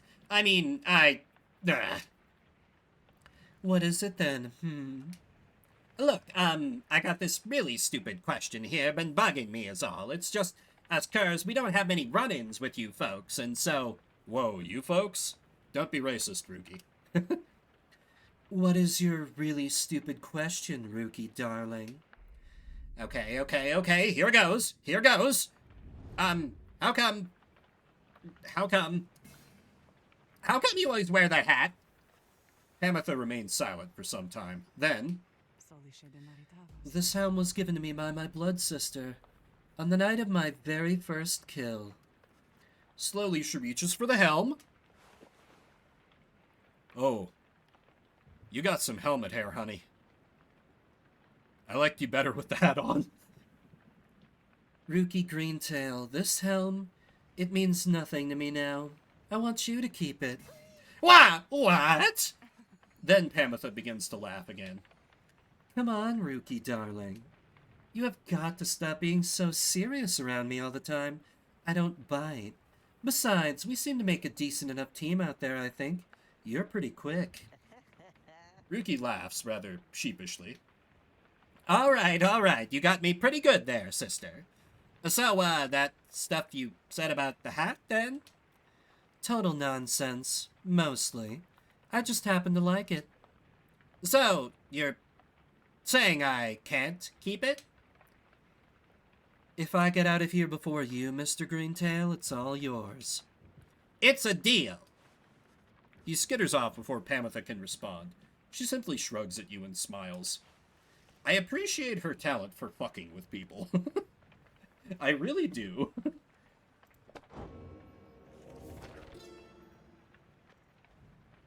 How to sustain oneself with food and drink in such a place as this. The less said of it, the better. Do not complain. Observe.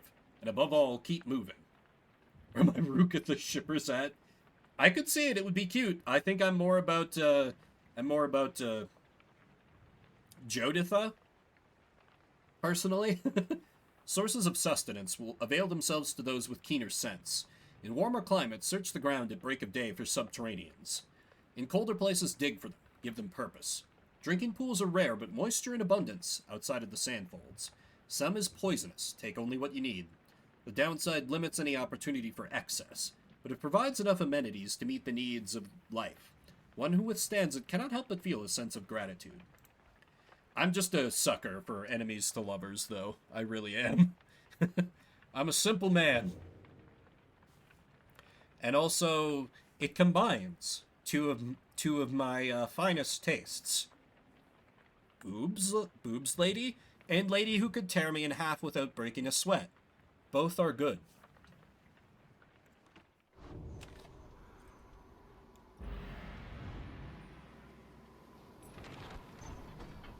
Anyway, take to the skies. Let us be done with this shipping and move to the shipping of our team to the next match. Let's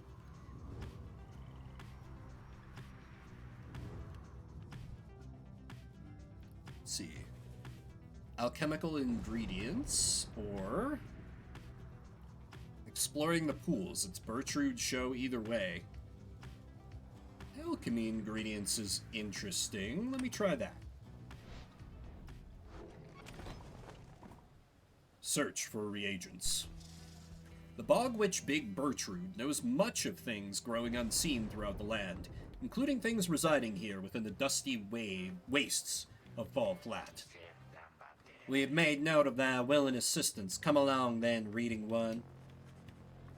Why she requests your company in such excursions, only she could say. Yet she does no such thing. She instead directs you to collect the foul ingredients she seeks. The reagents seem to disappear into her robes, and you return in silence. Later you note a new talisman has appeared among the group's possessions, bearing Bertrude's unmistakable mark.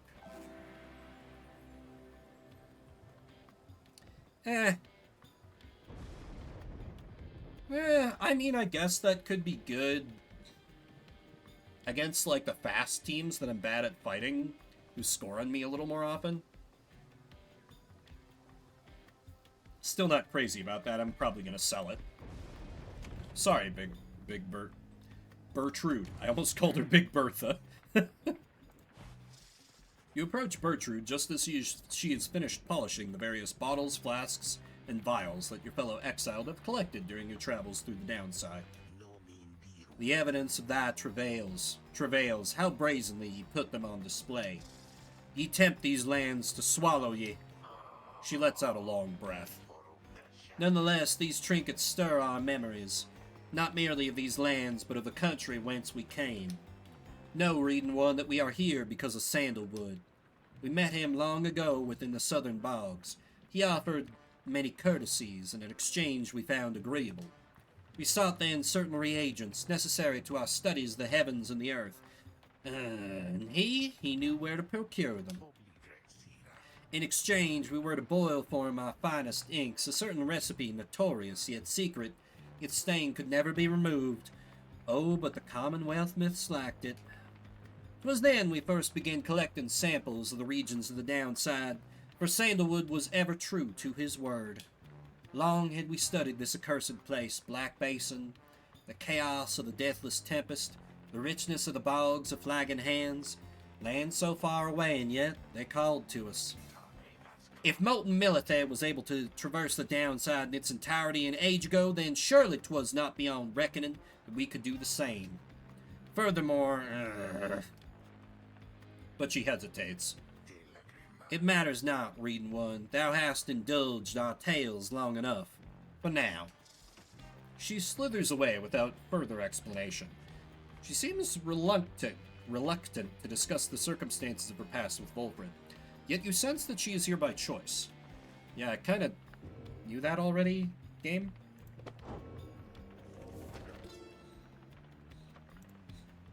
Ailments of the downside often give no warning when they strike. Those who keep moving and make no attempt to settle, they reduce their risks.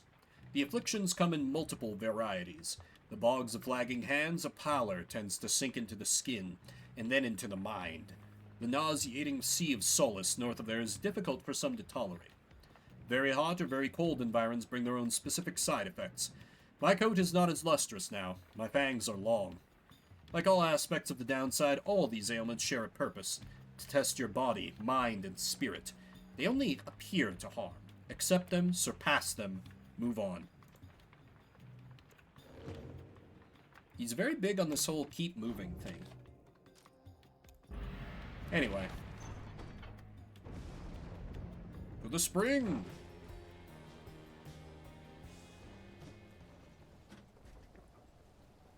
As I take a long pull of water before I do some voicing of this guy. Oh, right, but first... Hey, you guys, always nice to see some more customers because, you know, I don't always get too much around here and sometimes it gets kind of lonely here, I guess. I don't know that I really need that.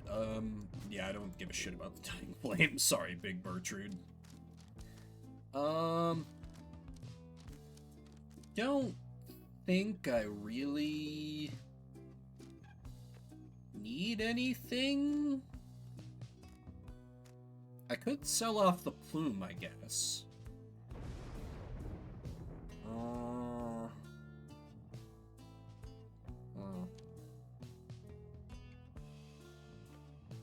Nah.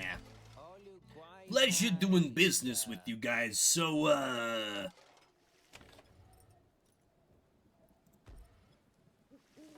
As you await the stars, a form dressed in the raiments of the rites approaches you in Volfred. You at first presume it to be presume it for one of your next adversaries, the Dissidents. But he cannot be one of them. Beside you, Volfred starts, something you had never seen him do. You observe the colors that he wears in inverse of the Nightwings. Wolfred Sandalwood, it has been a while. No, this cannot be. The demon unfastens his mask. Hello, pretty anime demon boy. It can. You perished. I watched you fall. You did. I grieved for years, yet now you live. I do. Although these horns, they grew long ere I could walk again. Unbelievable. Then why are you here now, Oralek? Former exile of the Nightwings, betrayed and abandoned in his moment of glory. Huh. You know full well, Wolfred, to reclaim what is mine by right. The demon Oralek leaves without another word, just as the stars above burst to life and seem to set the sky aflame. Is he hijacking the match?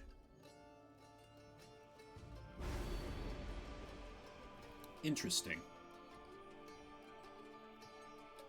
Plus 50% stamina? Oh, God. I do like the better AI. Plus 8 quickness sounds like a fucking nightmare. Honestly, plus 8 presence might not be that bad since I do so much, movement through the skies, but it's not that much more enlightenment. See, I'm up against the Dags. Archbeast Sungrease. Yeah, maybe try like this. I might get my butt kicked, but it's fine. Let me try and be a little daring here. Just a little.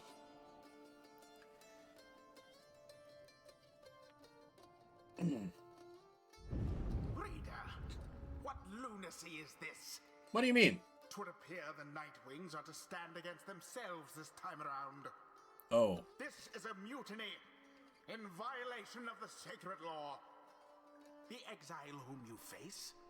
Oralek. Long ago he had his chance, and he relinquished it. Willingly? He cannot simply claim it now. Interesting. And I cannot preside over this nonsense. Good night. He's like, I'm getting the hell out of here. What happened to the dissidents? The stars showed we were to face them. They must have suffered a misfortune of some sort. Tampering with the stars' designs is not permitted, Oralek.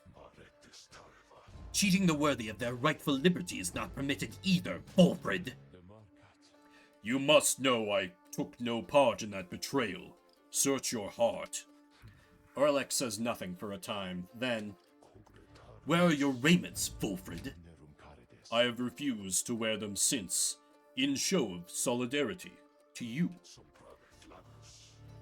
And to elude the voice, I would suppose. Yes, that too. I see. You were never very good at this anyway. We shall see if that new lot of yours is any better. You cannot be serious. What sense is there in us standing against each other? But Orlek puts on his mask and stands ready. I shall crush this lot of yours, Volfred. You shall see that I am not so easily discarded. You shall not deny my liberty again. Interesting. He's got an imp, and is that a nomad? Reader, the adversary whom we face, Orlek, he is not one to back down. He was very experienced in the rites even at the time, and so, beware. There was no one in his day who could prevail against him, and he appears even stronger now. I wish I had more valuable advice to give in this. I wish I had foreseen this. Okay. How formidable a foe is he going to... Oh, God. Okay, he's got the double jump. He stuns after landing from a jump. Ooh. Ooh. This is going to be brutal. Oh, check his quickness. He's a demon and he has a quickness of 20? What do you mean? Oh, God, I'm so screwed. I'm so screwed. Oh no. God. What do I even do against this? I don't think I want Shay on the field because she is charged up enough to ascend. I can't use Ruki. I feel like I'm gonna get my butt kicked here. I still think Pamitha could be good. Just for her usual aerial nonsense. I'll just have to deploy someone else with a ring.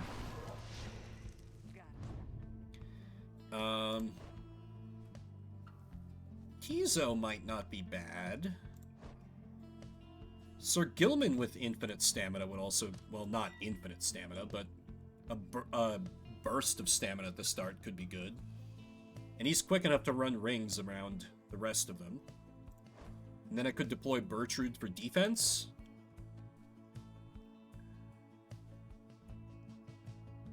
Yeah, I'll see if this works for me. We need a better talisman for you. What else we got? Give you a little more quickness. Actually give you a pretty good amount of quickness for a crown.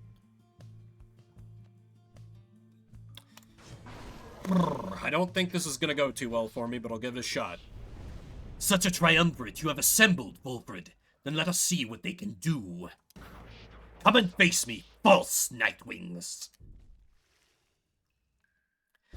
I'm gonna die. Oh no you don't. Oh no you don't. Pamitha coming in clutch as usual.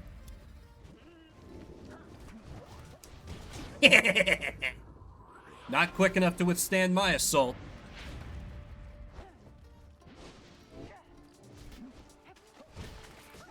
Ah, damn it.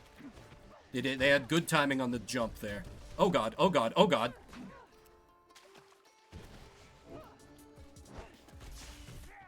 Damn. Okay, I need to play defender for a bit here.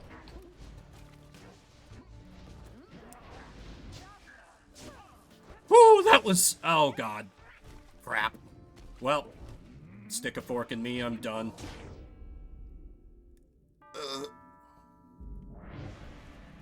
You have grown weak, dragging through the mud the good name of the Nightwings all the while. Ah!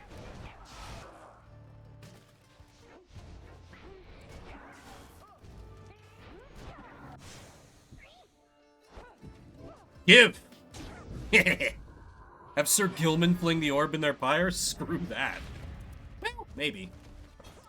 Oh, fuck. I always forget how he controls.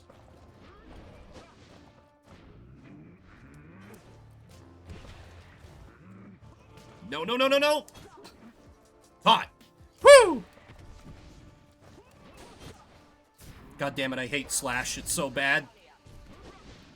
Valiant return! They kind of ran a train on me there.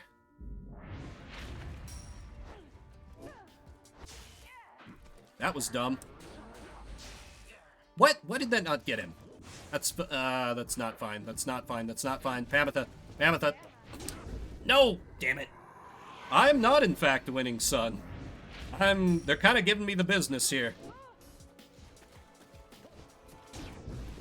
Doing my best, though. You know what? Screw it. Try the never mind. God damn it. That was bait and I fell for it. Well, second L I've taken in the... Ugh.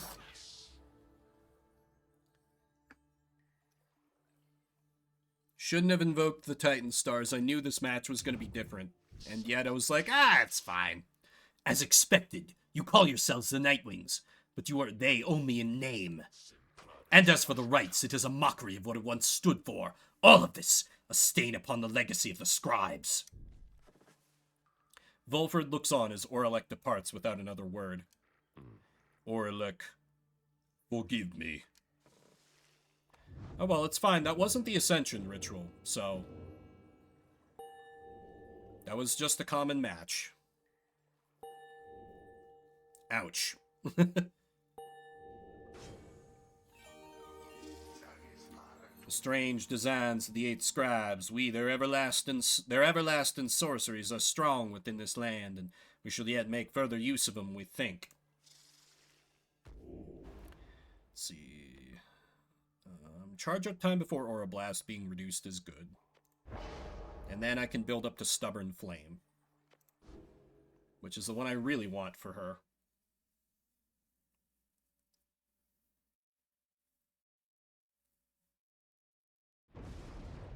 The true Nightwings, huh? Oralek, he has changed. Scarce resembles now the one with whom we traveled then.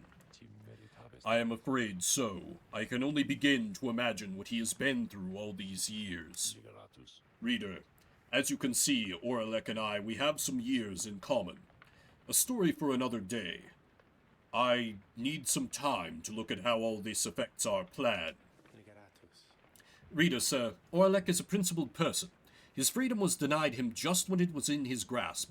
A doleful tale. Volfred shall tell you more of him in due time, of that I have no doubt. For now it seems the stars beseech you once again, outside.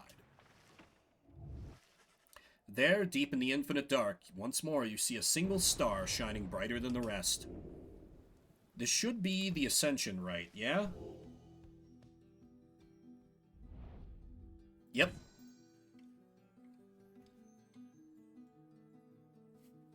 Oh yeah, who are we facing? The Fate. Okay, that's fine. Probably be tough, but I'll do what I can.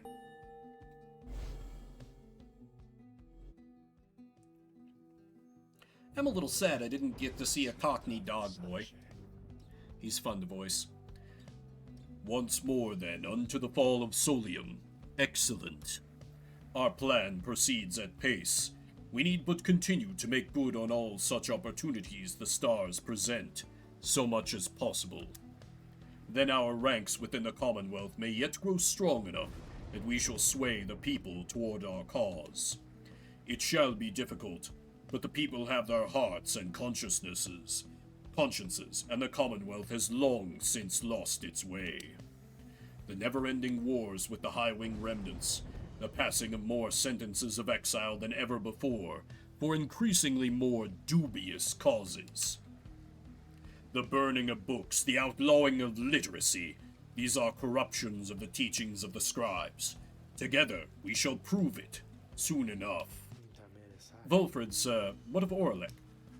Volfred says nothing in response, at first, but then... Oralek appears to have his own agenda now. We shall have to try and keep an eye on him, although our plan remains the same. Anyway, we have a mountain with which we need to climb. Let's all rest up a bit, if possible, this night. We fly at break of dawn.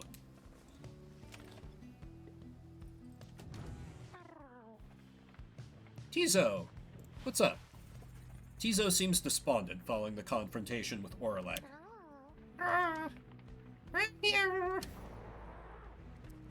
Then the little imp looks at you with sadness in his eyes, but says no more.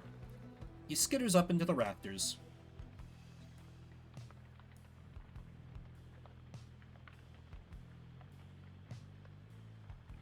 What do you mean you don't? Oh! Does mousing over translate what he's saying? I straight up did not realize that. Shit. Well then. Good to know for the future.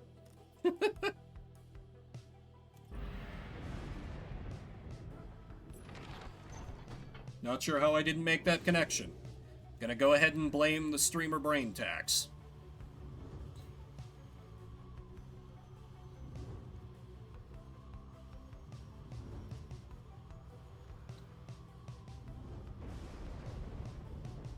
I think I might have done that at first, but it's just... I take so many breaks between these streams. Or there's so long between them that I must have forgotten, I guess. The inverted fall of Solium roars into the sky. Somewhere beyond it lies the Commonwealth, beyond your vision and beyond your grasp. Your home is there somewhere, if I am not mistaken. Those who transcend the Shimmer Pool after a liberation rite, the fall shall send them on their way. I suppose that it would be unfair if we could simply fly. Yeah, so unfair. Unlike the rest of this system. Sir Gilman shall gain favor from the scribes. He's not coming. Ametha, though. Ametha is absolutely taking part. You land amid the quiet solitude of Mount Elodial, at whose summit awaits the liberation rite. Thus begins our third ascent to the fall of Solium. My agents in the Commonwealth report our plan is proceeding. Let us strive again to liberate one of our own and raise its chances.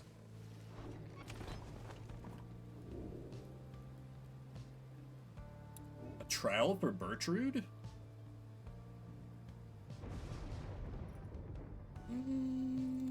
Interesting.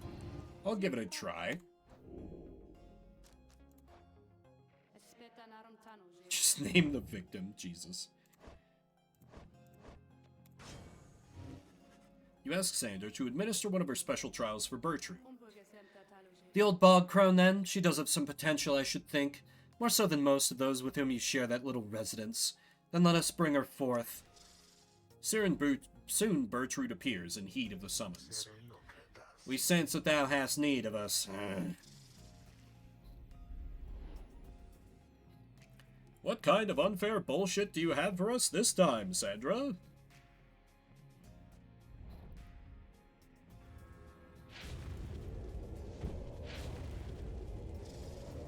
The apparition Sandra appears and unfastens her mask. Listen well, crone, you answer to me here. How very eloquent. May your vast experience exceed your knack for pleasant conversation. I trust that you shall have little trouble here without the benefit of your more communicative friends. Now come. Oh god, against 3 quick. Oh boy.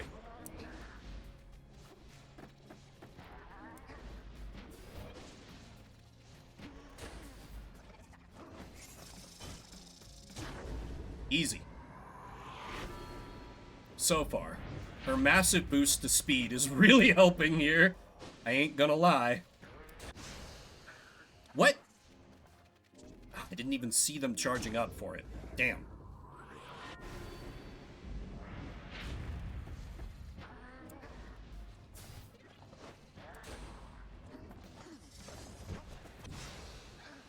Crap. Misaimed my jump. This is fine, this is fine. I got some room to breathe here. Because they do not deal a whole... Why did I do that? There was no reason. Pure stupidity on my part.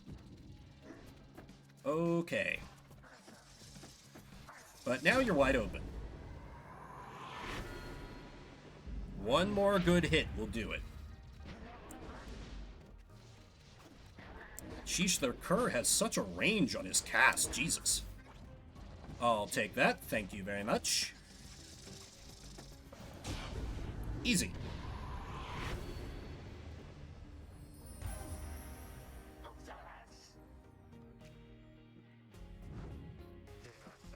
Speedy Crone, very good. A simple test, undeserving to be called a challenge. I have to fail you just for gloating, Crone. But these are not my rules, and your performance was sufficient. Thus you have passed my test. Congratulations are in order to you and to your lovely reader. Now farewell. What kind of talisman do I get? I doubt it's going to be better than Fast Crone, but hey, I'll take a look. Good riddance to that mouthy wraith. Show us then what trinket she bestoweth upon us. Milithe's tail. Oh! That's cool. That's like the main drawback of her on defense. Ooh. I like that a lot. Well, dang. Let me seek the Imp Scribe's favor. Oh yeah, and that's how I'm building her anyway. With some time to spare after having landed, you join Pamitha on a brief expedition to the monument of Haub the Swallow. Well, here we go again, eh, Pamitha? You got yourself into this mess. Now maybe you can get yourself back out. Not that you're in any hurry, really. What would you even do if you got out? Think on that for next time. The dead can wait to hear it. Soon you and she are finished paying your respects. You return to the wagon in silence, feeling as though Haub the Swallow has shown you favor. You shall soon begin your ascent, though there is time as yet to pursue your vocations. +1 quickness on Pamitha, always great. Study in private. I'm getting close to maxing out. What have you come to understand of the book? Can you recite its pages yet by heart? Have you internalized its teachings? In its lack of limits, you experience yours. Inspiration comes to you in a flash, whether from the book or from within, you cannot tell. Righteousness! +1 glory for the Nightwings! And someone wants to... Oh boy. What's up, girl? Pamitha is staring out the window as you approach. I miss flying, reader darling. Take it from me, it feels as good as you'd expect. It's not enough for those Commonwealth brutes to cast us down here. If they can get their fingers on us, they make sure we never fly again as we once did. All while calling it an act of mercy. Let me ask you something, You've learned a thing or two. What have your studies taught you of my kind?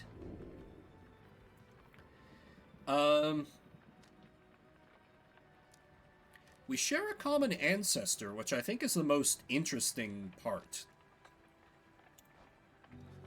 You understand that long ago there was only one tribe. They flew together and conquered the known world, but some of their descendants were born different. These wingless ones had little choice but tend the land with their hands of flesh. Over time, the wingless were disavowed, abandoned. It was said that they were born under dark stars.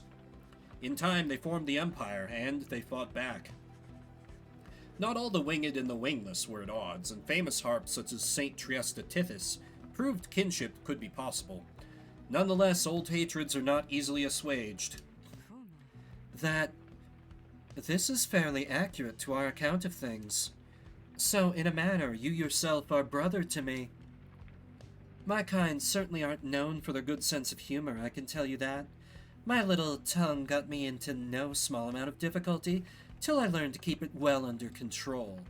This is you keeping your tongue under control? What were you like before? The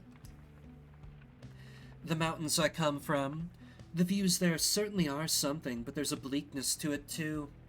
Being surrounded only by those consumed by the desire to avenge. We're very proud like that. Everybody vying to be the strongest, to kill the most of you. That way we might just get a shot with the prince, continue the line, if he even exists. Oh, okay, it's Gerudo. It's Gerudo things. They have one man Maybe. Imagine that being the best case scenario, darling. She shakes her head. Anyway, I was just thinking I rather enjoy the traveling we've done. A change of scenery does me some good. Perhaps I'll stick to wandering after all this. In fact, I've a fancy for some wandering right now, if you'll excuse me. She heads out of the wagon into the quiet solitude of Mount Elodiel. Neat.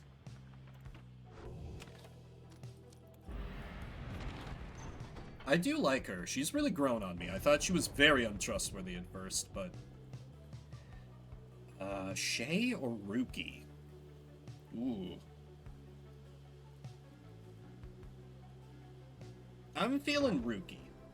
I'm feeling Ruki.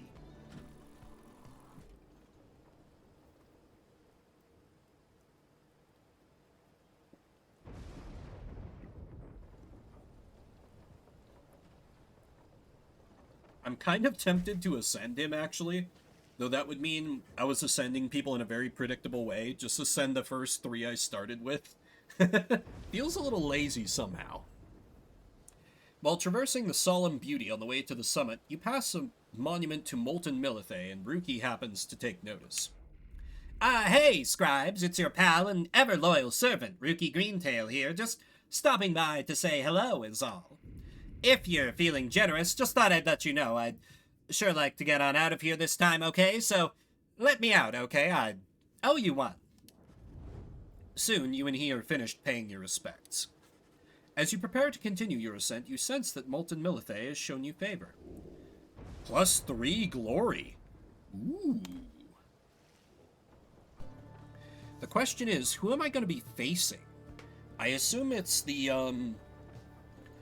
one led by the old dog? You and your companions arrive again at the Scribe's Gate before an archway carved of stone. Shall we, Rita? The minstrel leads you towards its counterpart, who seems unsurprised to see you all approach. The exiles of the Nightwings, and you again, Tarek. Greetings, Celeste. Aye, we have returned. The stars shine darkly these past nights. Nothing more than a portent of your arrival, is it? Likely nothing more. Now they are ready for you. Then come forth. Each of you in turn, please state your name and what it is that you seek, whilst crossing Scribe's Gate. Wait. You. She points to Bertrude.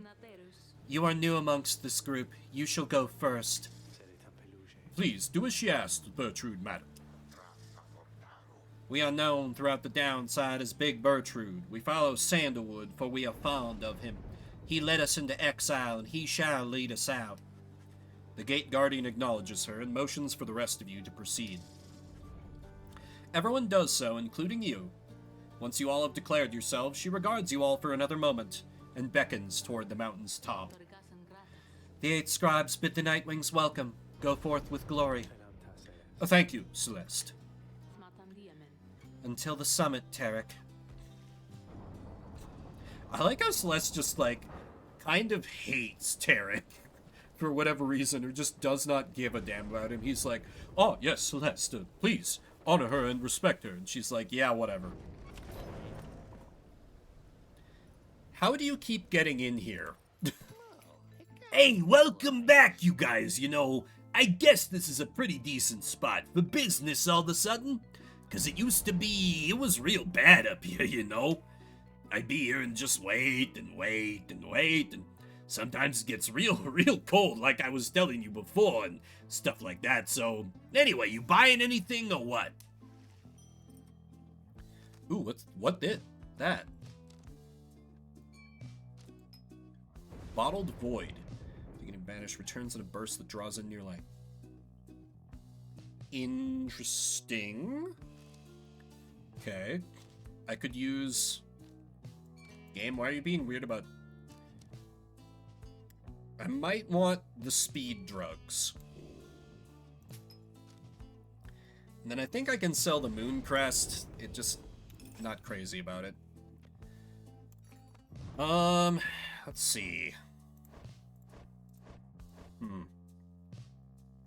I do think I want to bring Bertrude in as one of the supports. Obviously, I can't ascend her. I think the only ones I have ready are Shay and Ruki. I think I might ascend Shay. So then I could have... Let's see. Pamitha, Bertrude, Shay, maybe? Oh, okay, I thought they had to reach a certain enlightenment level. Always 3 choices. Okay. Huh. Neat. So I could... I also have been neglecting Tizo. Tizo with a shitload of stamina could be good too.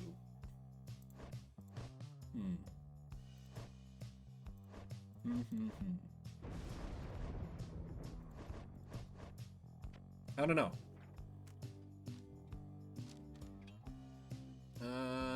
+4 presence would be... Nah, I think I'm good with just this. Thanks, guys. Good luck in that thing you're going to tonight. Alright. Let me see who's facing me in the tournament. Again, you have reached the Fall of Solium, where one among you can go free, provided you prevail against the Fate in the Liberation Rite. Okay, it is them. Rita, we would ask a moment of your time. We have to talk. As darkness falls, the minstrel and Volfred pull you aside. We have some news that is, depending on upon how you look at it, potentially unfortunate. The lone minstrel directs your attention towards the dark night sky. The stars are fading. It is true. With the advent of the Titan stars, visibly fewer stars seem to be shining than once you saw in the sky above. Yes, the stars themselves are vanishing. Why, I do not yet understand, but what it indicates is this. The rites are drawing to an inexorable end. The light of the stars. Without it, the rites would be unable to commence. Anyway, that is the bad news. The good news is there are a lot of stars to go. How many liberation rites remain, I do not know as yet. The arithmetic is complicated. An estimation of the number of the stars, the rate at which they fade, the accelerating rate at which we're being summoned here. Anyway, I'll work it out as soon as possible. For now, I felt that you should be aware. We can inform the others in due time. At the moment, however, they have this rite to think about, and so do you. Look forth. As the stars above began to shine, Volfred's words began to sink in. Seems that you have a limited number of chances remaining to liberate your companions, including this one now. Oof. No pressure. All of you can fuck off, because I want to maximize my chances of winning.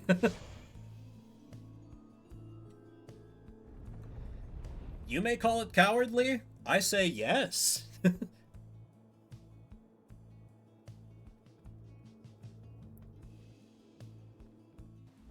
Congratulations, Rita.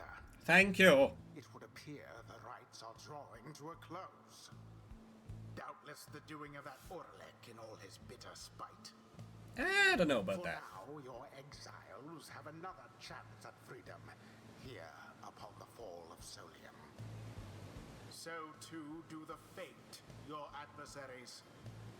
They fought so very bravely for this moment. Whichever side prevails soon shall send one of its own into the warm embrace of civilization. Alright.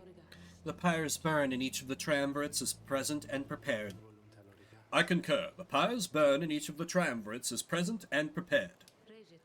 Then, anointed one of the Fate, come forth now and declare yourself, and pay any respects you have unto your adversaries, the Nightwings.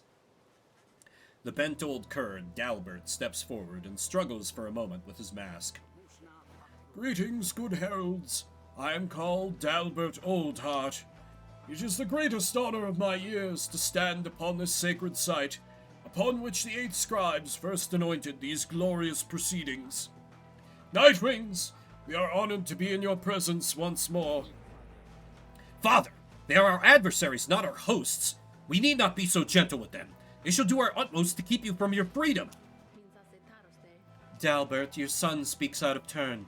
Control him. My sincerest apologies for his unnecessary outburst. Almer, please, we have worked toward this opportunity and must make the most of it. He puts his mask back on. My son and I stand ready to begin. Okay, they've got 2 all-rounders and the dog. As for you, Nightwings, you bring darkness with you. What have you wrought upon the stars? Celeste, please. We do not know what is amiss here. The Nightwings have come only to see that the liberation is carried out. Indeed. Then make your choice, Nightwings. Who among you is to be anointed here? Who shall return to glory? I am kind of feeling Shay, although I don't know how useful she's going to be for the revolution, to be completely honest. But I could do Ruki. It's really tempting to do Ruki. Kind of predictable because he's like the last one of the original trio I have left on the team, but like I also kind of want to just for a story perspective after he told us about like his background with like wanting to take care of his mom more. Yeah, screw it. Ruki's earned this. Good choice there, chum, though if I get out of here, I don't know what you're gonna do without me. Ain't that the truth? Who shall lend him support? Probably Pamitha and Pamitha armed with the plume, and then maybe Bertrude? Yeah. Pamitha. Alright, I'll see what I can do for him, reader darling. I've really come around on Fast Crone. I'm liking her. Oh yeah, let me make her even faster. Behold, drugs. Quickness of 25.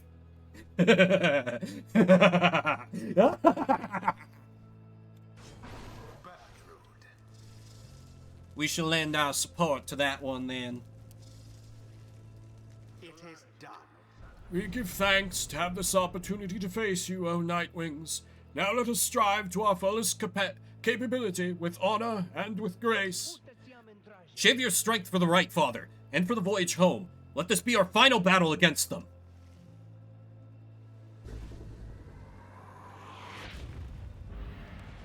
Commence.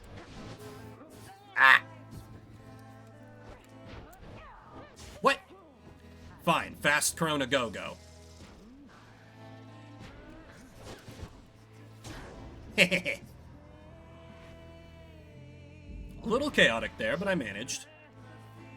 Claim it quick. Let my stamina recharge. Fuck. You walked right into that, cur. And flight power.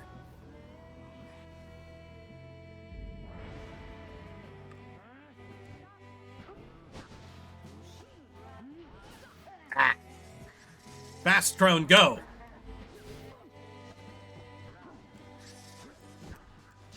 Shit, that was dumb. That was dumb. Will you stop?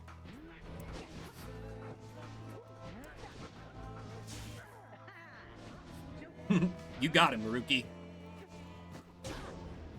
Glory dive. One more hit. Hear us now, O noble Joma. We beseech you. Surely we cannot prevail without your aid. If ever you have heard my prayers, I beg of you, please smile upon us now.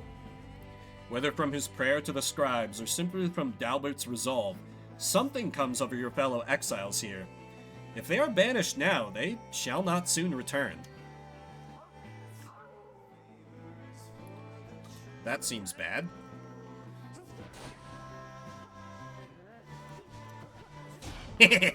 All for naught. One final glorious dunk for old Ruki. Their adversaries they defeated utterly. Utterly. Although, honestly, out of all the team leaders to ascend, if it was going to be aside from me, I wouldn't mind if it were the leader of this team.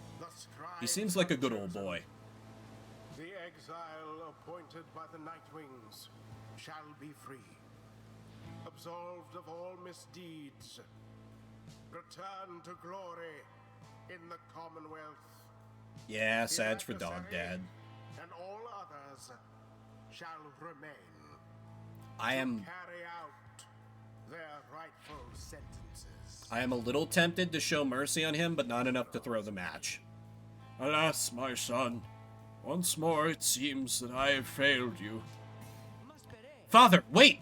What good is freedom to us anyway if we would be apart? F indeed. So, what now?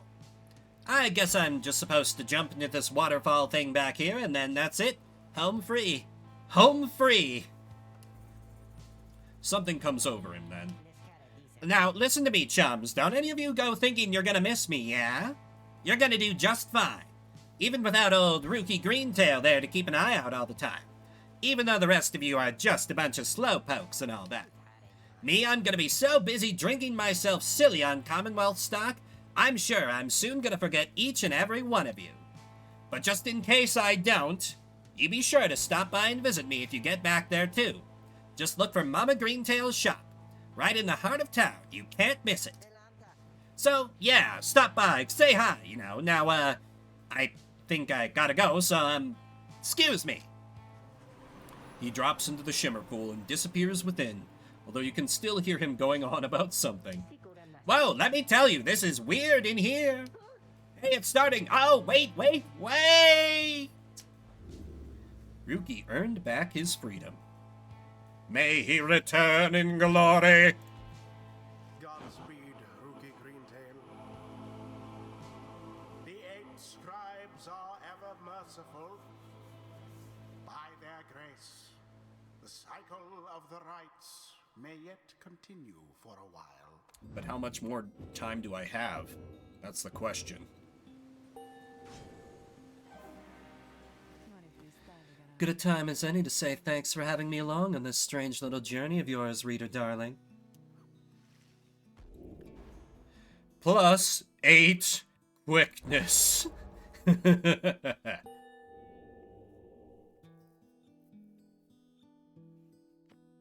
Pamitha is now an unstoppable monster. Father, wait! Calm yourself, my son. The liberation rite is ended. But no! How can you be so calm even now after what happened? Did you strive this night with all your heart, Alma? Yes, but it was not enough. It was not enough.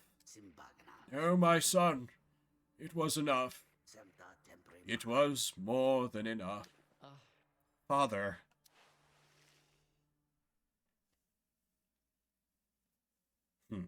Now until the stars abandon us. Well, the stars are in the process of abandoning us. Seems not great. You prevailed in the liberation against the Fate. Already does the Black Wagon feel quieter than usual without Ruki, who returned to the Commonwealth. You overhear some of your companions reflecting on this. He's gone, just as I was getting to like him. We shall make do without him here. You wonder who, if anyone, among you shall be the next to go. Then Volfred asks the group to gather. You sense you know what news he is about to share. Everyone, I must apologize to bring such news at this late hour, but I felt that you all would wish to know as soon as possible. The context of our plan has changed. He looks about at everyone before revealing to them what the stars have revealed to you both. The stars above are disappearing. They seem to just be fading away, one by one, for reasons that the scribes alone may know for certain, though we all may harbor our suspicions. See for yourself if you have any doubt that this is so. A hush falls over your companions, all exhausted from the rite, and now stunned into silence. If this phenomenon continues unabated, and we have every reason to believe it shall, then the rite shall cease when the stars no longer shine. Permanently cease, that is. Your companions exchange glances. You sense negative emotions rising, confusion, fear. Before, I gave you the impression that, should the Nightwings not prevail in a liberation rite, there would be other chances. This remains so, however. Our chances are now numbered. The exact number I have yet to ascertain, but to be quite frank, there are more of us than we have chances left. You sense your fellow exiles are beginning to realize what this means. I know this must be difficult to hear, but this is not to be a cause for panic. Our plan remains essentially unchanged. We shall take which opportunities arise, and return as many as we can. I urge you all to take whatever time you need to think this through. At dawn, we shall head south again to Moonlight Alcove. We can discuss this further then. Now, please, get some rest. Our path grows harder, though not insurmountable. Not while we stand together. We can still prevail. The group disperses. Some whisper in hushed tones. Others turn to their quarters, speechless. There will be time, later, to better understand this omen. And what an omen it is. Let me have a look at, probability of success, 55%. That seems a little low. Ooh, I don't want to face the Essence in the next liberation, right? I really don't. God, I also don't want to face the Pyre Hearts. Could I, like, throw a match to the Dissidents, maybe? Well, no, because they're all dogs. They're bad, too. Crap. It's gonna be rough, unless I can really rig the hell out of it. After the liberation rite, you find Sir Gilman in an uncharacteristically quiet and contemplative mood. He salutes you crisply with his tail. Glory to you, Master Reader, and glory to the noble Rookie Greentail. Long may he prosper in the Commonwealth. And in so doing, may he benefit the plan into which we have all been thrust. Then he falls silent for a time. You sense him growing very emotional. In noble Rookie, this knight found a kindred spirit, Master Reader. One of questionable honor, the greatest cunning, and such blinding speed as to befit a minstrel's tale. This knight fears our triumvirate lost something irreplaceable in him. Of course, this knight is also pleased that Rookie has achieved his freedom. Very much so.